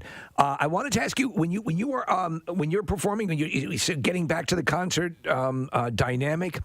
What's the better scenario? You're able to roll out the music, and a lot of your listeners have heard it. They're perform live with that energy, or they come already pre-schooled on the music because they've been listening to it over and over again off of the album. It's cool when they know it a little bit. That one of the cool things about this situation is we're going to be going out there playing the new album. Right. And by the time we're able to be up on stage playing it, the fans have been living it with it for a year. Right. I mean, we started releasing the songs, already a year ago now. So it won't be that, ooh, what's this one? I haven't heard it before. I mean, it'll be cool to hear it live, but they'll know the words. And I think that's going to be really powerful. Yeah. I remember when I would be going to a concert, I would take a little bit of time to do the work, to get the album and listen to it, and then go. It's a completely different experience. And were you the same way when you were pre-rock star? Yeah. Yeah, even now, like if we're gonna go to a show and it's a band that like a friend wants to go to that I don't really know that well, or I know like the hits, but I don't want to be that person. Yeah. Like you always jam that album that day when you're like getting ready to go, just so you're kind of familiar with what's going to happen. It makes it more exciting when the songs you like do happen. It serves you better as you're paying for this ticket. Yeah. You're going to get more out of it if you listen to the material. I remember Rush had done a tour, and it was a concept album that they had, and they said they were going to mainly just be playing music from that. So I did my work. I listened to it. I loved it.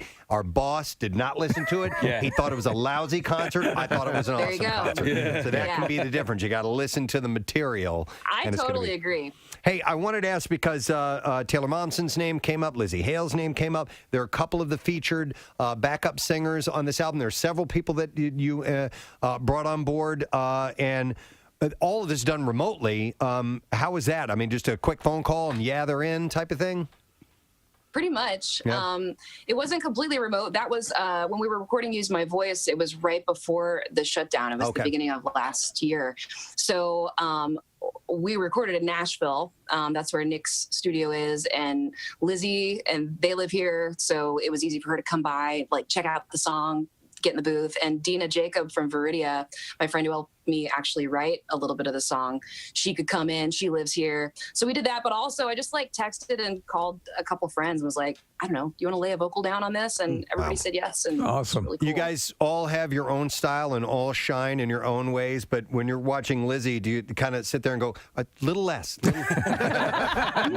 destroy me on this. Her voice is I hear so Lizzie and I'm like, powerful. turn that girl up.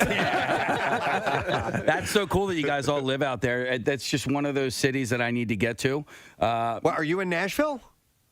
Yeah, I am now. Wow. I was in Brooklyn for 13 years. It's weird. It's different, but it's good. We're closer to my parents here. Hey, I wanted to listen. I don't know if you have the details, and if you do, if you're allowed to give them out or not. But you are going to be announcing a streaming concert next month. Can you talk about that right now or no?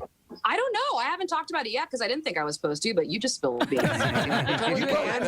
Feel free to get in trouble because of us. Yeah. Nobody's listening. We're working on it. We're just now talking about the set list. So we are doing something. Yes. Okay. I've watched a lot of streaming concerts over the last year, and it is, there's some really, really great things. It's no sad broness today. I'm full on Friday mode. I'm wearing my Froggy shirt today. Yeah, I love your Froggy shirt. Thank you. We all got them, and I will sometimes wear mine, and occasionally you get asked, what's that about? Yeah. I said, oh, you haven't heard about the super... Oh, I watched Clerks 3, by the way. Oh, and? And the song figures prominently in it. No kidding. Yeah, there's a great little scene, right outside of the mini mart there. Yeah. And it's loud and beautiful and wonderful. It plays for about 20 seconds. Okay. That's huge. Yeah. Awesome. I need to see that. There's so many things I have to watch. Where is Clerks 3 streaming?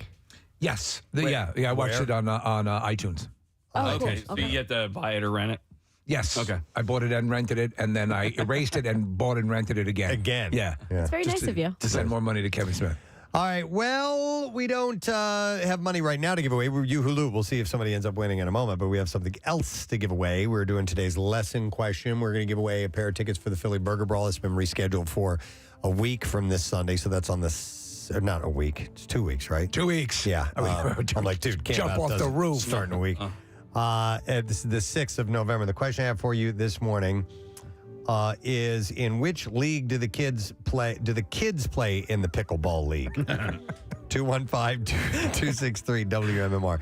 In which league do the kids play in pickleball leagues? 215-263 WMMR. Let's see if you know the answer. We'll do the trash while you call in. The trash business is a gold mine. 93.3 WMMR with Preston and Steve's Hollywood Trash. Brought to you by Zane Western Apparel. When you work hard and play harder, you need the brands that are going to last. And you can find them at Zane's Western Apparel and work gear in Piles Grove, New Jersey. Online at zanewestern.com. Steve, what's going on this morning? Well, the troubled movie Rust is going back into production, but will be, moving from New Mexico to California. Star and executive producer Alec Baldwin says he wanted a location where he could feel inspired to shoot his crew.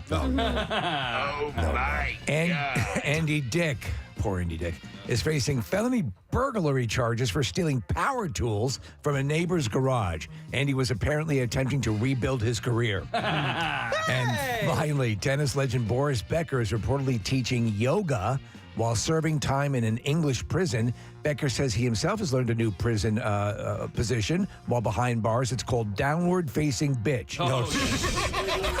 And that's your Hollywood trash. What is he doing in prison? I don't remember. I think it's a tax evasion. Was it thing? money? Yeah. That would seem like the most appropriate, I guess. I don't see him being a hardened criminal. No. All right, we'll see if somebody knows the answer to this. In which league do kids play pickleball? 215-263 WMMR. I'm going to go to Joe. Hey, Joe, good morning. Hey, good morning. How are you? Wonderful, buddy. All right, in which league do the kids play in the pickleball league? The Gherkin League. The Gherkins. Yes. Hang on, Joe. Got your tickets to the Philly Burger Brawl coming up on the 6th at Xfinity Live, 6th of November. And it's, of course, it's benefiting some great organizations, the Philly Parks and Rec At-Risk Teen Initiative and the School District of Philadelphia After School Program. You can go to WMMR.com for more information. Nick? So Boris Becker has actually been in jail twice. The first time, Steve, was for tax evasion, And then he eventually ended up having to declare bankruptcy not that long ago, but apparently was hiding assets. And so I knew it was something funny. That's all. Yeah, so the courts came after him again, and he was convicted for a second time, and now he's in prison for That's Boris Becker, who 2 or 3 years, was world champion. Yeah. Tennis. player, I yes. saw him play a number of times. That's crazy. Well, all right, music news time. Here we go. Preston and Steve's Music News on 93.3 WMMR. All right, brought to you this morning by SEPTA. Day or night, SEPTA is the Philly way to go into, out of, and all around the city. Plan your trip at iseptaphilly.com. Fresh off their North American Stadium tour, Motley Crue, and Def Leppard are pairing off next year's set. What is this? Are pairing off next year's a set for a 28-date South American year. What the hell does that mean? I think it's supposed to say are pairing up for next year's set for a 28-day South American and European trek dubbed the World Tour.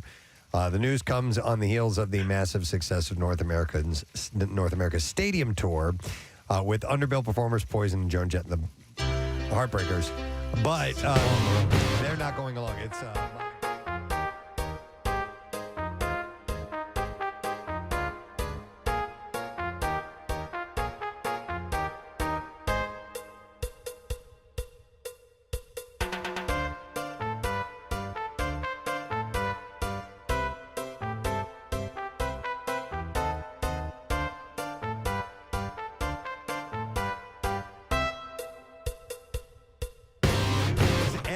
we just played it a little while ago. Yeah. Marks the highest debut on Billboard's Rock and Alternative Airplay chart in over 8 years. Wow.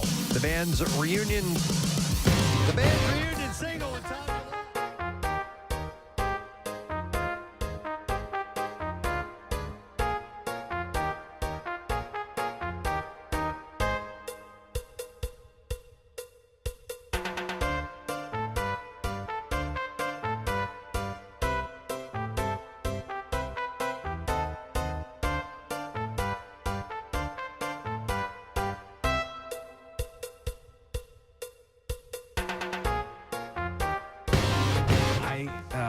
I think they're doing voice to text. Maybe they are.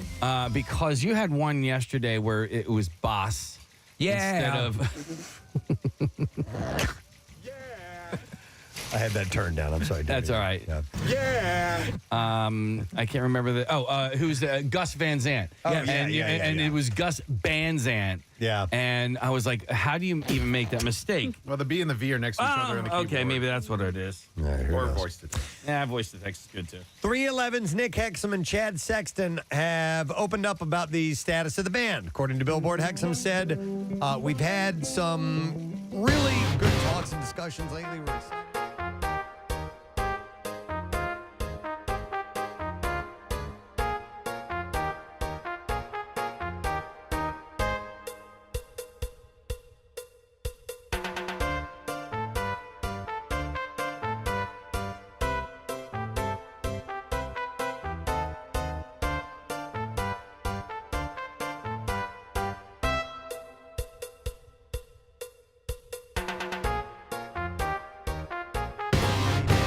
Have had some really good conversations lately about getting back on track. And he said, we're looking forward to the future. Again, I think breaks are healthy, and we have had a fairly intense touring schedule. Everything feels pretty well on track. And Steve, I saved this last news item because I have a little mention here to do at the end. For you, BTS's Jin has announced that he will debut his solo single, The Astronaut, at a Coldplay concert. Yeah, they're buddies. Takes place. Him and Chris Martin are buddies, Yeah. huh? They played the song together, right? Yeah. October 28th in Buenos Aires, Argentina. The show itself will not be live streamed, but the video of the performance will be uploaded immediately after the show. The song, which features Coldplay on the recording, will also be released that day to the public. Now, the word is still that they're going through some legal wranglings, the boys of BTS, in their South Korean home. because everyone there has to do military time. Yeah. Oh. And they're trying to figure out what to do with these guys. And I think you have to serve 2 years, something like that. I think that's it. Now, so apparently, the military is entertaining the notion of starting a boy band division. Ah, okay. Boy band battalion. Right, so that they can keep them doing what they're doing and just say it's military service. All right, and then one last thing. Nick, did you need? Well, there's something that we forgot to do today, and I just wanted to bring it up. Well, let me do this first, All and right. then you can tell us what we forgot to do. So this was an email I got from Marianne Smithwood. She says, "Hey, Preston, I'm a big fan of your show. I listen every morning on the way to work. I'm also Michael Kelly Smith of Brittany Fox's sister-in-law. Oh. And I know you sometimes include local celebrities in your birthday list each morning. I was wondering if you could add Mike's on Friday, the 21st. Wow. It would be greatly appreciated by my whole family." Oh, is this girls' school? Yeah. All right. Stop it.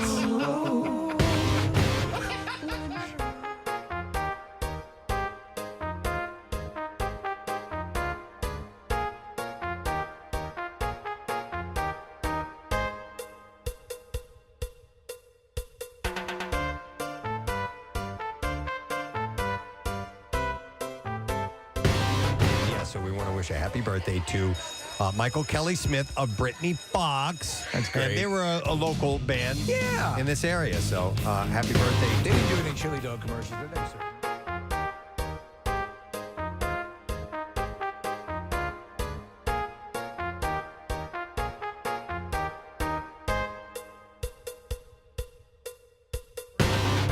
Yeah, Nick, sorry. Casey, stop the music. Stop the music. The bed up there. On Wednesday and on Thursday, we were successfully able to mention Colonel Sanders chicken. Oh. We forgot to do that today, and we thought maybe we would do connoisseur. We didn't do connoisseur. We just did it. Yes, so Colonel Sanders chicken has been mentioned on Friday. Okay. By the way, my son is going bonkers over. It might be like their honey barbecue. They're honey bonkers, strips. which are chicken testicles. Are they good? Wait a He minute. loves them. Hang on, I want to go to the calls. Hey, Raymond, are you there? Yes, I am. Did you call in to talk about Kentucky Fried Chicken? Yeah, that's one of the things. Yes. What was the other thing? That I just won $1,000. You sick son of a bitch! I don't know why I yelled that, but I felt like it. Yeah, Raymond, that is awesome. Congratulations, man. $1,000 from Yoo-Hoo Loot. Tell us a little bit about you. Where are you from, sir? Shamong, New Jersey. Shamong! Get out of here. You can go buy Piccalilli and get $1,000 worth of wings That's now. right. Yeah, that's a lot of wings. I could use them for the World Series when the Phillies were in the World Series. Yeah, buddy. Yes, so put that to good use. We got a game today. You've got $1,000 in your pocket. Life is good, right, brother? Life is great. Excellent. Yes. All right. Well, congratulations. Congratulations to you, Raymond. We are happy to give you $1,000. Our friends at Horizon Services, sponsor of Yoo-Hoo Loot. Let's hear it for Raymond, everybody. Have a great weekend, Raymond. Thank you. All right, we'll get his information in there. His information. His information. We're so close. There's the finish line. I think my mouth already went home. My mouth is asleep. So we'll take a break. We'll come back. We'll wrap it up. And don't forget that there is more money to be given away with Mr. Pierre Robert. What are you doing? You're not letting me eject it first. I have to press stop. If I hit the next button, it'll start the next. Boys! Like, we restarted Money Talks like 4 times there. Oh, dear God. We'll be it's a back. long road, Yep, it is a long, long road. It's a long road. We'll be back in a moment, Steve. Preston and Steve. After 10 years together, sources tell E.T. That Jay Cutler is on the celeb dating app called Raya. This just in, Jay Cutler's on the dating app Soraya. Psoriasis. Raya. No. It's for people looking for other people with skin conditions. That's cool. Let's meet for some drinks and chafe together. Let's flake together. Yeah. And then I am on a site for people with vitiligo. Oh, let's flake together. No, I think it's like one that you have to be accepted into. Raya. Is it one of these where you need like some You sort have of to be somebody. Yeah, like She's notoriety. Yes, in fact, it is the celebrity notoriety. Raya. I don't know. I don't even know if that's how you pronounce it. Maybe it's Raya, Raya. But Who really cares? His profile on Raya says, let's see here. He's here just for friends. Yeah, right. Yeah, whatever, man. Friends, you can. Friends will touch your genitals. You can diddle. Yeah. Who gets to decide whether or not you're a celebrity worthy enough to be on this website? I think they have actually a vetting committee. Yeah. Really? Yeah, I believe that's the way it goes. And they will determine. Think of it as there's like a Steve Rubel standing in front of Studio 54, Right. And they decide whether you're appropriate for this website. So, well, listen, in honor of, was it International Geek Day? Or? It's just Geek Pride Day. Geek Pride Day. Yeah. I'd been working on an impression. You guys want to hear it? So, Steve, you do your Batman impression, but you have that... processor. You have the processor. I don't have a processor. Are we supposed to guess what this impression is? No, it's Batman. It's Batman. Okay, go ahead. All right, you ready? Okay, yeah. Please, keep that kryptonite away from me. Is that a line he says in the movie? No, please keep that kryptonite away from me. You sound like Cookie Monster. Yeah. Oh. It sounds like it hurts when you do that. No. Please keep that cookies away from me. Is it because it's a Superman impression? Thank you so much. I appreciate that. I've been working on it. I got It's it. really good. It's really good. I got it. So it's a Superman impression. I was confused why the whole kryptonite It's a thing, terrible but- joke that I heard with Chuck over the weekend.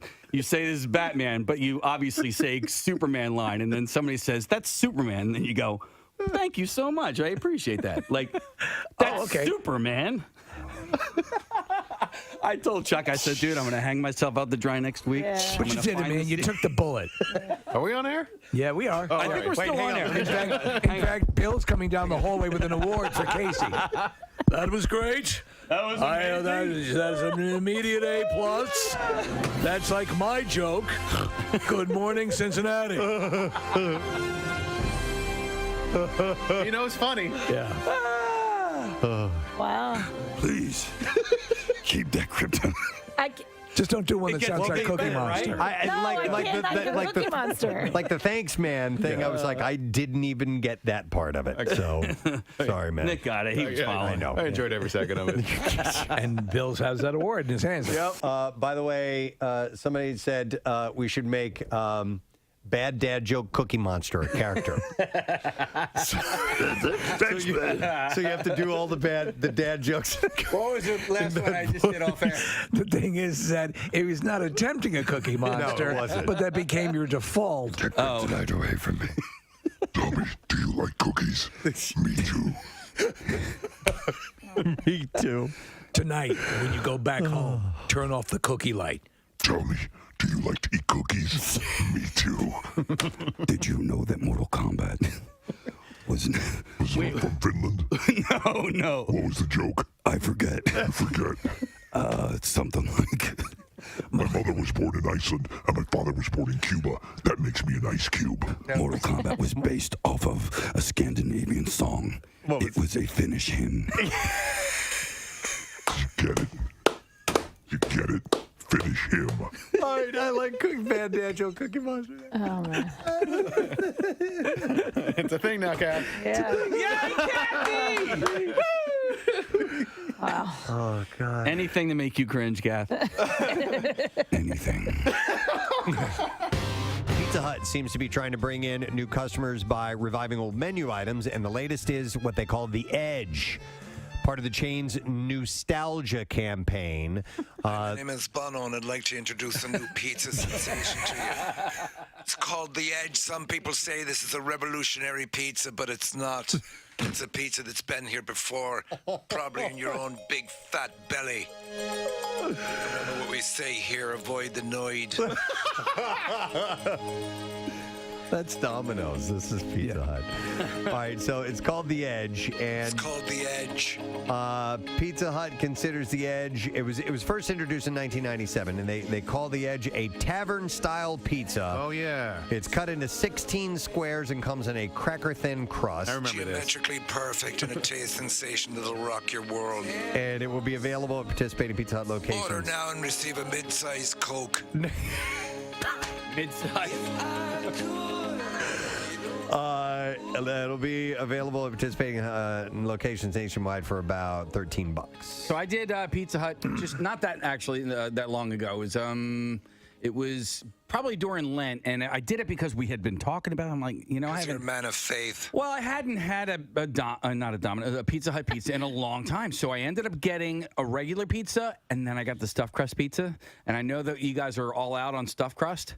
I thought the stuffed crust was. You're a filthy animal. I know, but I thought it was markedly better. I'm not out on stuffed crust, but I just don't order it. You know what I mean? Too much. I know, and I Why don't they just take a fire hose and spray cheese on you as you come in? Right. So this pizza, looking at it, I'm glad thin crust has kind of made its way around the country because I grew up in St. Louis. This pizza called the Emos. You guys know I've talked about it for years. That's what it is. It's just thin crust pizza. Version of the Edge. It's cut in squares. That's the way they've always cut it, and it's been since I was a baby. Essentially that I've had that. So suckling at your mother's teeth. I prefer this type of pizza. I'm glad that it's made its way around. And so I don't actually ever remember this as a menu item. So I don't you remember guys, this from Pizza Hut either. Steve. I do. I remember Domino's. You do? I do remember this, yeah, and I remember it because of like the way that they were able to cram as much pizza on as thin a crust as possible and get it all the way to the edge. Hence the name.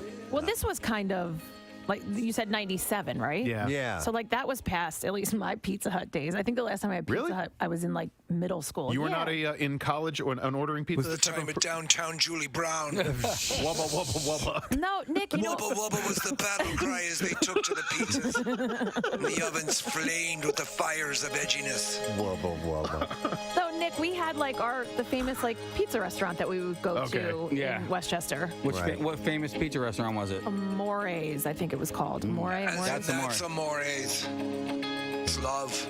We had Oips. College towns always have the the local pizza joints. Yeah, It's fantastic. The one at University of Missouri was Shakespeare's, and it was outstanding. Original Italian pizza, Oips. Everybody ordered. Oips? Yeah, original Italian pizza is what that stood for, and that was the college town pizza. Yeah, so but you wouldn't order from OIP. You'd from Oips. That's I like Oips. that. Yeah. All right, let me move on to something else. You had mentioned your mustard, Nick. Yes. You may want to try that on watermelon. It's the latest thing that people have been sampling. Lizzo kind of made a big deal about it on TikTok. So she had she made a video of her doing some funny TikTok things where there's some edits and all of a sudden the watermelon appears and so on. So this to me, Preston, seems like the old thing of putting salt on watermelon. Yeah, I grew up putting salt on watermelon. I don't do it anymore. Yeah. But they had said it was to bring out the sweetness by adding the salt. And I heard that on cantaloupe. Yes. Oh, yeah. Same thing. Yep. Yeah, and I like them. Any melon will do. So here's the thing. Doesn't matter if it's a cantaloupe or a honeydew or a cassava. Any melon covered in salt will bring out the sweetness of the savory. Living together on one melon the way we should all live together. Now people are trying mustard. Now they're trying mustard just like Lizzo. Yeah, so, but the jury's out on whether she thought it was good or not. So she had called it, is it bussin' or disgusting? Is it bussin' or disgusting? But she never really... Is it bussin' or disgusting? In this video said whether it was bussin' or disgusting, so... No, she doesn't. And I think, so the common thing of like sea salt and caramel. Yes. So to me, that does work. And some things that I thought would never work do work. I don't know about the watermelon and the mustard. It just seems to be too combating. Yep. I'm tying it into the previous conversation. We used to do mustard on pizza. Okay. I can see that. Did I don't know. I'm not sure. Somebody. Ranch dressing, Kathy. Ew, no. That's just You for said, the, "Ooh, no," that's but for you the put- crust, right? Or the whole pizza. You can do the whole pizza. Oh. Yeah. Yeah, should- I know. we I should've said gotten ew, no, watermelon. yet I put mustard on pizza. Sorry. We should have taste tested this. Casey, when's the last time you've had ranch dressing on pizza? It's been a while. been a while? At least like 2 or 3 days. Okay. All right. Do we have something that could approximate a melon and put some mustard on it? Wait, I might. Let me see if I have. Do you keep a melon in your desk drawer? I might have Kathy watermelon. brings a ton of fruit every day, remember? Oh, She brings can we try giant that? fruit salad. Yes. Go see if you have watermelon. Yummy. We'll try it. Let's get it. I'm sure Kathy rises to the challenge. there's got to be mustard in the fridge. Yes. Connor, can you go look in the fridge and see if there's any mustard? Let's try it. Or Marissa's already on her way. But yeah, I got to believe no matter what, it's not good, and this is just a thing. We're going to be wrapping the whole shebang up here in mere moments, and with that will be a prize that we give away. We've given a bunch of things away this morning. I'd like to thank Lorenzo's and Sons for getting us lots of pizza goods to give away for their location in Westchester. Good to see our very good friend Giuseppe as he brought in one of the, a couple of the gigantic pies, but at Westchester, they also have the smaller ones, and you can get different sizes there. Right. Creation. If you're not feeding a buffalo, you can go for one of those. Yep. But there's something about his sauce. I know. It's I love it. It's just unparalleled. He's got the sauce. So they're at 27 North High Street in Westchester. You can go to lorenzoswestchester.com, and they'll be back at the Camp Out for Hunger to feed you. If you come and see us. It'll be our 25th anniversary. I have some other thank yous to do, but you wanted to mention something first. Steve. Yes, my friend Dr. David Lee at UPenn would like me to, and I'm only too happy to get information out about Focus on Prostate Cancer. As you know, I'm a prostate cancer survivor since 2014 and doing great. You have every reason to be optimistic about your, what you're dealing with. And there's just incredible innovations and things that are taking place. And so today there is a virtual Focus on Prostate Cancer. You can register now. I sent the link to you, Nick, and if you can pop it up, that'd be great. It's on the community page right now. Right. And so there's a whole bunch of things going on throughout the day. We happen to be blessed to live in an area where there's tremendous hospitals. And it was, Dr. Mike and Dr. David Lee. Yes. Or Daniel Lee? Daniel and David Lee both are prostate doctors. Anyway. Which one did your prostatectomy and which one did my cystoscopy? That's a good question. I don't know. It might have been another Lee. Long story short, all the Lees over there are so talented. But all you need to know is that the information that's available and the innovations that are occurring right here in the treatment of prostate cancer are really, really wonderful and encouraging. So check it out. You can register for it, right now, and it'll be going on throughout the day. Please avail yourself of it if you can. Thank you to Kelly Ripa, who was on the show this morning. Her book is Live Wire. It's available now on Amazon and everywhere you get books. And she was excited to mention that she's going to join us again for the Camp Out for Hunger and give us a nice little plug on Regis and Ryan. So we appreciate that. And also thank you to another Ryan Johnson, the director. Yes. Was in to talk about Glass Onion Knives Out Mystery, which there's a screening tonight at the Philly Film Festival. Tickets available at Filmadelphia.org, and then it's going to be out in theaters around Thanksgiving, and then it will be available on Netflix in December. But he was great. He's awesome, and I think, honestly, we have some high-powered directors that are that actually like us, or at least pretend they like us very effectively. And so, I think we're getting closer to that Preston and Steve movie. The movie. Featuring a tour de force performance by Pierre Robert as himself. Yes. I'm going to play Preston. You're going to play me? Wow. Oh, I'm honored. Yeah, we're so alike. Yeah. Well, then Jackie should play me because it's obvious. Exactly. Yeah, we got it covered. I would also like to thank Eddie Alvarez for being on the show this morning. He's going to be part of a watch party that's taking place at Parks Casino and Sportsbook tomorrow. It's in the afternoon, a little bit before 2 o'clock. He said he's going to get there. So if you want to stop by Parks, hang out with him, watch the fights, be able to talk to, on the level of someone who knows what it's like in the ring. Yes. It's a pretty cool opportunity to help you out with your betting picks, too. So Pierre is indeed here. You ready to do the letter? May the fence be with you. Here we go. Preston and Steve on 93.3 WMMR. Now, the Daily Letter. All right, and the Preston and Steve Show is brought to you today by the letter N as in nothing. Nothing. You'll have nothing. Nothing is over! Nothing! All right. We'll take caller number 8 at 215-263-WMMR, and we will see if you indeed know the word and can indeed win the prize. While we're waiting for that call, you want to tell us what's happening today? I would love to. We'll have Yoo-Hoo Loot opportunities at noon and again at 3. We will also have some cool workforce blocks. Dropkick Murphys are in Caesars, Atlantic City tomorrow. So we'll start the blocks with that. Then we will get to Jane's Addiction, and we will be joined somewhere in the noon hour, I think on the earlier side, by Billy Corgan of the Smashing Pumpkins. Jane's Addiction and Smashing Pumpkins and Poppy will open the show tonight at the Big Joint. I think some tickets remain at Ticketmaster.com, and Billy will be in, although if you're going to that, we allow extra time because of the ball game. Yes. But Temple football. Oh, that's down there There's too? 3 things in the sports complex. Yeah. So my God. There's the concert, there's Temple football, and then 45,000 people going to a ball game. So, Oh, my God. Yeah, take mass transit if you can, or if not, get there early. Wow. Okay. Except is adding extra trains, which they're really good about, cool. and they've been pretty good about not waiting too long. Good. So, And there's a block party down there, so it's going to be a party. Yeah, it'll be quite festive down there. And Billy, the Pumpkins have this amazingly ambitious project. It's a 3-act. It's a rock opera in 3 acts. And Act 1 has got 11 songs on it. Act 2, 11 songs, but they're 11 weeks apart. Each of them will be released. Oh, my God. 33 songs. It's fascinating, and he's a fascinating guy. I can't wait to see him. He just writes and writes and writes and writes. I mean, some people are blessed with that. Like the Peppers had this abundance of music, and they had 2 17-song double albums in 1 year, 3 months apart. So, Weezer is one of those bands that just churns out stuff. Collective Soul, similar. Jack White.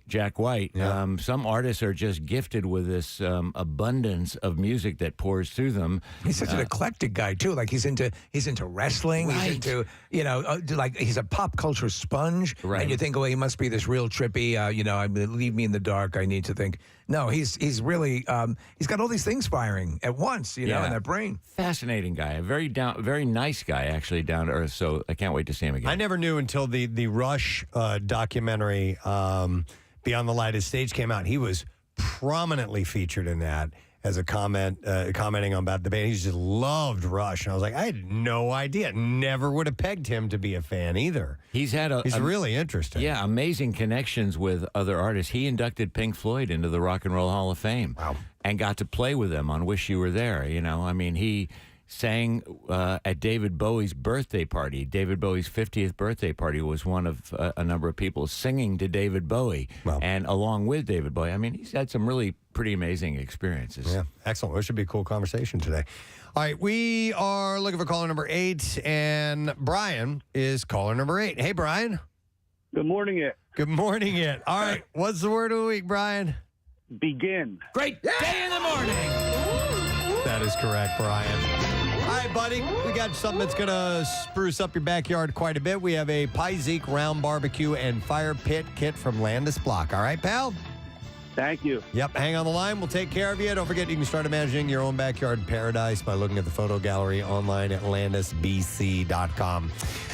Let's see. Let me thank our sponsors. Preston Steve Show brought to you today by Dunkin'. The Preston Steve Show runs on Dunkin'.